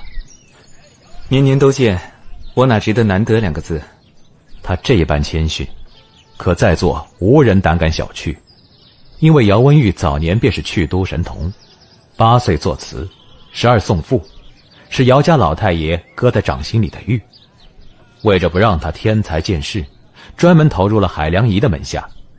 海良仪为人刻板严肃，至今只有这么一个学生，也是异常珍视。大家闲话之后，谈起近来局势。西红轩挥手示意左右停下山峰。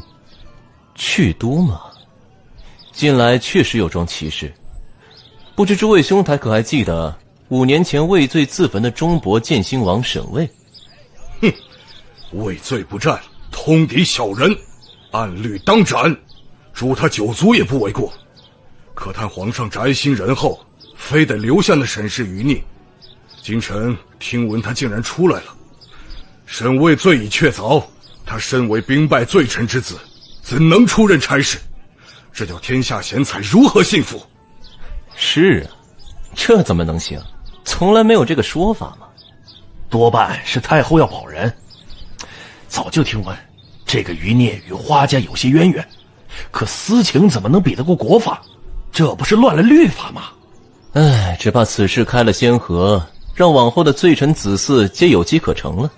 西红轩长吁短叹，忧心忡忡。儒生们顿时群情激愤，为着沈卫那等罪行，也不能容沈泽川出来。袁卓怎么看？我久不在去都，不知详情，怎好开口？姚温玉喝茶，平和地说。西红轩体恤地说：是了，你时常在外游学，不知去都之事。在座都是饱读诗书之辈，大伙皆是知廉耻、通律法的人，断然不能这般坐视不理。那该如何办呢？我们皆是国子监在学，群情奋起，皇上也该三思。不如回去同大家一道面跪明礼堂，求皇上收回成命，严惩沈氏余孽。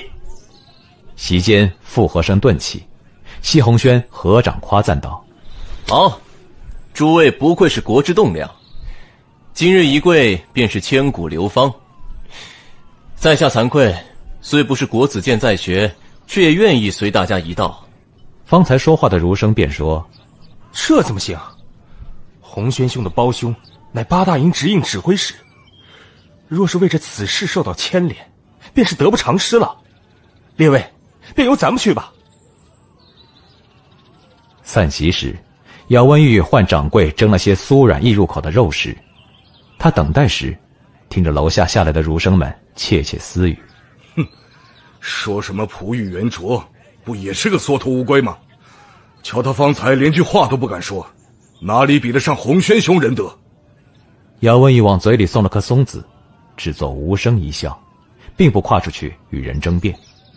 待肉包好，他出来时，人已散得差不多了。袁卓，我送你。不了，我去老师府上。姚温玉提了提手上的肉。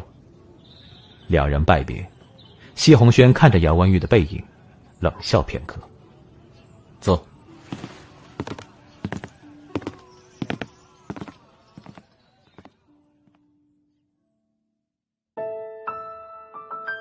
本集已播讲完毕，请订阅、评论、分享哟。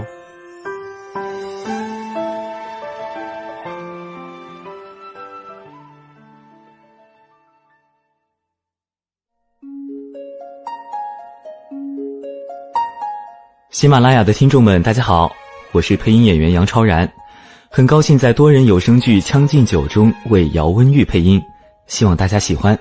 请多多支持，点击订阅、关注、分享，一条龙吧。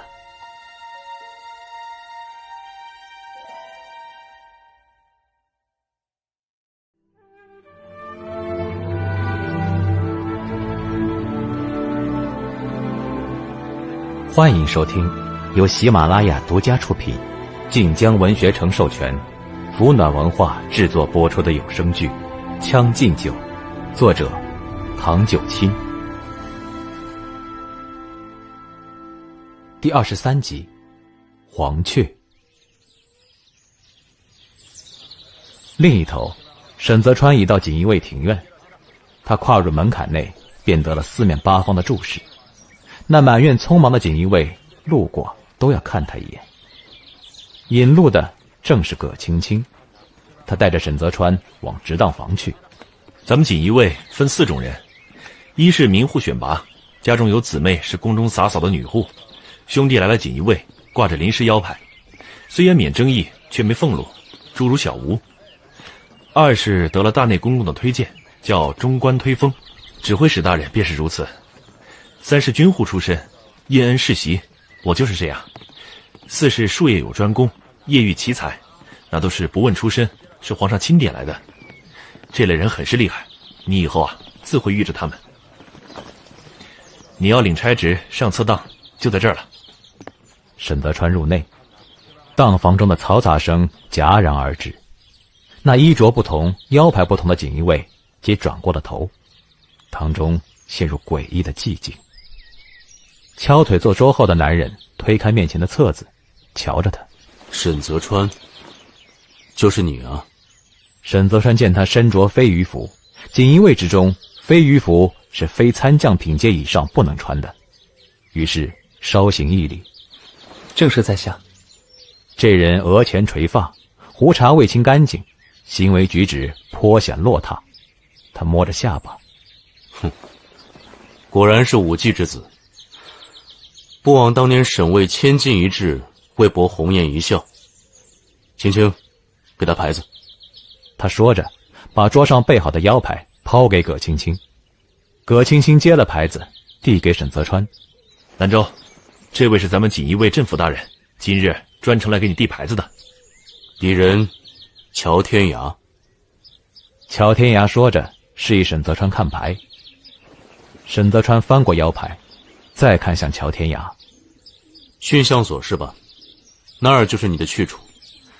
等会儿青青带你过去。现在有些规矩要说给你听。咱们锦衣卫的腰牌和八大营的牌子一样宝贝，轮休不当差的时候要收妥当，不可外借。大伙虽然各分12所司的差职，但那都不是本职。咱们的本职是效命皇上，皇上说什么我们做什么。除了12所司的差事，还要兼耳目的轮当。若是遇着什么大事，诸如5年前咱们逮捕你一样，都需要皇上亲提，得有文书和专门的缉拿腰牌才行。有什么任务，并不以我为主，也不是以指挥使大人为主，而是要大家撤签及抽签决定。沈泽川听纪刚交代过，此时颔首不语。乔天涯站起身，环顾堂内诸人。最后一事，锦衣卫上下一心，挂了咱们的腰牌，就是咱们的兄弟。过去种种恩怨如烟云散，没暗地里构陷作弄兄弟的事情。若是做了，一经发现，全部吊牌提名，踹入诏狱严办。周遭目光顿时散开，个个专注在自己的事情上。乔天涯满意的回头，对沈泽川说：“去吧。”沈泽川拜礼，随葛青青出了门。葛青青看沈泽川，我还以为会是善守司这样的仪峦所差职，训相所倒也行。我也做了百般猜想，唯独没想到是去养大象。驯马司如今才是个好去处，金鞍骏马都是替贵胄们养的，有了来往，混个面熟，得见抬升就容易了。训相所吧，称不上清闲，还有早朝。那批相爷是真的不大好伺候，不过指挥使去的少，找麻烦也不容易。训相所靠近曲都王城明里官道，可以直通开灵河。天气炎热时，要驱赶大象去往河中饮水洗澡。不仅如此，每日早朝都需领着6只大象立在御街两侧，如逢佳节大朝围猎盛事，还要增加象数。这些大象不仅会如同朝官一样上朝，还会如同朝官一起下朝。朝官身体抱养，恐难休养，但是大象可以，他们也如锦衣卫一样，是轮当上职。沈泽川连狗都没养过，如今赶鸭子上架去养大象，也只能说世事难料。两人还在途中，却听着后边有人快步追来。葛青青回首：“什么事？”腰牌调停，他今日不能上差，速回大房。宫里传来什么新调令吗？宫里尚没有传出新调令，但是国子监在学的3000学生绝食跪请，要皇上收回成命，严办审视。葛青青当即变色，看向沈泽川。萧赤也受罚禁足，横榻上翻看话本，听着陈阳说楚王到了，也懒得起身。萧赤也吃着果子，头都不抬。禁足呢？你怎么就这么大摇大摆的进来了？出大事了！李建恒丢下萧赤也的总督腰牌，萧赤也眼皮一跳。3000学生跪请皇上严办沈泽川，已经跪到了天黑，要以绝食逼得皇上收回成命。皇上晚膳时听得消息，这会儿啊，又气得躺回榻上了。萧赤也看着那腰牌，扔出去。八大营不干驱散学生的事儿，这不，叫我把牌子给你送回来。禁军若是今晚能把学生驱散了，你那点账就一笔勾销了。哎，别的禁军干不了，对付几个手无缚鸡之力的学生还不简单？这是好事儿啊！李建恒急得跺脚，萧赤也抬书盖住脸，沉默片刻，咬牙切齿地说：“这可真他妈的是好事。国子监学生是来日的朝中备选，又能调动地方儒生的风向。西固安也知道碰不得，是烫手的山芋。今夜他萧池野若真的动了这3000学生，来日笔杆子与唾沫星子先埋了他。萧池野倏地坐起身，撑着膝问道：沈泽川此刻在哪儿？听闻一早就去了锦衣卫当房。哎，咱们去哪儿啊？找沈泽川吗？李建恒看他套衣，追着问。萧池野下阶，陈阳已经备好了马，他翻身而上，打马就走。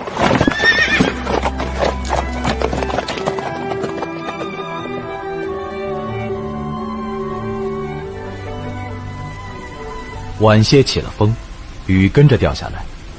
萧池野冒雨奔马，到国子监时，正听得高仲雄仰面大呼：误杀国贼，众怒难平！误杀国贼，众怒难平！陈雨迸溅，打湿了学生们的衣袍与冠发。萧池野勒马，马蹄在原地换踏。他看了一会儿，早干嘛去了？若是当年余孽入都时诸位这样贵气，他绝技留不下这条命。高仲雄胸口起伏，说：总督大人，所谓亡羊补牢，为时不晚。如今余孽羽翼未满，只要皇上肯收回成命，严办了他，也算是告慰忠伯忠魂呐。天子口谕断然没有朝令夕改的道理。你们这般贵，不是请皇上收回成命，而是逼皇上收回成命。诸位皆是天下孝悌忠信之辈，有100种办法来请，何至于要用最下策？总督大人，文死谏，武死战。若要我等眼睁睁地看着皇上受人蒙蔽，昏聩行事，不若今夜就要我们血溅玉坛，以死明志。动辄以死逼人，古来文臣就这点本事吗？雨越下越大，学生们纹丝不动。萧池也下马，蹲在高仲雄面前。大雨如瀑，他凑近了，到底是谁煽动的？忠君之心促使。高仲雄面露毅然决然之色，萧池也露出痞气。我看不然，你若要保外人，自是行的。只是你今夜行事连累身后3000同窗，若是天子一怒，使得今夜血流成河，你便与那沈氏余孽一般无二，皆是千古罪人。最怕的还并非如此，最怕的是你脑袋落地了，皇上仍然不肯收回成命。你寒窗苦读12年，便是为了给别人做枪做棍？高仲雄抬臂抹了把面上的雨水。我行的是忠义之事，与沈氏卖国全然不同。就算今夜我等3000学生丧命于此，血漫玉坛，为的也是皇上。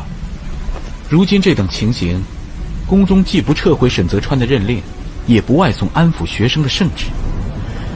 皇上的意思，你还不明白吗？皇上一日不撤回成命，我们便一日不食、不起、不退。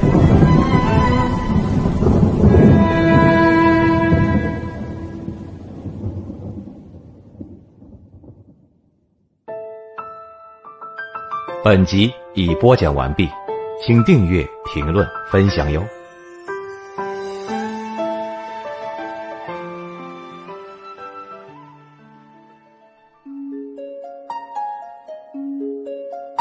喜马拉雅的听众们，大家好，我是配音演员徐翔，很高兴在多人有声剧《将进酒》中为乔天涯这个角色配音，希望大家喜欢，请多多支持，点击订阅、关注、分享，一条龙吧。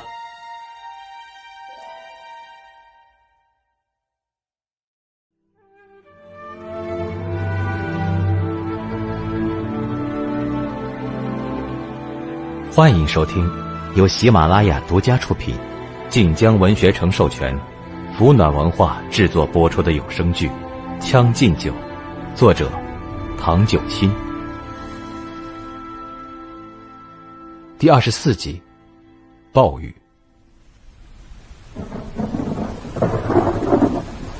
雷雨轰鸣，萧池也起身，陈阳要给他撑伞，被他抬手制止了。雨水渗湿衣袍，腰间的挂牌也淌着水。总督，锦衣卫来了。萧池也从雨中回头，见乔天涯策马刚到，下马冲他遥遥抱拳行礼。学生们见着提旗，顿时一阵骚动。乔天涯扶刀一笑：“此事棘手，不好麻烦总督。哼，碍着我们锦衣卫，自然是该我们锦衣卫自己解决。”解决？萧池也状若不惊的抬臂，搭住了乔天涯的肩膀。政府要如何解决？一群手无寸铁的学生，何至于劳动锦衣卫？在这去都之中，皇上最大。谁胆敢违逆皇命，谁就是锦衣卫的敌人。乔天涯侧眸，萧池也与他对视，片刻后，两个人同时放声大笑。好兄弟，真肝胆！乔天涯扶刀的手指紧扣。雨大寒重，我差人送总督回府。萧池也搭着他肩膀的手不动，叫他握住刀柄的手动弹不得，面上仍笑说：“我刚到片刻，再待会儿也无妨。”此事不好办，总督何必搅这趟浑水呢？正是不好办，才不能一锅端。这些学生皆是国之重器，少一个谁也担待不起。后边下马的人薄衣宽衫，并无佩刀，夹在一群锦衣卫中，甚是扎眼。乔天涯松开握刀的手。兰州，你且过来。沈泽川转过身，与萧池野对望一眼。乔天涯悠哉地把萧池野的手臂挪开。总督担心的是，只是我们锦衣卫行事，也并非只懂横冲直撞。我那头还有点安排，稍后皇命便到了。哦，你们还是旧友吧。兰州，陪总督在此待一会儿，他正怕着呢。沈泽川拢袖瞧着雨中的学生，萧池也看他几眼。腰牌挂得快啊！二公子的牌子也归得快啊！萧池也眉间冷然，却作一笑。这事虽看似冲着你，实则却是冲着宫中去的。如何？因为昨日收获太小，所以才出了牢笼，就要兴风作浪。沈泽川微微偏头，用一种甚是纯善的目光看着他。二公子高看了，我哪有这等翻云覆雨的本事？既然是冲宫里去的，那如今什么人盼着皇上和花家反目成仇？二公子不比我更明白。我不明白，弯弯曲曲的东西，我最不懂了。咱们老相识，与我客套什么？萧池也不搭此话，抬指轻率地掸了下沈泽川的腰牌。驯象所是个好地方，乐了吧？乐，恰好我对驯养汉兽颇有心得。心得算不上，那叫同类深谈。深谈怎么敢？若是谈崩了，再挨上一脚，我岂不是前功尽弃？用牙喽！萧池也从陈阳手里接过伞，抖撑在头顶，顺道挡了沈泽川。你不是口齿锋利吗？怕什么？我惜命啊！都说滴水之恩当涌泉相报，我要报给二公子的东西还多着呢。找错人了吧？那不能，我认人。沈泽川眼眸微侧，对萧池野心平气和地说。萧池野也侧眸，好，我也想看看，我是欠了你多少东西。伞外的语音被隔绝，两个人因着并肩而战，反倒衬出个头高低来。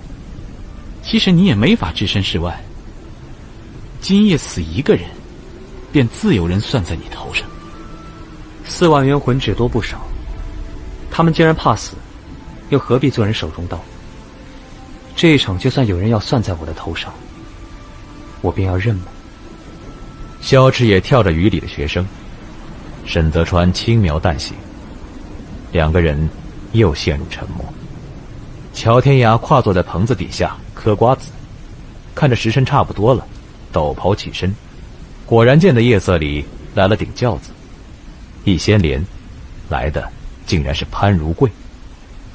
小太监扶着潘如贵，纪雷跟在边上打伞。潘如贵穿着五毒爱虎补子，头戴烟墩帽，由乔天涯引着往学生那里去。乔天涯收敛嬉笑之色。这般大的雨，竟动了场工大驾。潘如贵逆着那高仲雄，问乔天涯：“他不退？读书人都是牛脾气，软硬不吃。那怕是还不够硬。”潘如贵昨日丧了一臂，压抑的怒气正无处可撒。他由人扶着，到了高仲雄跟前。都是饱读诗书之辈，怎么反倒不懂僭越二字？朝中事，朝中论，岂是你们这些乳臭未干的小子能够左右的？高仲雄见了这大名鼎鼎的花党爪牙，不禁挺身而说：“天下兴亡，匹夫有责。国子监学生既然识军路，便要忠军事。如今皇上身边尽是奸佞，再不整治……奸佞，好一句奸佞！你是受谁指使，竟然敢毁谤朝廷，毁谤皇上？我是受忠信之人指使。废话少说！你受阴人教唆，公然抗旨，煽动群党，毁谤朝野，此人不成，律法何存？来人，给我拿下他！”高仲雄岂料他敢不分青红皂白直接拿人，当即撑臂在雨中，声嘶力竭地说：“谁敢？我乃皇上钦点国子监在学，小人在前，阉人误国。太后把持朝政，不肯完璧归赵，该拿下的是你们这些乱臣贼子。”我走。纪雷见潘如贵已然大怒，立刻斥道。锦衣卫上前拖人，高仲雄爬身欲起，却被拦住。他冲王宫的方向举臂高呼：“弃我之死，实为死谏！阉人要杀我，那便让他杀！皇上！”乔天涯勒住高仲雄的脖颈，他喘息不上，挣扎着断续地喊出话：“皇上，奸佞当道，忠义何存？阉人无果！”干什么？谋反吗？这才是国贼！喂，国贼！国贼！那一瞬间，生死已被挤于慷慨悲歌之外。暴雨之间，群生爬起，冲向锦衣卫。昭文代被拽扯下来，砸向潘如贵。纪雷慌忙替潘如贵遮挡着，护着人往后退。学生们撞着锦衣卫的阻拦，手指几乎要戳在了纪雷的脸上，唾沫星子呸过来。萧迟也倏地把伞抛给沈泽川，疾步下阶。沈泽川独自站在高处，冷眼看着人潮混乱。潘如贵被推回轿中，纪雷连鞋都被踩掉了。江湖多风波，纪大人好风光啊！沈泽川遥遥的冲纪雷低声念着，伞下轻笑渐起。他悠然的转了转伞把，又看向萧迟野的背影。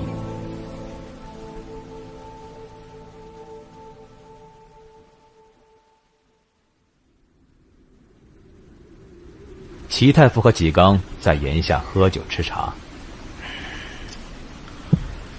杀了小福子，便是为了让川儿出去吗？齐太傅小口小口的嘬着酒，舍不得似的抱着葫芦说：“谁知道呢？自个儿猜吧。”不论如何，他的安危最重要。兵行险招，才能出其不意。你教了他功夫，为的就是让他身处其中，临危不乱。安危有时须得抛开，置之死地，方能后生。纪刚愁眉不展，看雨越下越大，说：“你托我做的事情，我已经安排妥当了。这叫放长线。不熬上几年再收网，补的都是臭鱼烂虾。若有一日你我丧于中途，今日这个安排，便是他的保命杀招。”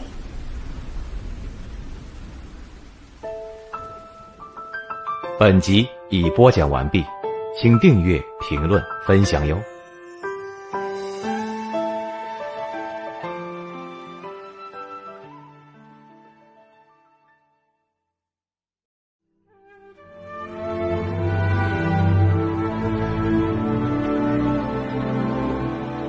欢迎收听由喜马拉雅独家出品、晋江文学城授权、福暖文化制作播出的有声剧《将进酒》，作者唐九卿。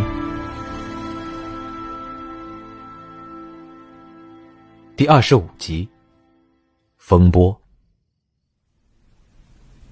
太后深夜披衣，隔着帐问：“吵什么？”花香衣拢开帐子，把太后扶出熏香暖心的被褥。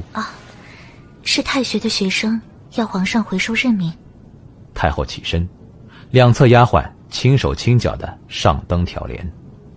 花香衣把太后扶到了束腰马蹄素围板的罗汉床上，软垫暖炉一并盛上来，还给太后热了乳酪。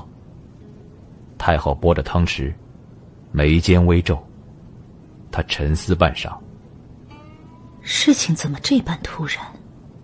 昨日才下的任命，今夜就闹了起来，未免太快了。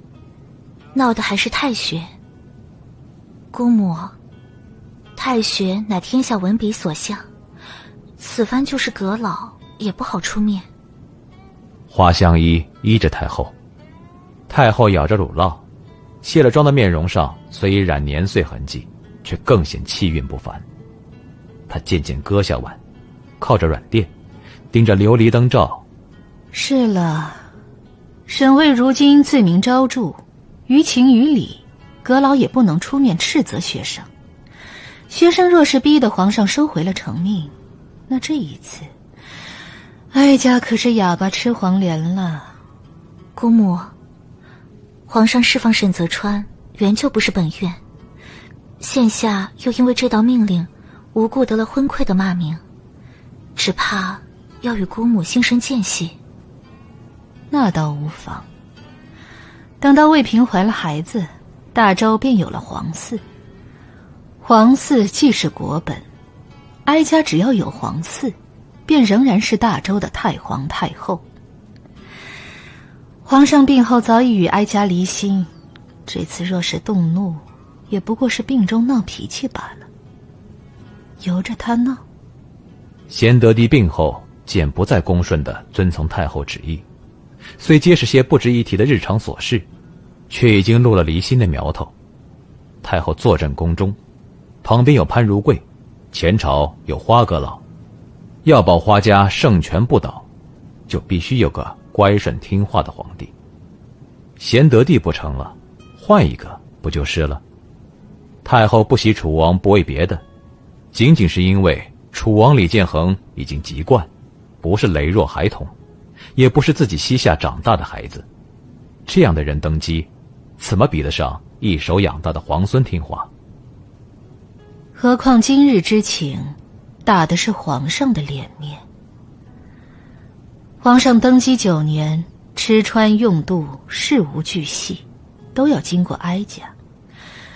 他如今想要做个独立专横的帝王，为此大着胆子向萧家示好，既不肯放了沈泽川，还想要保住楚王。可哀家了解他，他是外强中干，心里怕着哀家，所以每次都想求个两头好，反倒显得手鼠两端，把两端都得罪了个透。皇上不是为了萧家把沈泽川幽禁了这么些年吗？太后拉了花香衣的手，语重心长地说：幽禁是什么？幽禁便是一线生机。皇上以为自己为萧家讨了个脸，实则是埋下了祸。萧继明失了弟弟，李北要的就是沈泽川死，只要沈泽川不死，就是伤了那12万铁骑的救驾之心。你且想想，萧继明这般卖命，便是要证明自己绝无二心，感谢收听，连弟弟也敢留在去中。他都这般坦然相待了，皇上却为着不得罪哀家，转头把人摘了死罪，关起来了。人若不死，便是祸根。这是你死我活的时候，皇上却仍然这般天真。此次也是，为了保住楚王，所以不肯彻查小福子一案，断了潘如贵的后招。心里又怕哀家生芥蒂，故而不情不愿地放了沈泽川。他以为萧家会体恤他的难处，可萧继明远在黎北，得知此事，心里绝对不会痛快。若这般说来，此次煽动太学闹事的人，难道也是萧家人？此次逼得皇上收回成命，能让皇上与花家生了间隙，又能叫阁老与姑母不能出面，还能借刀除了沈泽川。若是这般清晰明了，萧继明还做什么天下四将？此子行事素来谨慎，若是他做的，必然不会这么轻易叫人拿住。况且黎北与国子监并无来往。太后为花香衣拨开碎发，疼惜地说。花香衣靠着太后，撒娇道：猜不出来，姑母说与我听。好啊。太后此生无子，外事不亲，唯独疼爱花香衣。姑母教你。你看，咱们外设8城，环拱去都，8城便是如今8大家的起源。我们花家居都南的敌城，是历来宫妃首选之城，但只是到哀家这里，花家才算荣华盖世，拔得了8大家的头筹。早些年前，先帝才登基时，最得盛意的还是姚家，因为姚家3封帝师，若非到了姚大爷时坏了财气，那渝州来的齐惠莲未必能做永仪太傅。再说如今的西家，只有西固安升任8大营都指挥使，内管8大家子弟，只把他当作军营先生就是了。西家从来都是下品德行，成不了大器。薛家在薛太爷荣僧之后已经没落，现在只有个薛修卓在中书当差，余下的魏、潘、费、韩，哀家日后再讲与你听。这我也听爹说过。姑母与我讲这些，是指此次暗中煽动太学之人，可能是8大家别的人。哀家是疑心，荣华轮流享，算算花家随着哀家登后至今已经许多年了。如今看皇上病重，有人就动了别的心思，那也是可能的。明早换潘如贵过来，让锦衣卫暗中彻查。去都就这么大个地方，哀家不信还有不透风的墙。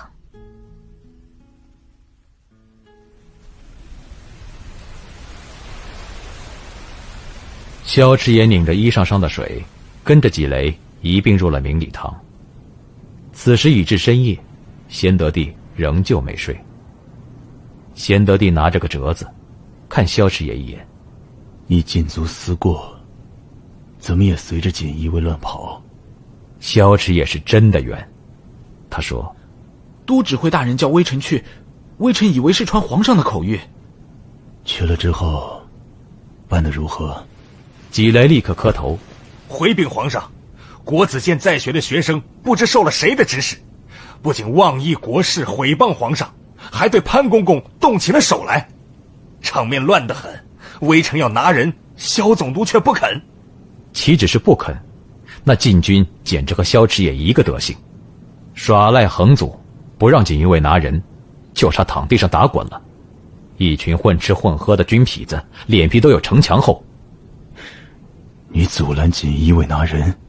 一群学生若是入了诏狱，多半生死难料。命就算了，坏了皇上贤明怎么办？他们结党营私，勾结英人，分明意在祸乱朝纲。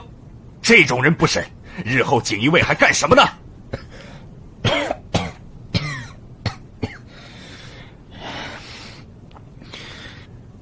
策案办得好。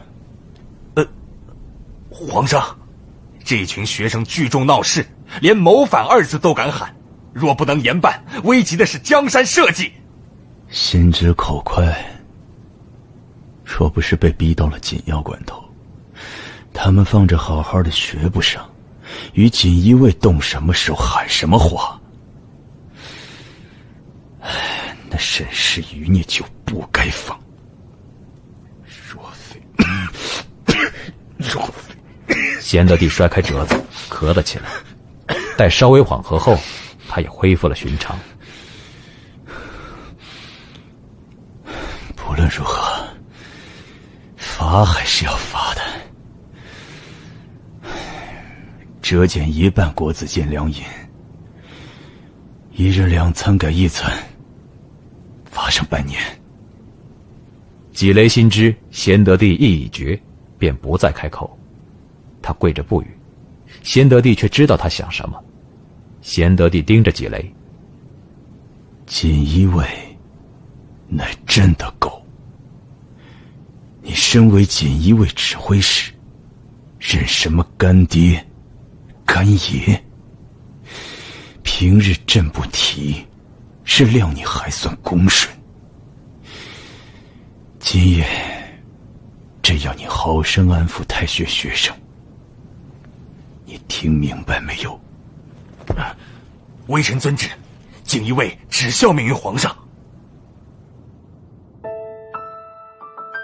本集已播讲完毕，请订阅、评论、分享哟。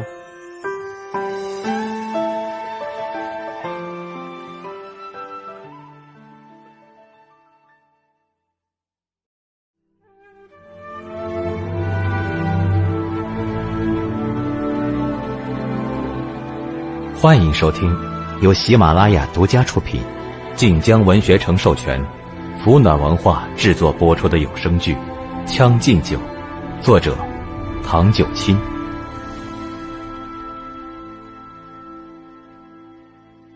第26集，风波。出来时雨已小了，半差房来了小太监，给他们2个人打伞。纪雷面色不好，对萧池野抬抬手就要走，可是萧池野浑然不在意。老纪，我也是迫不得已。昨日我被关了禁足，为着出来玩，也不敢贸然动学生。纪雷看他那混账样子，简直是有气也没地方撒，胡乱点点头，只想他赶紧走。不过我的禁军，你瞧着怎么样？萧池野从小太监手里拿了伞，打发他回去，和纪雷继续往宫外走。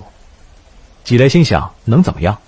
无非就是群赖子嘛，跟着你更不成样子了。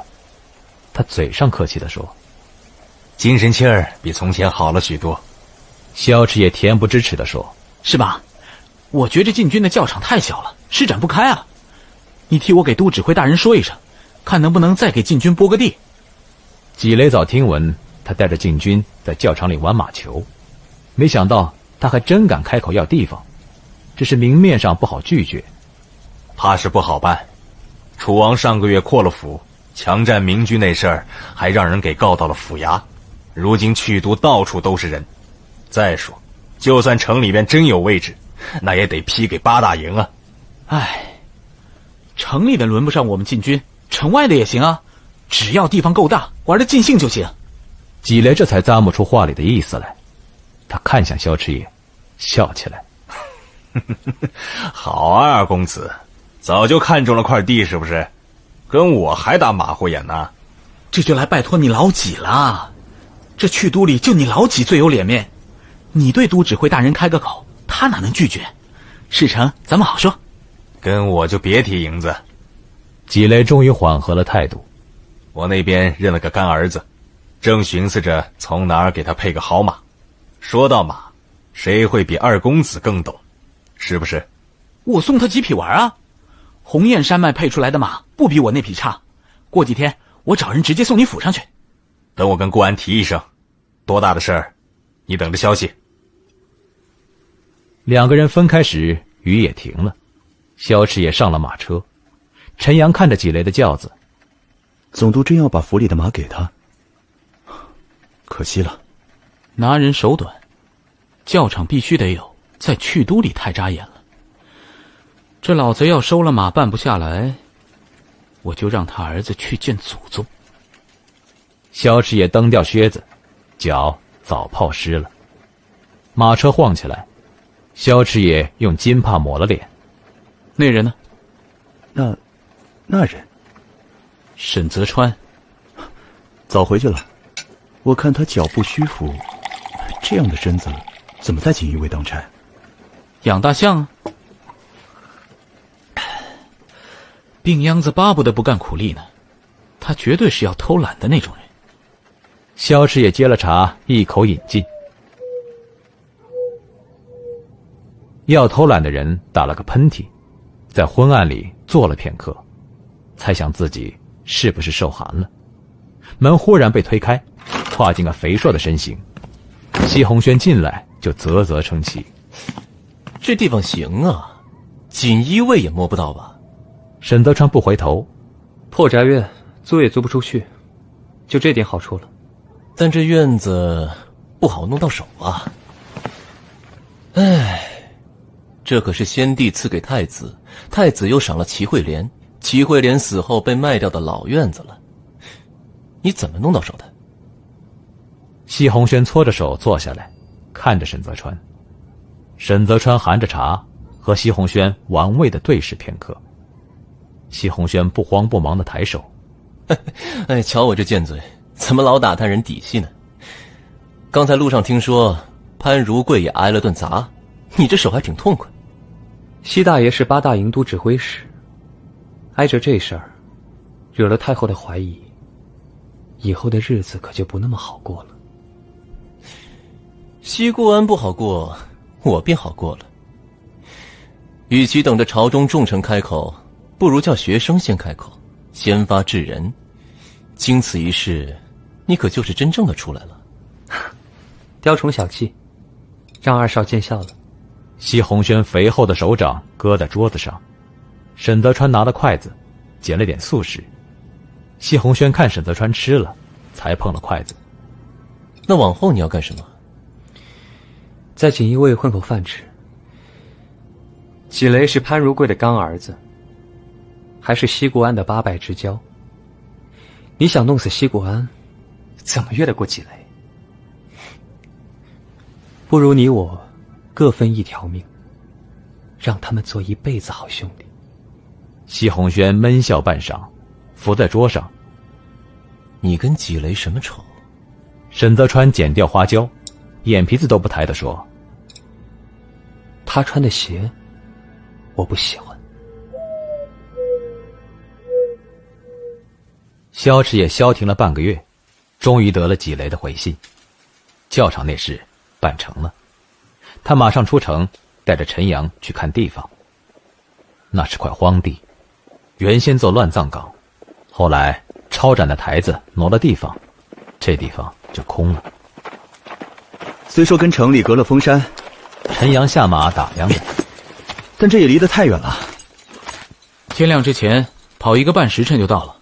萧迟也用马鞭指向一头：“得给工部的老滑头们请顿好的，混点料把这边上给填了，稍微收拾一下凑合着用。这地儿偏，8大营也巡查不到。”总督，钱给他们花，说不上哪儿不舒服。不舒服也得憋着，人就是蹲在咱们头上撒尿，这地方也得弄出来。是。陈阳不敢再多说。萧迟也足足待到了黄昏时，才打马回去。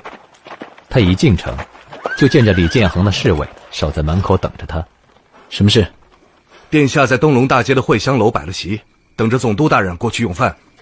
萧迟也想了想，策马过去了。东龙大街临着开林河，夜色一上，灯火通明，两侧尽是酒楼花房，河道上也停着各式各样的花舫轻舟。萧池野在会香楼下马，掌柜跟着鞍前马后，又亲自把他送上楼。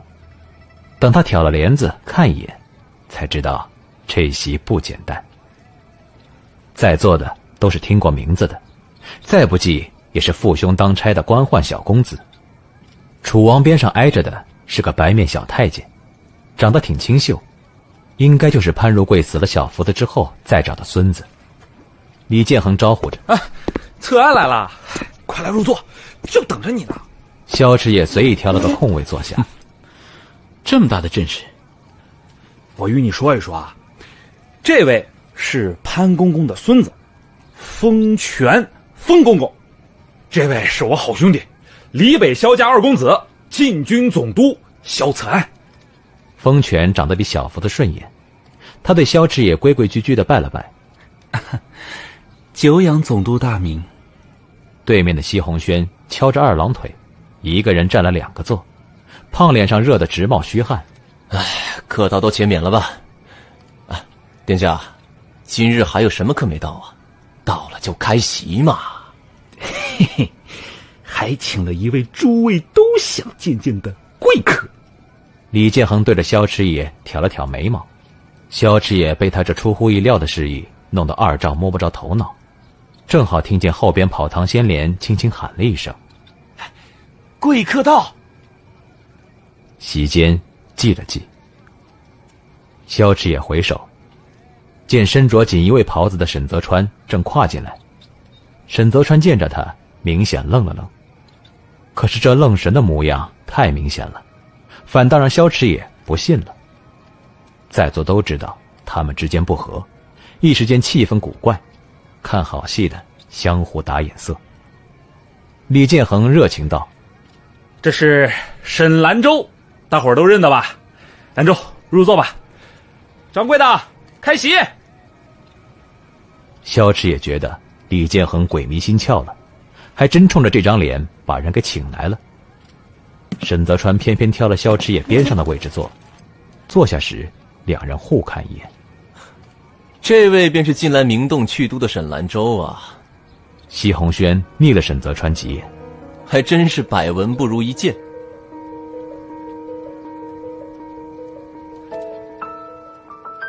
本集已播讲完毕，请订阅、评论、分享哟。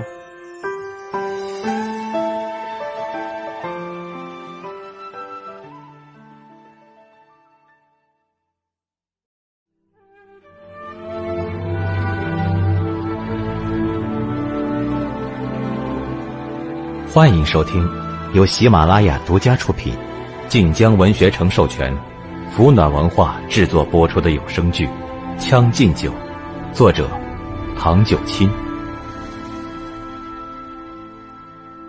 第27集，驴志。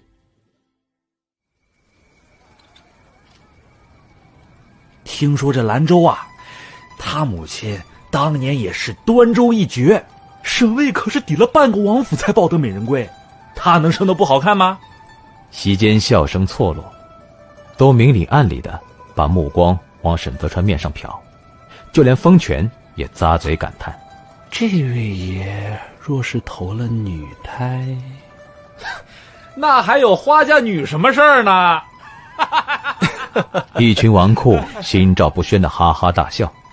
萧池野余光见沈泽川半垂着头，看不出喜怒。这人的后颈笼在侧旁的琉璃昏光里，像织玉一般延伸到了衣领下，仿佛揉一把就能品出销魂的滋味来，正毫无招架之力的等着人上手。他侧容的轮廓流畅漂亮，那鼻梁的弧度是生得真好，眼角最要命，勾人心痒的东西全搁在里边了，随着上挑而笑意隐约。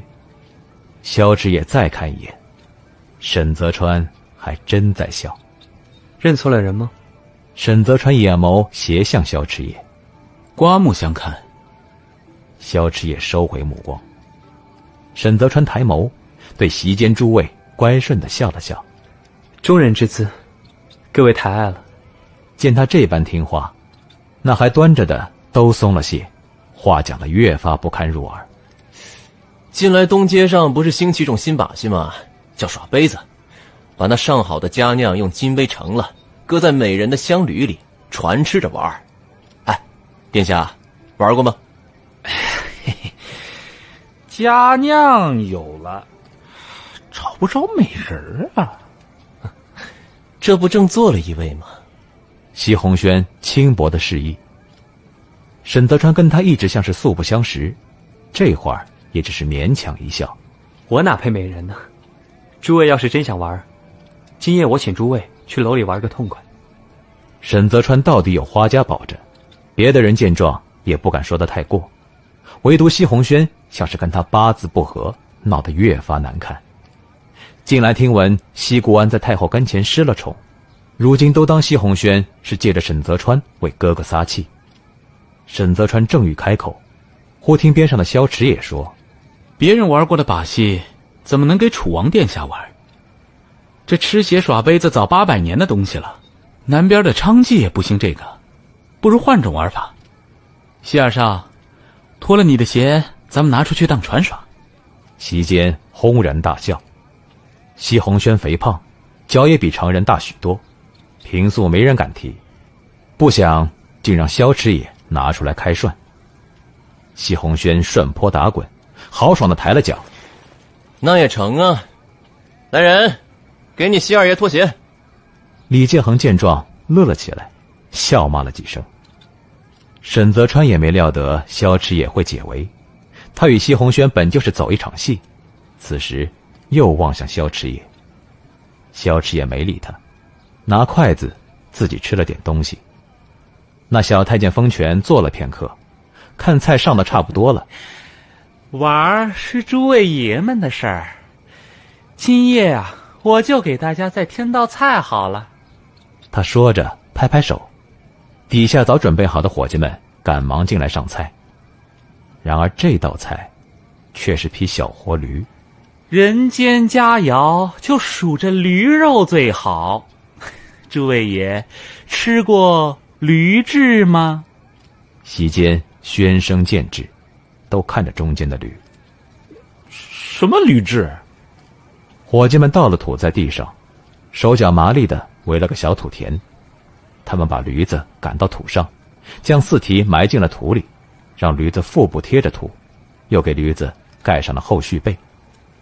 诸位爷，且看好了。伙计半蹲着身，接过瓢，舀着才出锅的沸汤，尽数倒上去。边上打下手的按着被子，从嚎声哀叫的驴子头顶抹下去，那驴毛活生生的被浇落了。可是这还没完，那倒沸汤的伙计割了瓢，又从这火驴身上剜着肉，肉盛盘里，炉边的人就地现烤，烤完了再挨个传给满座。驴子越叫越惨，连楼下的人都惊动了。李建恒面色发白，看着这驴肉。冯公公，这道菜也太伤。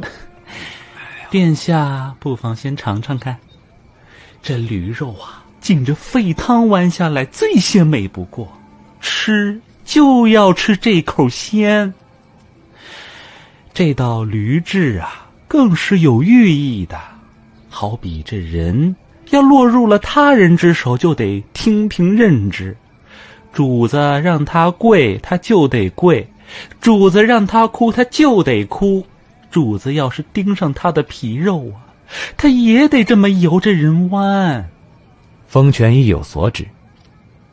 沈泽川这个境地，就像这驴子，他看着那血染续背，躺到土里腥味直窜，就像是看见了5年前的几幕，还有5年前的自己。味道好。西红轩吃了几片，像是不解其中意，只管大呼过瘾。沈泽川的筷子一直没动，萧池野的也没碰这肉。李建恒听着这话不对劲，忐忑地说：“实在有伤阴德，撤了。且慢，沈公子，这道菜是我义父特意嘱托的，你怎么不吃呢？”风权终于看向沈泽川。潘如贵是他干爷爷，这么一捋，纪雷还真算他干爹。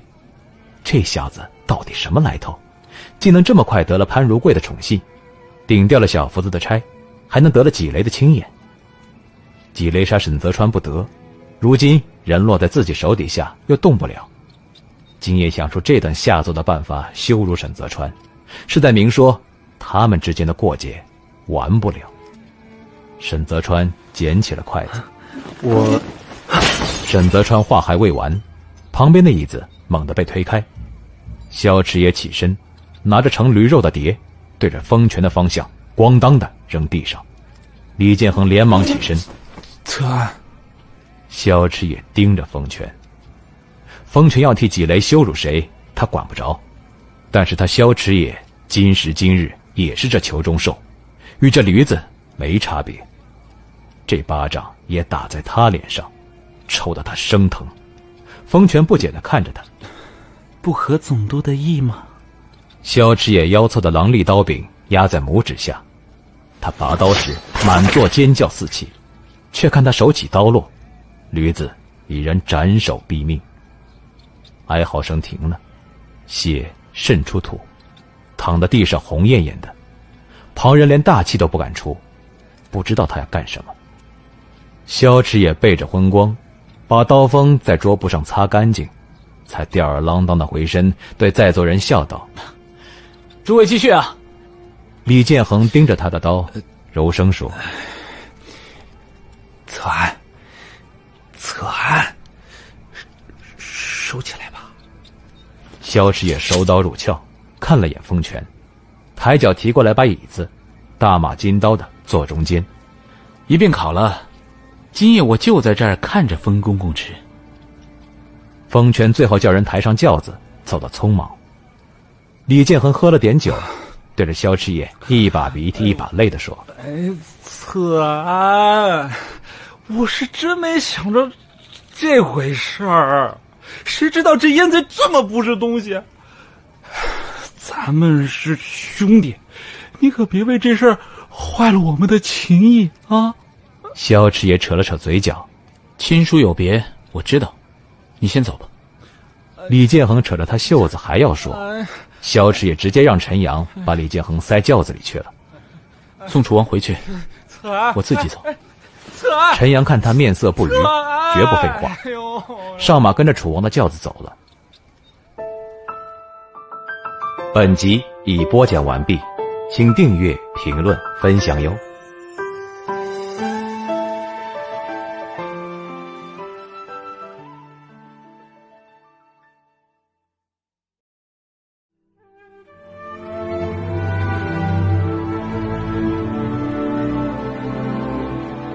欢迎收听由喜马拉雅独家出品，晋江文学城授权，福暖文化制作播出的有声剧《将进酒》，作者唐九卿。第28集，真假。风袭夏暑夜，月挂碧树梢。萧池也一个人立灯笼底下，过了片刻，一脚踹翻了人家的盆栽。那只好些银子的盆栽滚地上，磕在楼梯下边，被只手轻轻扶了起来。沈泽川站楼梯上：“有钱吗？这得赔的。”“爷多的是钱。”说罢摸向腰间，却空荡荡的。沈泽川等了少顷，回头对掌柜说：“记这位爷账上，他多的是钱。”萧池也身强力壮，酒一催就热，他这会儿燥得很，盯着沈泽川下来了。招罪寺还能教人清心寡欲，改了性子。我这人最擅长逆来顺受，编也像样点。这4个字，你怕是还不会写。都是逢场作戏，还叫真了。戏过了啊，谁信呢？不就得有个人唱这么个角儿？我萧策安正合适，你不也看得挺舒服？这刀是个宝贝。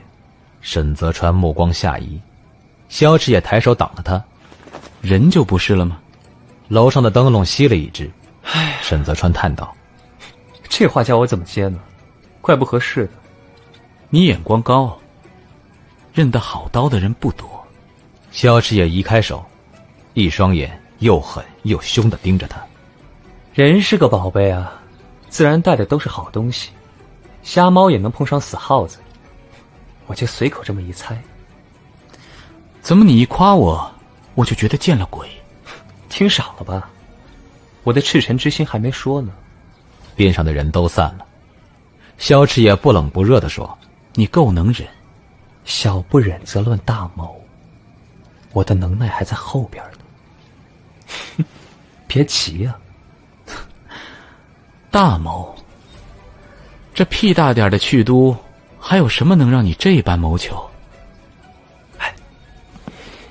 我说给你听。”沈泽川顿了顿，颇为爱怜的看着萧迟也：“你还真信，二公子啊，瞧不出来，你还是天真无邪的那一类的。我一个酒肉纨绔混吃等死，哪知道人间这么险恶，还有你这样的人哄我。哎呀，罪过！我看你爪牙都封了条，挺可怜的。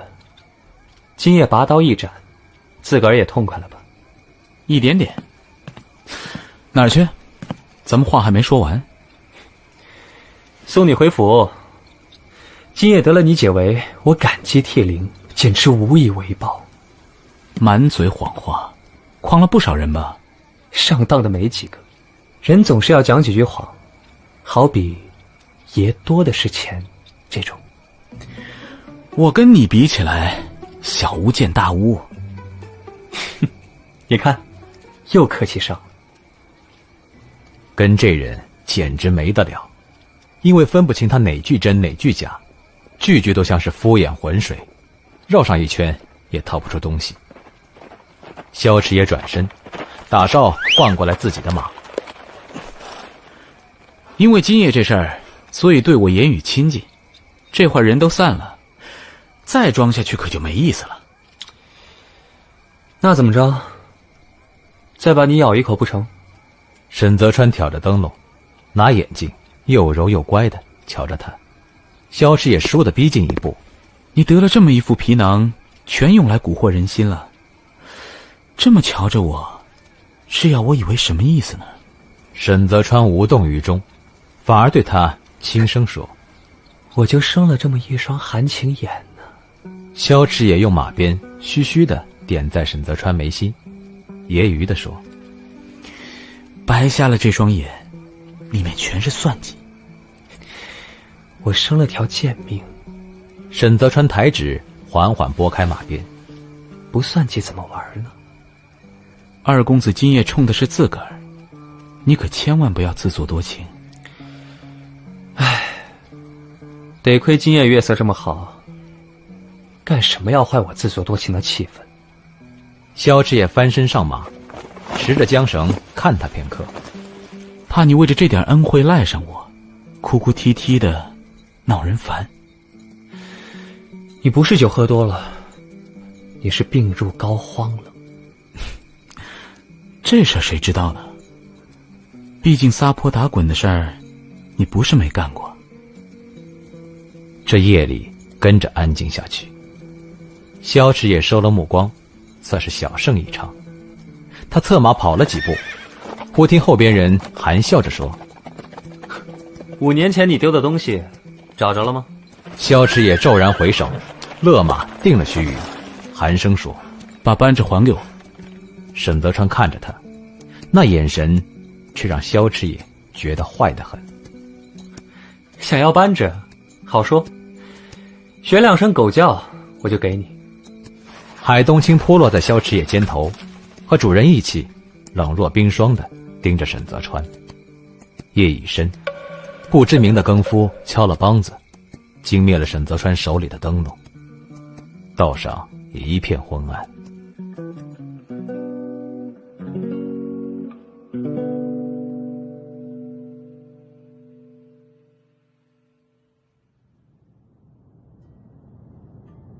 几日后，李建恒才敢在萧迟也跟前露面。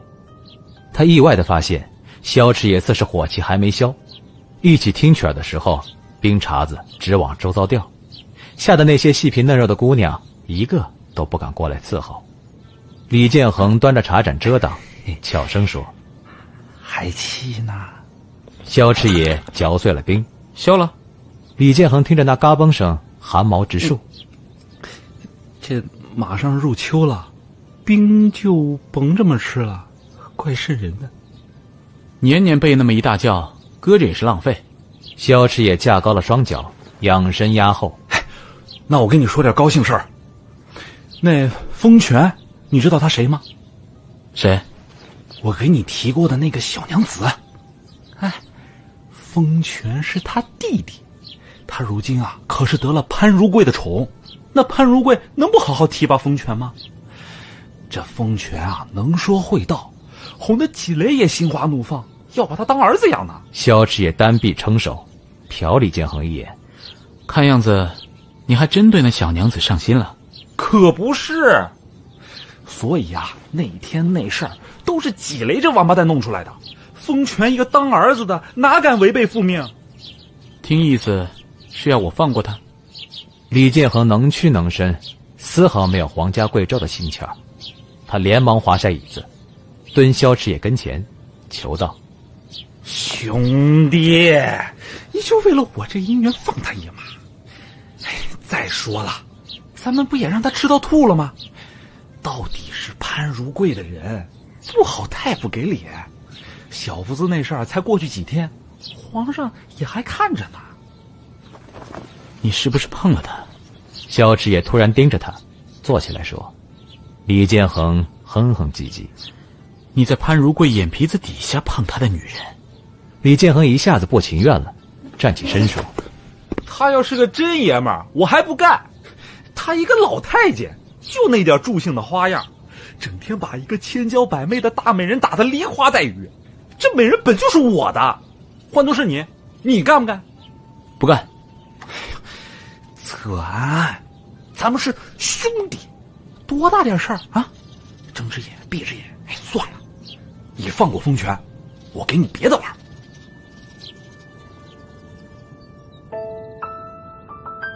本集已播讲完毕，请订阅、评论、分享哟。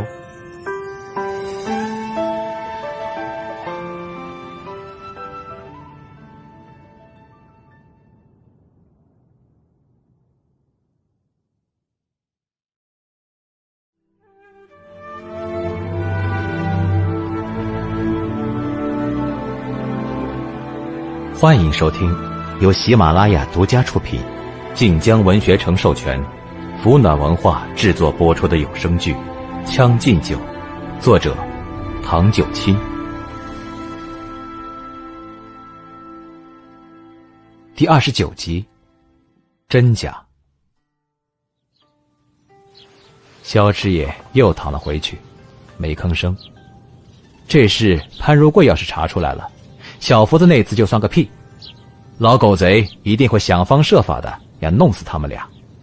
光凭他如今对风泉的提拔，就能亏得他对那女子的宠爱。潘如贵65了，没有亲生儿子，这些年身边的美人没有一个能留这么久。他若是真的把这女子当做了娇妻或者爱妾，砍死李建恒也未必不敢做。萧池也听着李建恒的喋喋不休，这事儿你敢这么干，胸有成竹吧？李建恒坐地毯上，垂头抠着毛竹扇，小声说：“倒也不是，就是听说这个潘如贵从前也养过兔爷，送他一个玩不就行了？比得过你那美人的没几个吧？”李建恒惴惴不安，到底没敢瞒着他。那沈兰州这些日子好些人打听呢。打听什么？打听他什么价，养不养得起。李建恒见萧池也面无表情，连忙扒着椅子说：“银子都好说，但这人我不敢去找。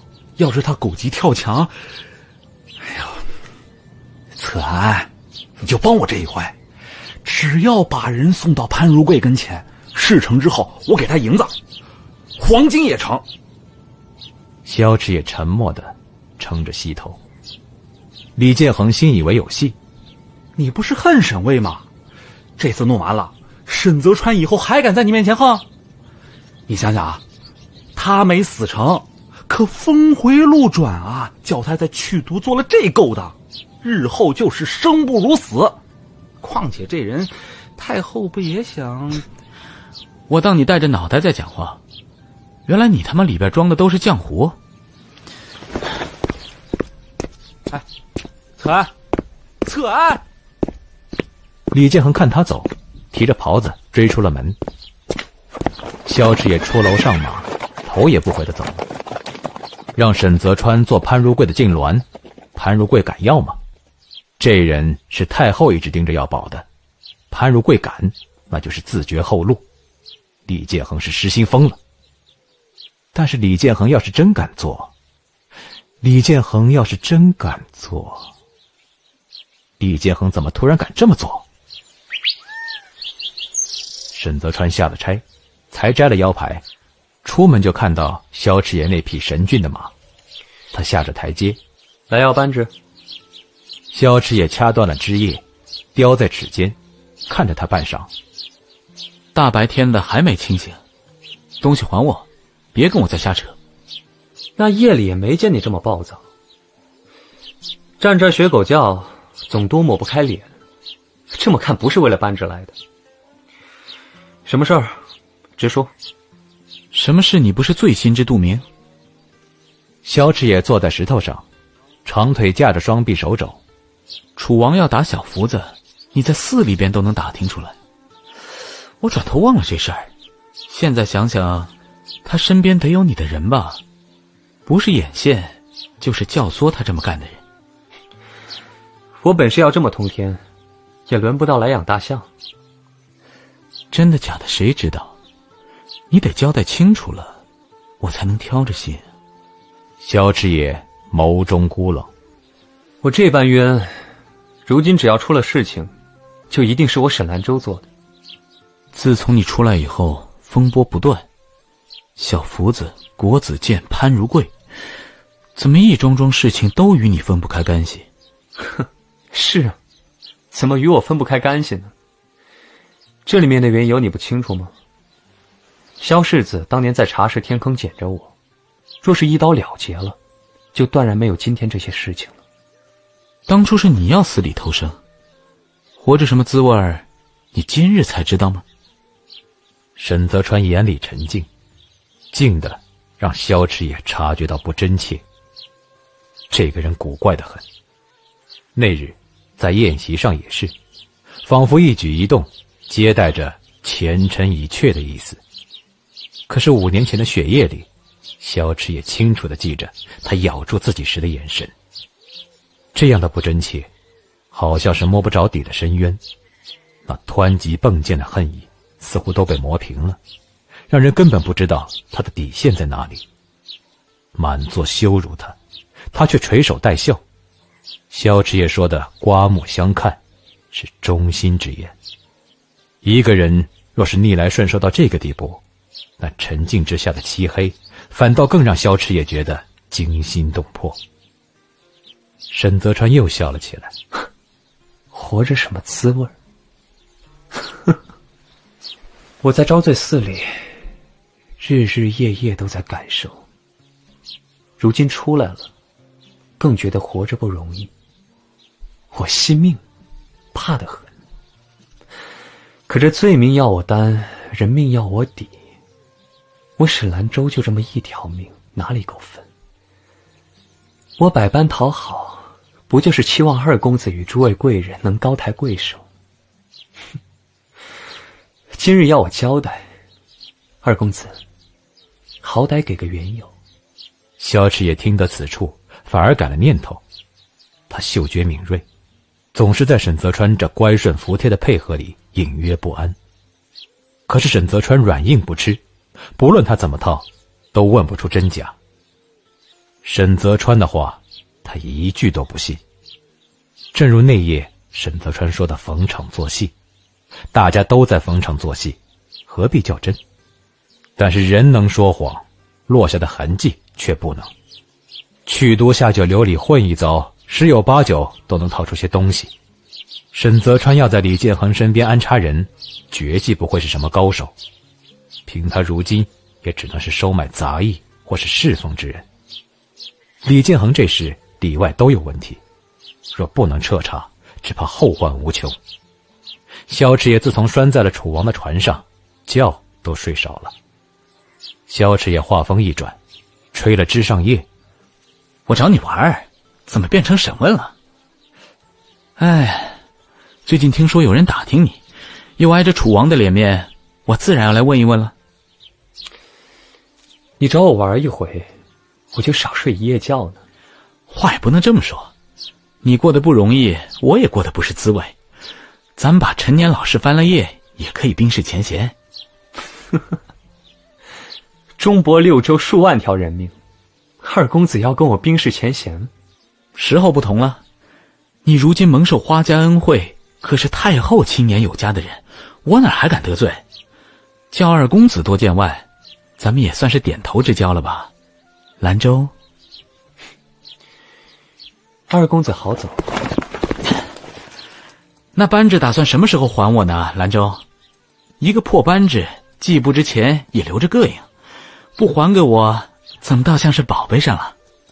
我带在身上，就靠二公子的凶气冲邪，哪舍得轻易还你？你不知道吗？你二公子就是凶邪之气。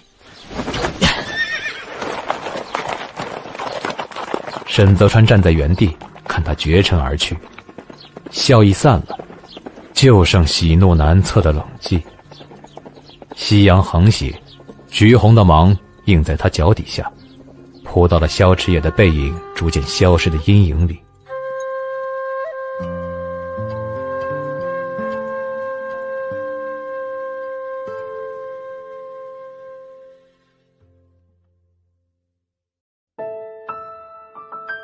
本集已播讲完毕，请订阅、评论、分享哟。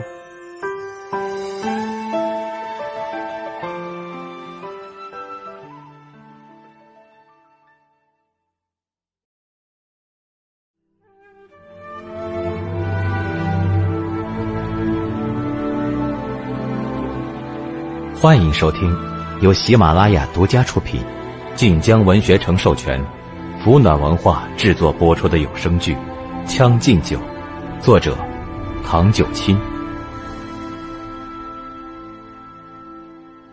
第30集，抉择。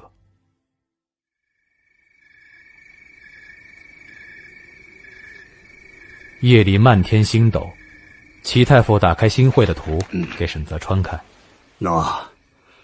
从前的东宫虽然没有调令边陲兵马之权，却从兵部那里输至各地守备军的部舍，这便是李北大郡的。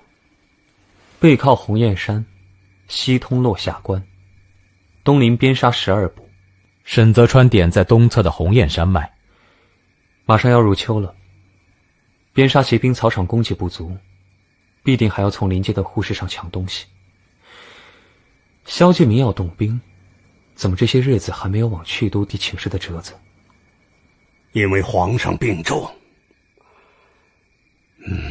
今年春，萧继明也只传了一道折子，他在去都定有眼线。既然到今日都没有递折子，只能说明一件事情：皇上命不久矣。那么到底谁能坐稳龙庭，才是萧继明如今按兵不动的理由？齐太傅抽出笔，舔了墨，在李北圈了一圈。楚王登基对萧家只有益处，他们与花家对峙太久，因为钟伯一事落到受制于人的下风。如今逆转的机会就在眼前，萧继明绝不会放过这个机会。可先生那日也说，去都大门不开，萧池也便是李北质子，太后有他在手，萧继明如何动作？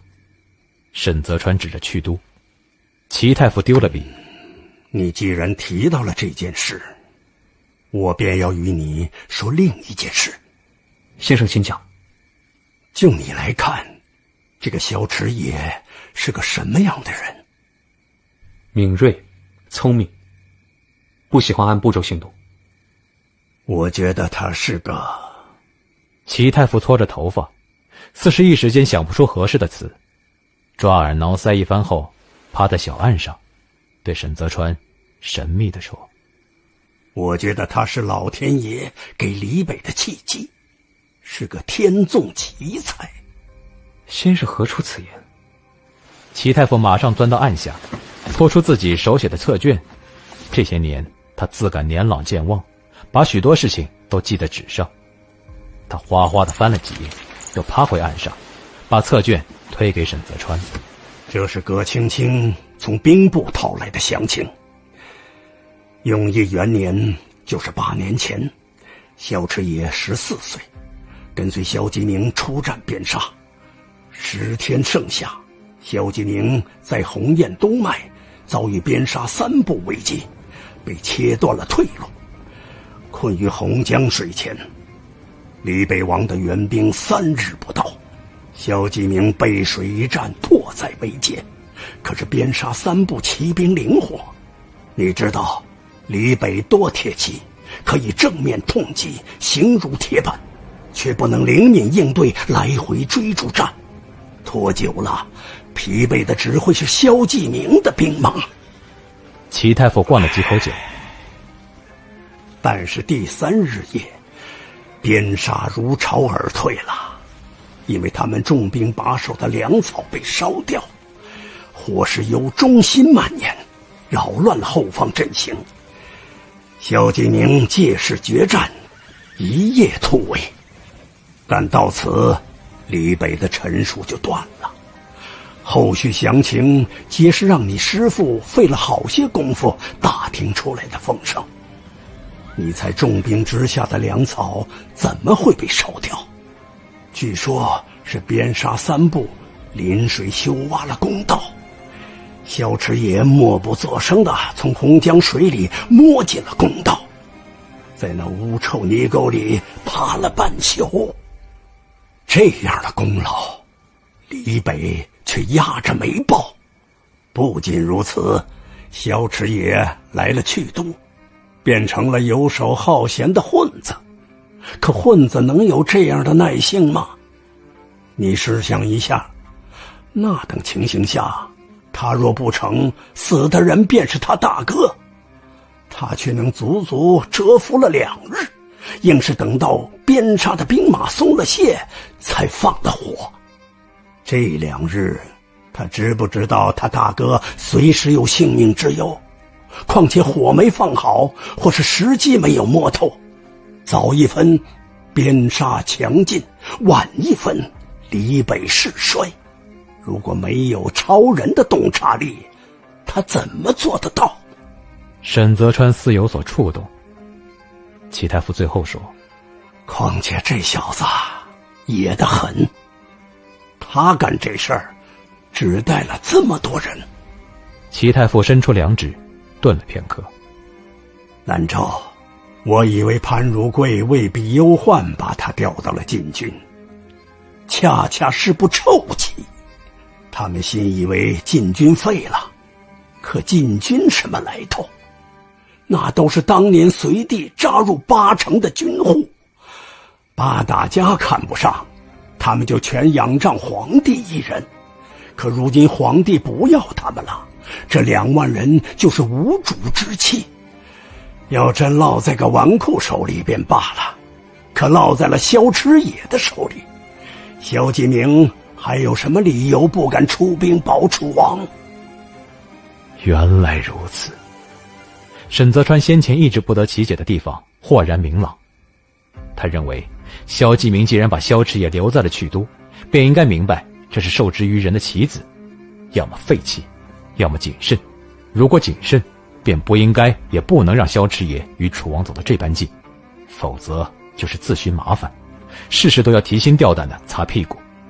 曲都这场秋寒来势汹汹，我们势单力薄，避开些好。太后因为国子监一事，已经与西固安生了间隙，也与皇上生了间隙。为确保大权不落，皇嗣之事火烧眉毛。楚王近来若是出了什么意外，那么萧家就是竹篮子打水一场空。如此看来，萧池野今日急着见你，必是已经起了警惕之心。但是太后为人更加精明，当年魏氏宁王登基，不惜对东宫赶尽杀绝，那么今时为了以防万一，也会对楚王赶尽杀绝。萧池野要确保楚王安危，只怕不是容易的事情。太后既然不会用西固安，便只剩几雷了。锦衣卫高手如云，下手干净利落。龙虎斗便罢了，该是你决定追楚王，还是随太后的时候了。沈泽川伸出手，盖住了地图。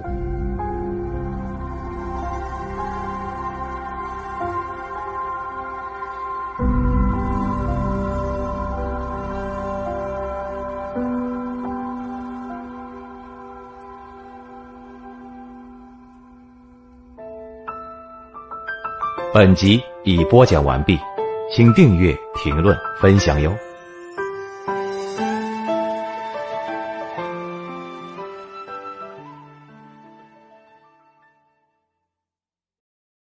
有声书声源来自互联网，由 CH 的企鹅855250搬运分享。